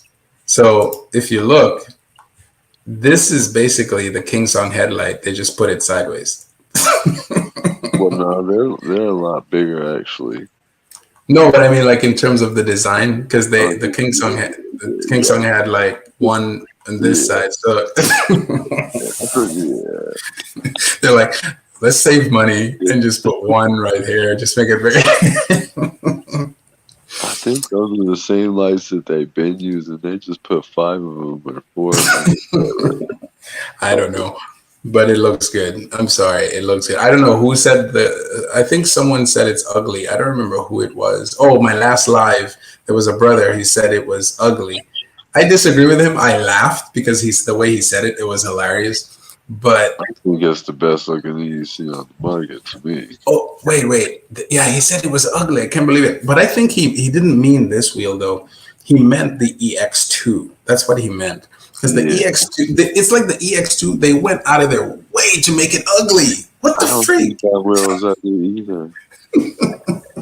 I don't think that wheel is ugly. You don't?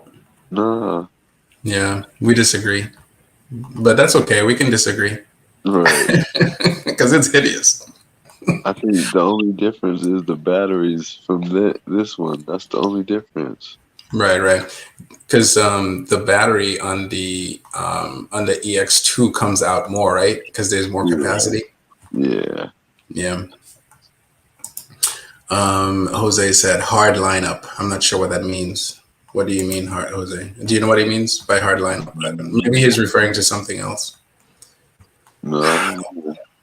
Unitron, Electric Unicycles, Philippines. He said, I'll get the Master because it's tougher.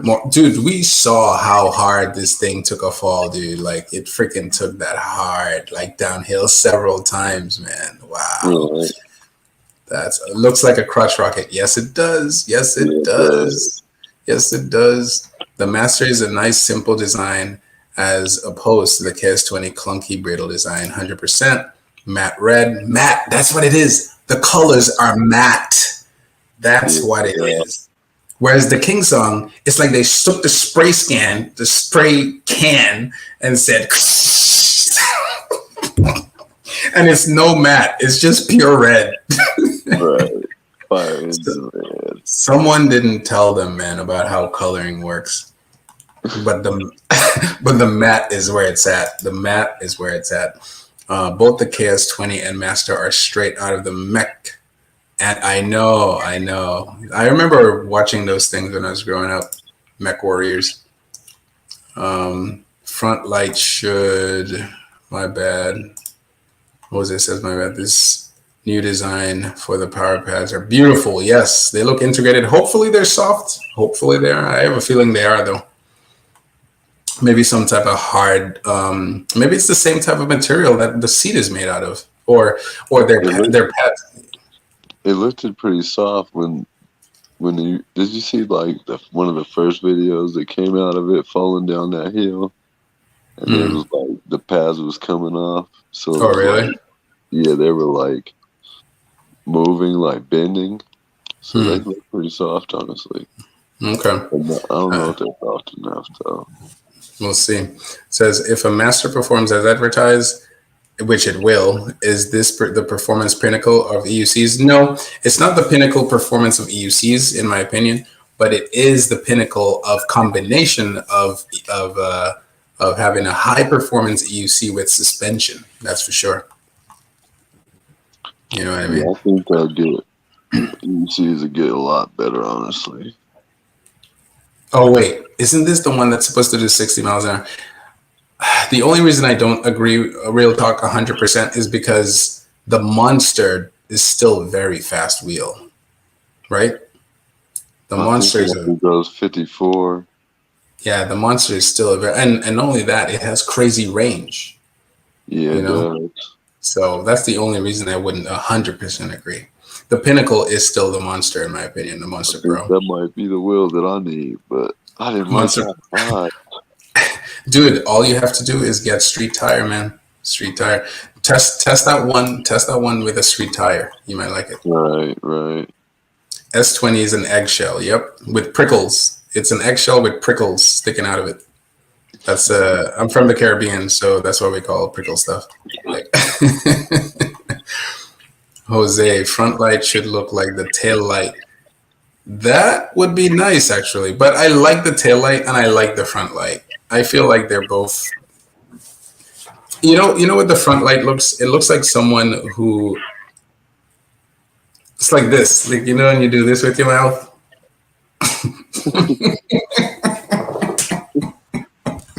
It just looks like someone chopped off its mouth, like some part of its mouth, and then the teeth is just showing. But I like it.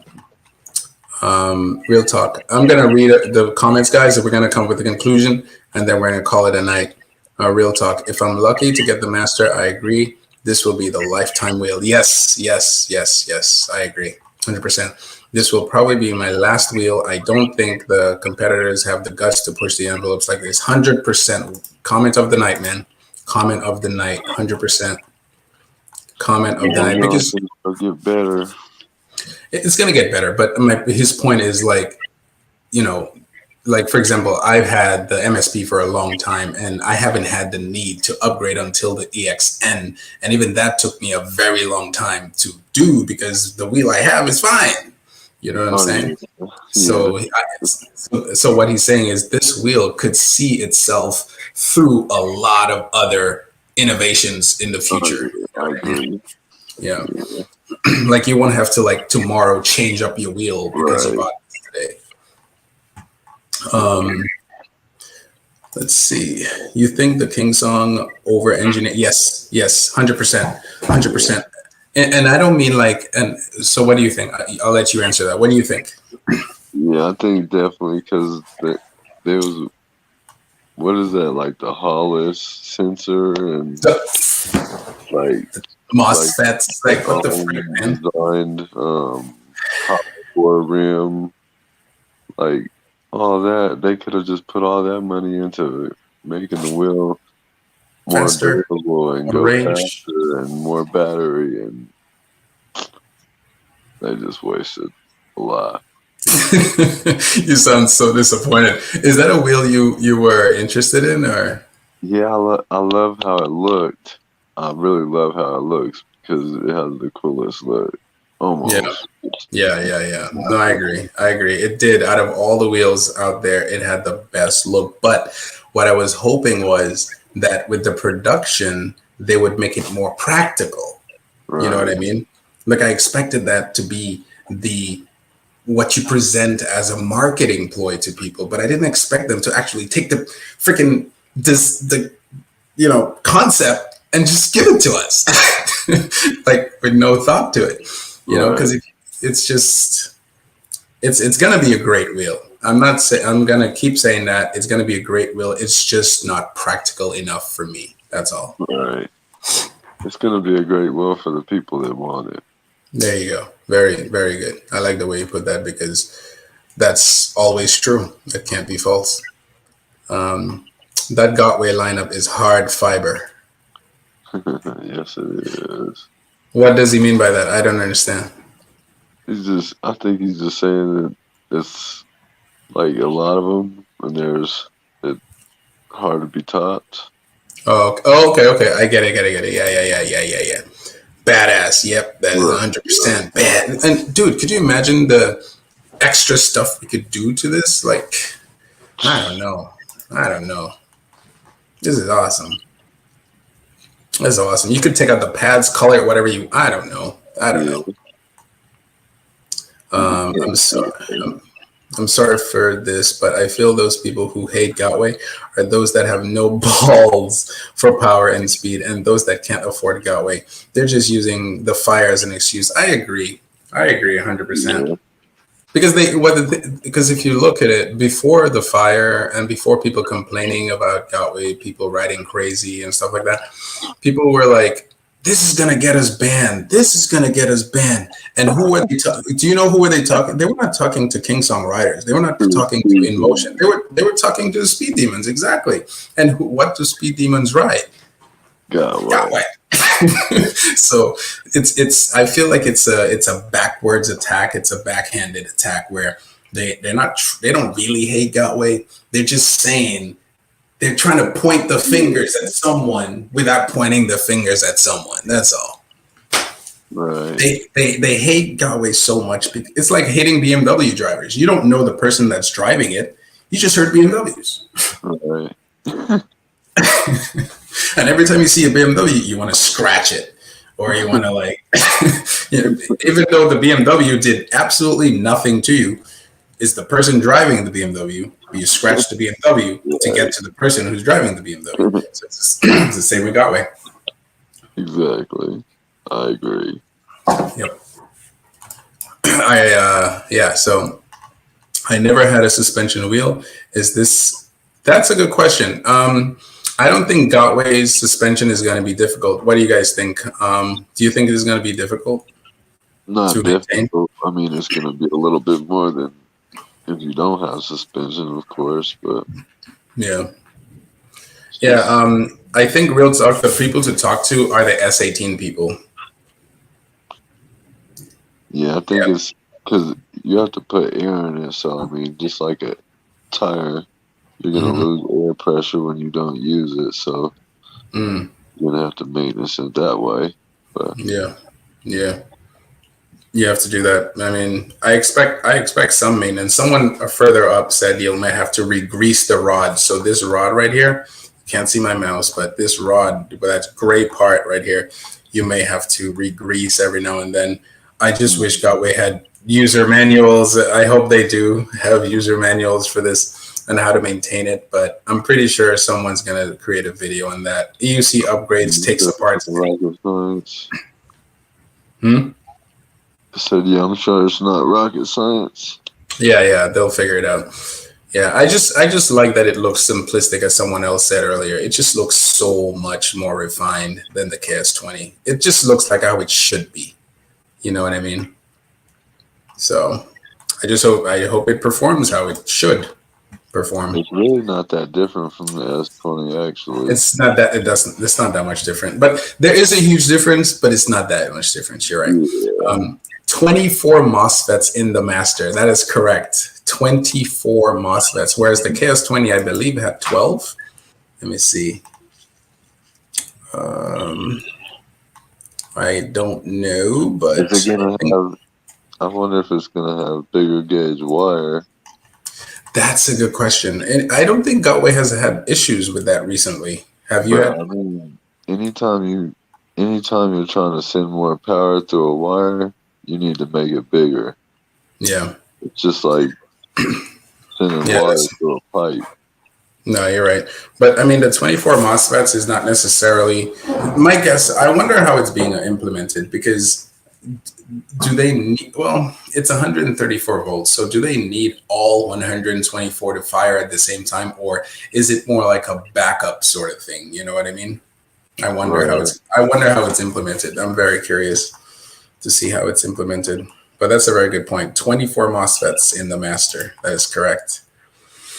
Twice as many as so the S20 had 12. And they tried to boast about this, but the S18 also had 12. So I'm like, I don't understand what's going on here. Coming to the end here, guys. They're replaceable foam.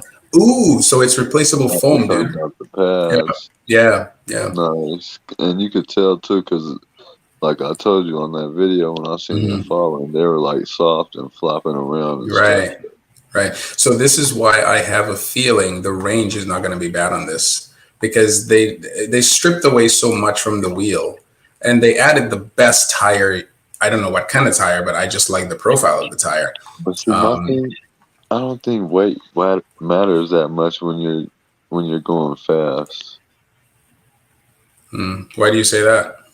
Because I'm really light, and I can fill my battery very fast if I'm. What PSI do you ride at? Very high, like 40. Oh wow, that's a good point. Wow, interesting. Yeah. And what's your range that you get? Maybe 40 miles if I'm like.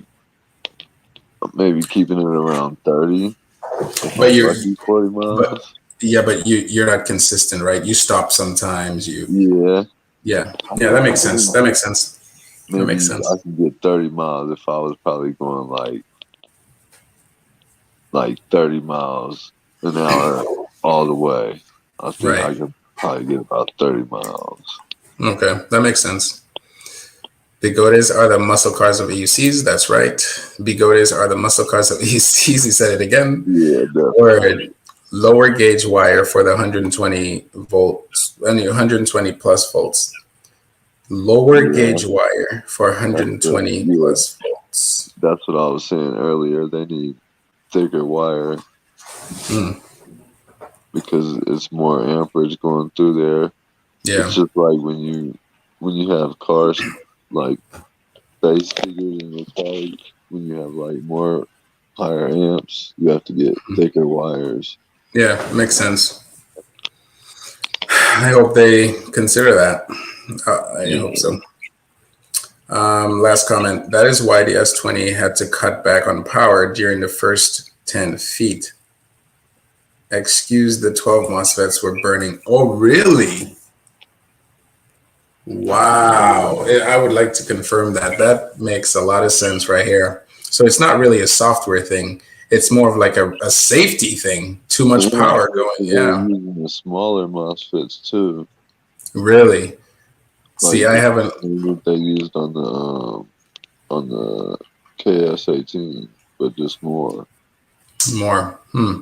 Yeah, just beef up the components. You see, you're right. If only they just spent more money on performance and making sure that the performance is there instead of all this craziness. they probably would have gotten it down. But that just the idea of not being able to get the full power from the start, that's weird, dude. Like if you're in traffic and then like you're trying to if you're trying to like cut off a car or trying to get away from a bike, hold on, bike, hold on, just wait 10 seconds. Like beat traffic if you're trying to like go through an intersection and beat traffic. Dude, if Gotway had ever done that, I would freaking throw that thing in the ocean.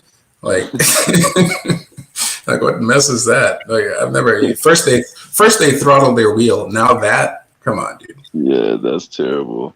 That's terrible. Real talk. Does the Master make the MSS? Oh shoot, guys, I got to show you something.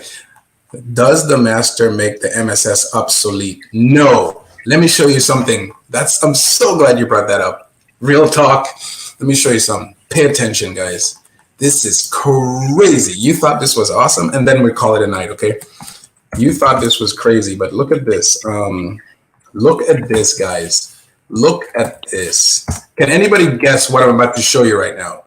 Can anybody guess? If you guess what I'm about to show right now, I'll think of something to give you for free. I don't know. Okay?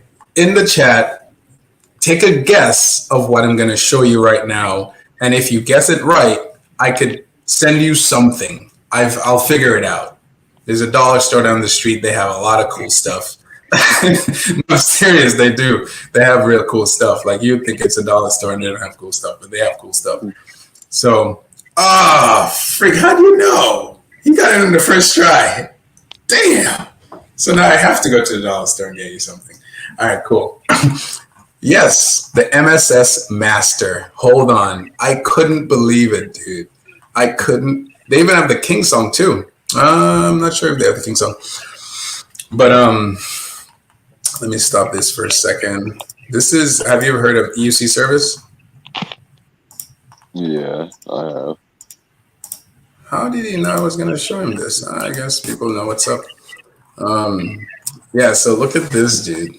Begode Master. So I wonder, I know, real talk. Holy moly. Yo, I hope EUC service does this.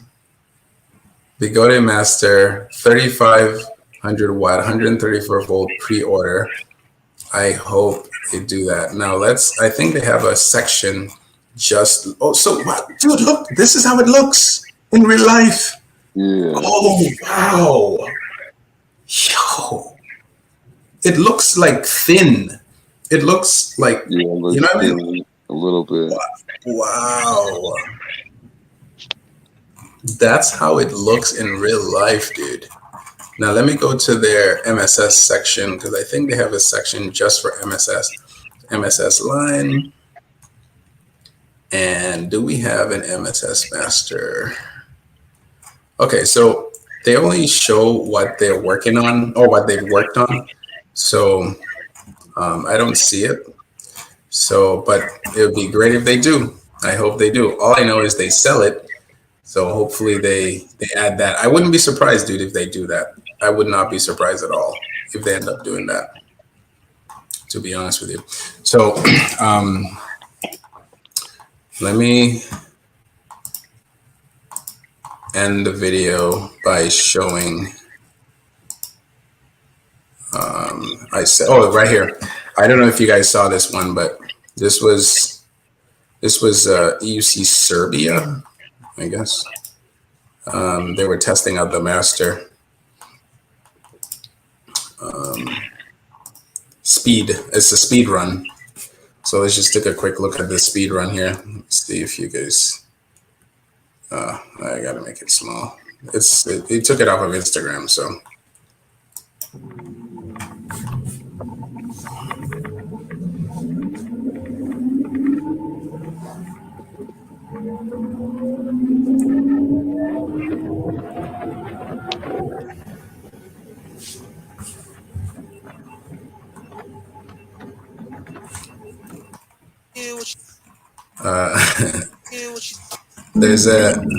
There's another video, but I don't know where. I don't want to waste time. But if you guys look up Lucas Lucas, he has, let me see, Lucas. Anyway, it did, I believe it was 80 kilometers he got doing a speed run. Okay. Lucas Begode Master speed run. And he just kept trying over and over and over. Okay, and that's the last video of the night. Hold on, last video of the, oh, you can see it, great.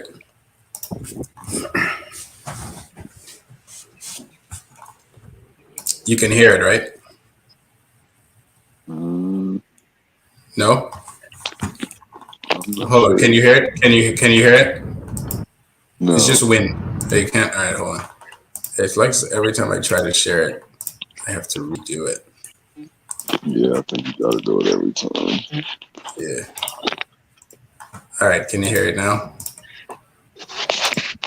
You hear it? You hear it? You hear it, right? Yeah. All right, cool.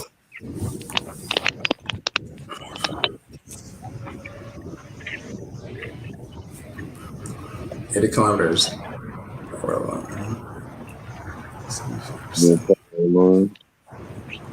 So he set the power alarm to 75%, and he got no power alarm at 80 kilometers per hour, no power alarm. Oh, shit. Yeah.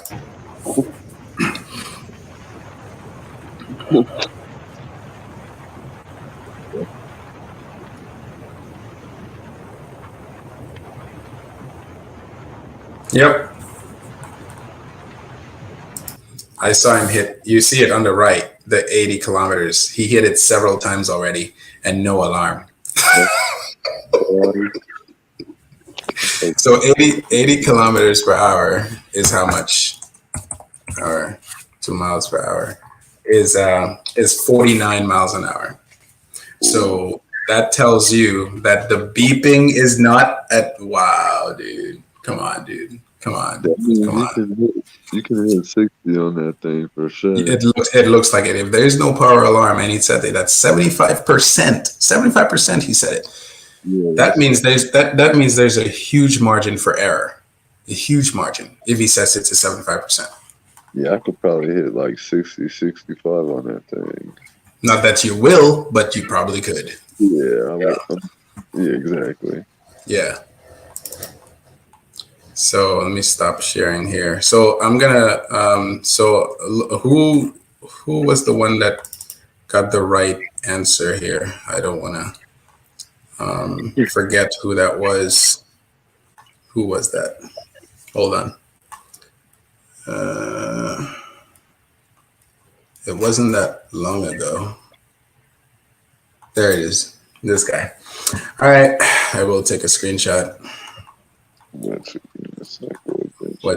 What you'll have to do is send your information. If you live in the US, please send your address to this email.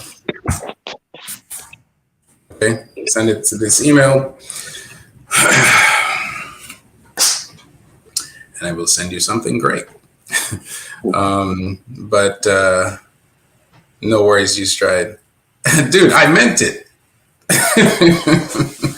But yeah, the MSS is not the MSS, the Master. I'm already thinking MSS, but the Master. So guys, it's the end of the night. We're gonna cut it short. Not cut it short. I mean, cut it. What do you guys think about the information that we saw from the engineer? Getting a non-biased review of the KS20, and then comparing what we know and what we learned to the Master, the soon coming Master. What do you guys think? Do you prefer the Master over the KS20? Do you prefer the Master over the KS20? Which one do you think is better, the Master or the KS20? I know, but it's gonna depend. It's all gonna depend if it's suspension, if you're doing jumps, if you're doing this, if you're doing that. But what do you guys think based on all the information we just gathered tonight? Okay, let me make it simple. Do you guys think King Song missed the mark? So Master all day. Do you think King Song missed the mark? What do you think? What do you think? I'm talking to you. Yeah, I think King Song missed the mark, definitely. Because they were trying to shoot for a performance wheel. Yep. And they failed. But to their credit, though, did they say it was a performance wheel? I think they promoted it as an off-roading wheel, right?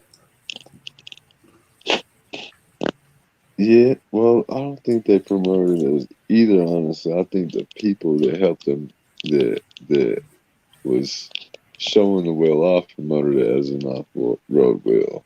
Okay, yeah. The marketing said otherwise. The marketing said 200 kilometers, that's 124 miles. That's 30 miles is not even close. I mean, and granted.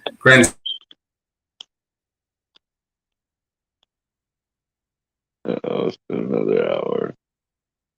About to lose your video. The cat is like, dude, hurry up. All right, so hold on. I'm trying to get this going. There we go. So let's read the comments. It said, Master all day. That is correct. KS20 is nice, but it looks too busy. Exactly. Too much going on. Master is correct. For my taste, Master all day. Master. You see, God, wee. This is beautiful, and it's not like how. Oh, hold on, let me just keep going. May not get too happy. Just keep doing what you. That's enough, brother. Okay, I got you, man. I appreciate it, man. If QC went good, but you were good though for doing that quick. If QC went good, Master anytime. There's a big if there. Jose, both. Why not? Get both. Master Blaster. Master Blaster. Speed suspension, hopefully more range like the MSS. Master all day, dude. Master all day. And you know what I like about this? King Song, a lot of people said King Song strung us along. I remember when Real Talk was saying that King Song kind of strung us along, didn't even crash the wheel, didn't test the wheel, you know what I'm saying? It took them a while to get us to see the wheel, right? In real life. So, but this one, Gotway brought it out, they tested it, they crashed it, they gave it to people to test, all that stuff. And you don't hear the same response you did with the KS20 people where they're like, it's a nice wheel. I like it, but I'm not sure. I just want to see it crash. I just want to, you know what I'm saying? People were kind of waiting like for certain things before they wanted it. They just wanted to see a little bit more. With this, what are you seeing? Master for sure. Master. Because Gotway gave them everything. They didn't let them wait. You know what I'm saying? Right. Wait a couple months down the road. I'll show you guys how to crash it. They literally just took it out of the lab and threw it down the hill.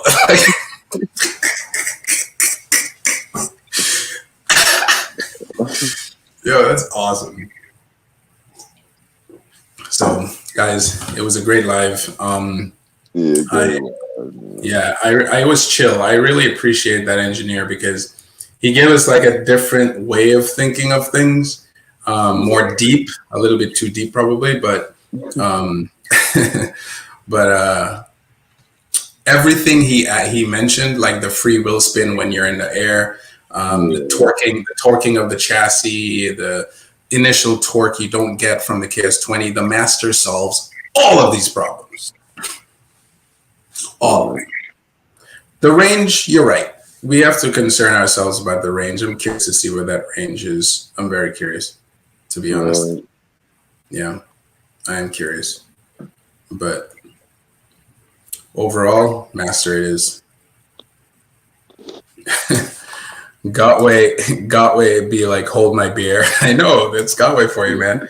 Master is the flying eagle. Yep.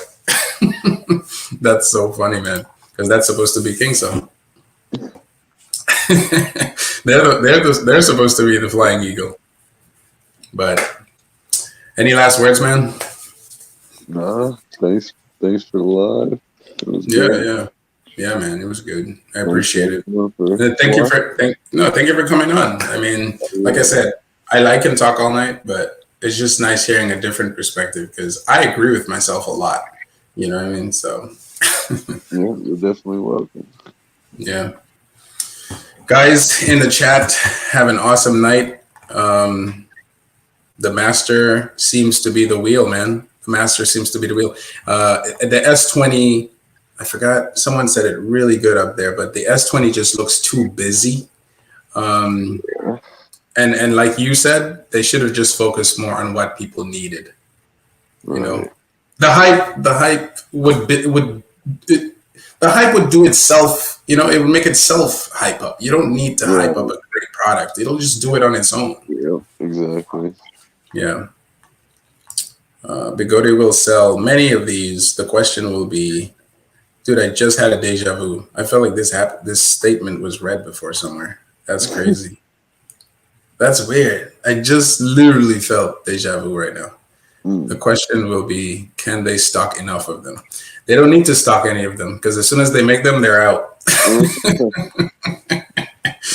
Good night, guys. Good night, good night, good night. Hey, it's early in the morning. Hope you don't have to work today.